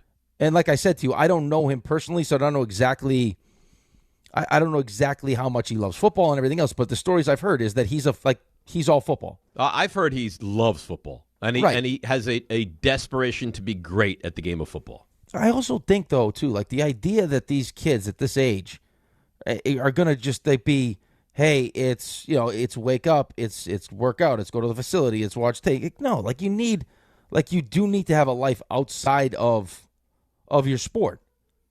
Because, I mean, for a lot of people... But he's everywhere. Yeah, which, again, is now he's given people more reasons to criticize him if he doesn't... That's right. Doesn't play well. I mean, listen, do I have an issue? Like, quietly go to the beach, and it's the constant. Like, you see him jumping off the boat, and whether you like it or not, like he's traveling to Game 5. It's just what's scary is this city can eat you up real fast, and you've seen guys burst on the scene, and I'm good buddies with one of them.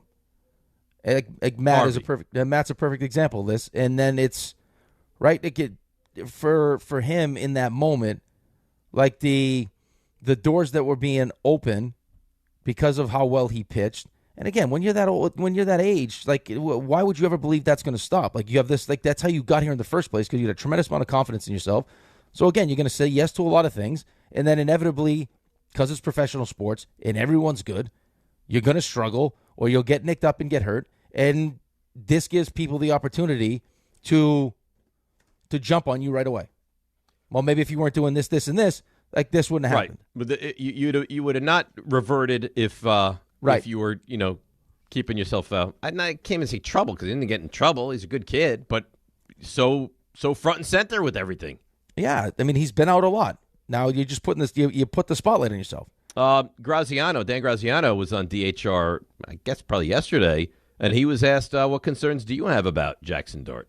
I'm not all the way there yet with could be a sleeper team, playoff contender, that kind of thing. I feel like it needs another off season to get where it needs. Anybody that's learning a new offense is going to be a learning curve. He spent last year learning Brian Daboll's offense. Right. Now it's, all these coaches they brought in, Matt Nagy and Greg Roman and all these. So a lot of pressure on Jaxson Dart. What he did last year was he showed some stuff. You could watch Jaxson Dart last year and get behind the idea of this guy can be a good and winning NFL quarterback. He makes those kinds of plays. So what you need is see more of it and fewer of the bad ones and less time in the blue tent. That's 100% right on that. Well, that's part of it, though. Yeah, that concerns me. Here's the reality of what happened last season, okay, is going into it, the Giants made the decision, hey, we're going to say Russell Wilson's going to be the quarterback. I'm sure as you got through the preseason and camp and everything else, it was pretty evident that Jaxson Dart, sooner rather than later, was going to be the starting quarterback just because of how ready he looked. Right? That's exactly what happens. Russ is throwing balls into the goal, the goalpost and everything else. Jaxson Dart burst on the scene. Yep, arguably at the time, and I don't want any revisionist history with how things ended. At the time they played him, it was everyone's belief that the Chargers were probably the best team in the AFC. Yeah, they were undefeated. Right. Goes in, they win that game. And now during the course of this season, outside of the injury stuff, he played so well that he actually got the coach fired. Right? There were two things that could have happened last season. It was they win enough games, or Jaxson Dart bursts on the scene and looks good. He looked so good. He looked so good that he put you in a position to win games that you should have, and highlighted how bad the coaching was. Yes. Right? So, I mean, I think to Dan's point, like, he showed you enough to believe that he can be a really good quarterback. Now, going into year 2, other teams also realize, hey, this kid could be a good quarterback. There are things now that you need to focus on. How do we slow him down and all these other things? Not to mention the fact it's a new offense, right? Which is there'll be growing pains with that. Mm-hmm. And your best weapon is coming back from a major knee injury. Yes, but the only thing I'll say to refute that, and we can break and come back and have more of this conversation, is he didn't have the best weapon at all last year and looked really good. Right? There's the excitement from last year, and he did all those things with who at receiver? It's a great point. It's a terrific point. I just think that people are programmed to look at stuff like going into a second year with some of these questions around him, and not to not believe it till you see it. You know what I mean? Like, they don't want to be fully jump in until they actually get to see it again. So he'll have to reprove himself in a new offense. All right, let's take a break. We'll come back. We'll put a bow on this, hand it over to Bart and Carlin. Ty is in for Carlin this week. Ty hates you right now. Why does he hate me? Because he texted me earlier in the show that he sent you a Happy Father's Day text. Oh, my God. Crickets. And he's not wrong about that. And he just confronted me about it. I was like, I'm sorry, I don't remember that. You think I intentionally ignored Ty? I love Ty. Ty has children. Well, I didn't see it. He's supposed to be a close friend of yours. I think it's that. Well, you know what? I'm gonna go to break. We'll come back and unpack that and more. DNR with you, ESPN New York.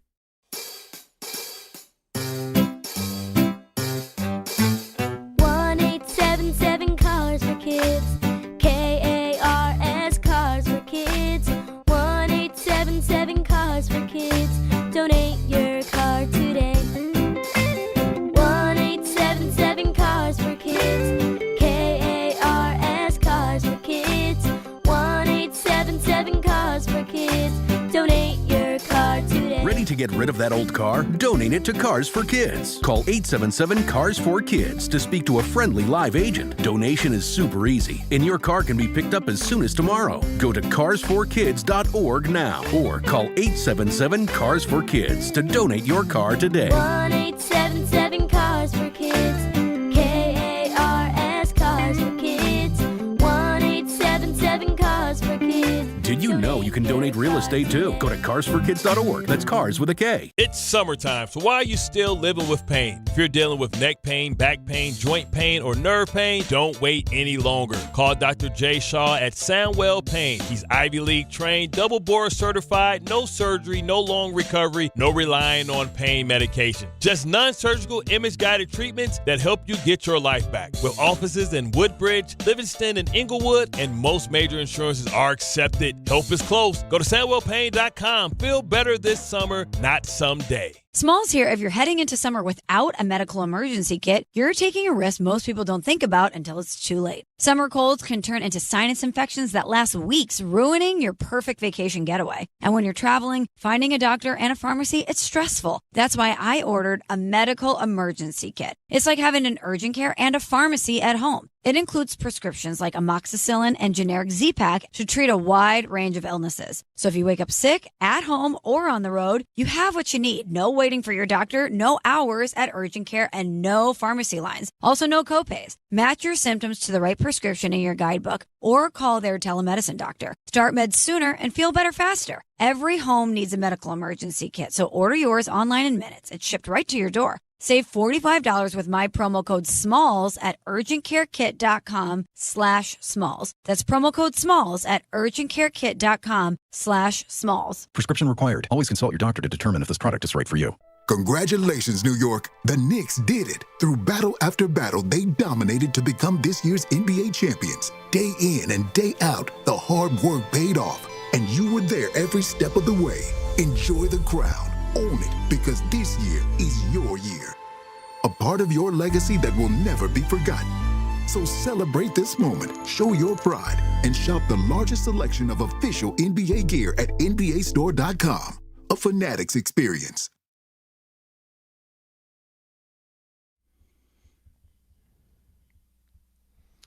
All right, DNR with you, ESPN New York. So I get an email. Let me find this from Paul Marte. He says, "You think Nabers over Wilson if he's healthy? Are you on drugs? You're showing your Giants bias." Really? You tell me. Everyone can speak because you're a Jets guy. So RJ Ray, is it crazy for me to think that Nabers when healthy is better than Garrett Wilson? When healthy, here's my question. Obviously, week one is one question. Will Nabers get back to that level based on the things that you're hearing out there? But that's a different conversation. Sure. He's saying that Nabers is nowhere near the same as Garrett Wilson, and that makes me a bias. I don't agree with that at all. I think they're on a similar level. Garrett Wilson's pretty freaking good, but so is Nabers. Nabers is awesome. Well, I think it's easy to forget what Nabers was just because of the injury last season. He only played, 4 games? As opposed to what he did in year one. 3.5 games last year. I remember how great he was against the Cowboys in that week 2 game.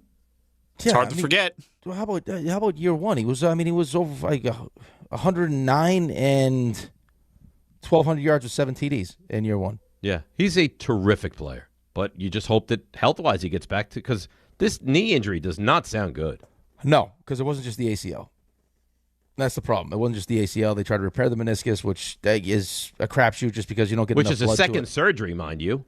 Well, no, the meniscus was the first surgery. They try to repair it. Like, usually you can take it out or, like, you can cut the piece off, right? It's a meniscectomy, and that's not a bad rehab. But now you're missing some of your meniscus. Or as a young player, hey, we can save this thing so you have, we can save it so now you have, the full cushion there to protect your cartilage. Problem is you don't get a lot of blood to that. So there's a chance the repair doesn't work.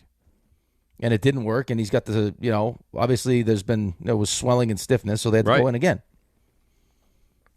Which, again, it could turn out to be fine. It just might take more time, but, you're talking about a guy that's, a guy that needs his athleticism, right? He needs his speed. He needs his quick twitch. Now, if you told me he's going to miss 4 games and come back and be Malik Nabers, you'd sign for that right now. The concern 100%. is that you're not going to see that version of him.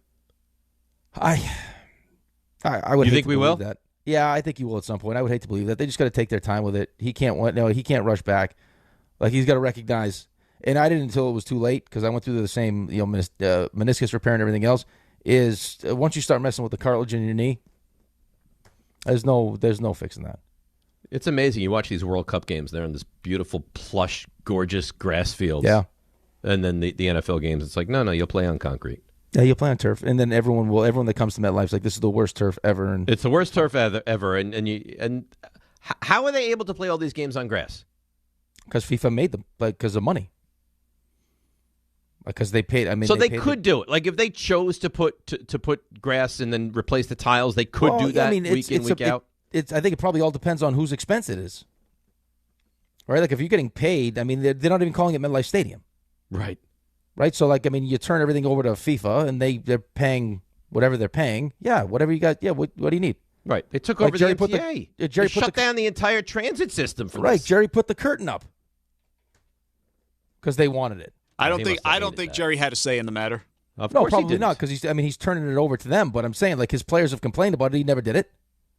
The only logo they allowed was the one in Mercedes-Benz, because they couldn't cover that logo. Otherwise, everything's covered up. I will say, though, before we go to the 3 stars, the one other thing about Jaxson Dart, I would say, because the injury thing is a real thing. It's a real concern. Yes, it is. Yep. That you need him to be healthy just because of how good he can be, is trying to find that happy middle ground where, it's starting to seep into his brain how important he is, and the coaching staff is getting through, but also not limiting what makes him really good, which is that mobility stuff when the play breaks down. Right. And again, just do it a little more responsibly, I think, would just be my smart request. about it. Yeah, be smart about it. Or just don't post it. No, I'm not talking about that. Well, that's the other stuff. We're talking about the running on the field. Yeah. Well, that's going to be posted because that's for national audiences. All right, Ray, you ready with the 3 stars? I think so. Let's go. Today's 3 stars. Number 3. First of all, before we even get into it, it's so wonderful to have everybody back. Dave is back. Rick is back. RJ's here. We're not together as a show quite often in the summer, and I really do miss you guys, and I'm so happy to have you back. Perfect examples is the show just sounds different when everybody's all together. And, I mean, for instance, the back and forth, rehashing old stories like fishermen. He asked you, I think, in a tone of voice that was like, he's a real man because he fishes and you're right. not. If the answer Little to did he this know. is no, I'm going to look at you differently. I mean, where else are you getting these? It was gauging your manhood. And you wanted to whip it out and say, yeah, I fish with this, buddy. Yeah, that's what you do. How dare you have fun? You're 23 years old.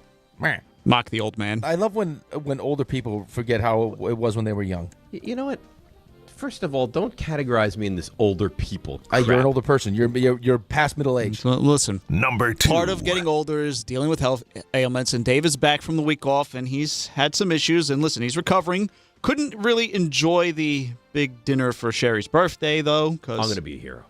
I'm going to go to the dinner. No, I can't really eat at the dinner, but I'm going to go. Yeah, especially if you're dealing with, stomach and lower body issues, and then it's Mexican. They go to Mexican food, and they're eating chips and salsa and guac. And I was like, yes, I'd like, do you have a bone broth that I could possibly have? All right, side note to this whole thing, and we haven't touched on it, but yeah, Rick, no primary care doctor. By the way, we PCP. learned that Rick doesn't have a primary care doctor, which is borderline criminal. I don't think Alan does either. Well, that doesn't make it any better for you. I actually think we use the same pediatrician. No, there it is, the If pediatrician. you met this pediatrician, you would get rid of your primary care physician and use my pediatrician. He's that good. He's that good, huh? Do you know what the definition of pediatrician is? He's child's doctor. It doesn't matter. It's only because He's he not chooses. equipped at the spleen. No, but it does offer an interesting visual of Rick when he goes to the doctor's office. I would actually drive out to Long Island, even bear the traffic, to watch you in a pediatrician's waiting room. I would like to see Rick's feet dangling over the side where he could touch the floor. Give you the nice lollipop on the way out. Number 1. Maybe a multicolored Band-Aid when nice. when they give you draw your blood. Anyway, Scooby-Doo sticker. As a result of some of the issues that Dave is dealing with, They did tell me that the couch cast, probably not a good idea. I'm not sure whether or not that's true, but listen, the couch cast, if it goes south when it comes to the Giants, Peter could be in grave danger. And I know you think that John could thank you for the entertainment value, but There's no chance. You punch Peter in the testicles, and you're on your way home, and John sends out a group text thanks for everything tonight, guys. Great job. yeah, I don't think that happens. More likely is possible. John's would be 2-6. We're like, whatever. Hit myself in the testicles. I hope that doesn't happen for your sake. It's good to have you back, Dave, and Rick, and RJ. Thank you, boys. All right. Great job, everyone. It's Rule 76. No excuses play like the Knicks. It's DiPietro Rothenberg. Everybody. Right here on ESPN New York and on YouTube. How dare you have fun? You're 23 years old. On the biggest stage in the world, FanDuel is changing the game. Because sometimes your player gets subbed off and your bet goes with them.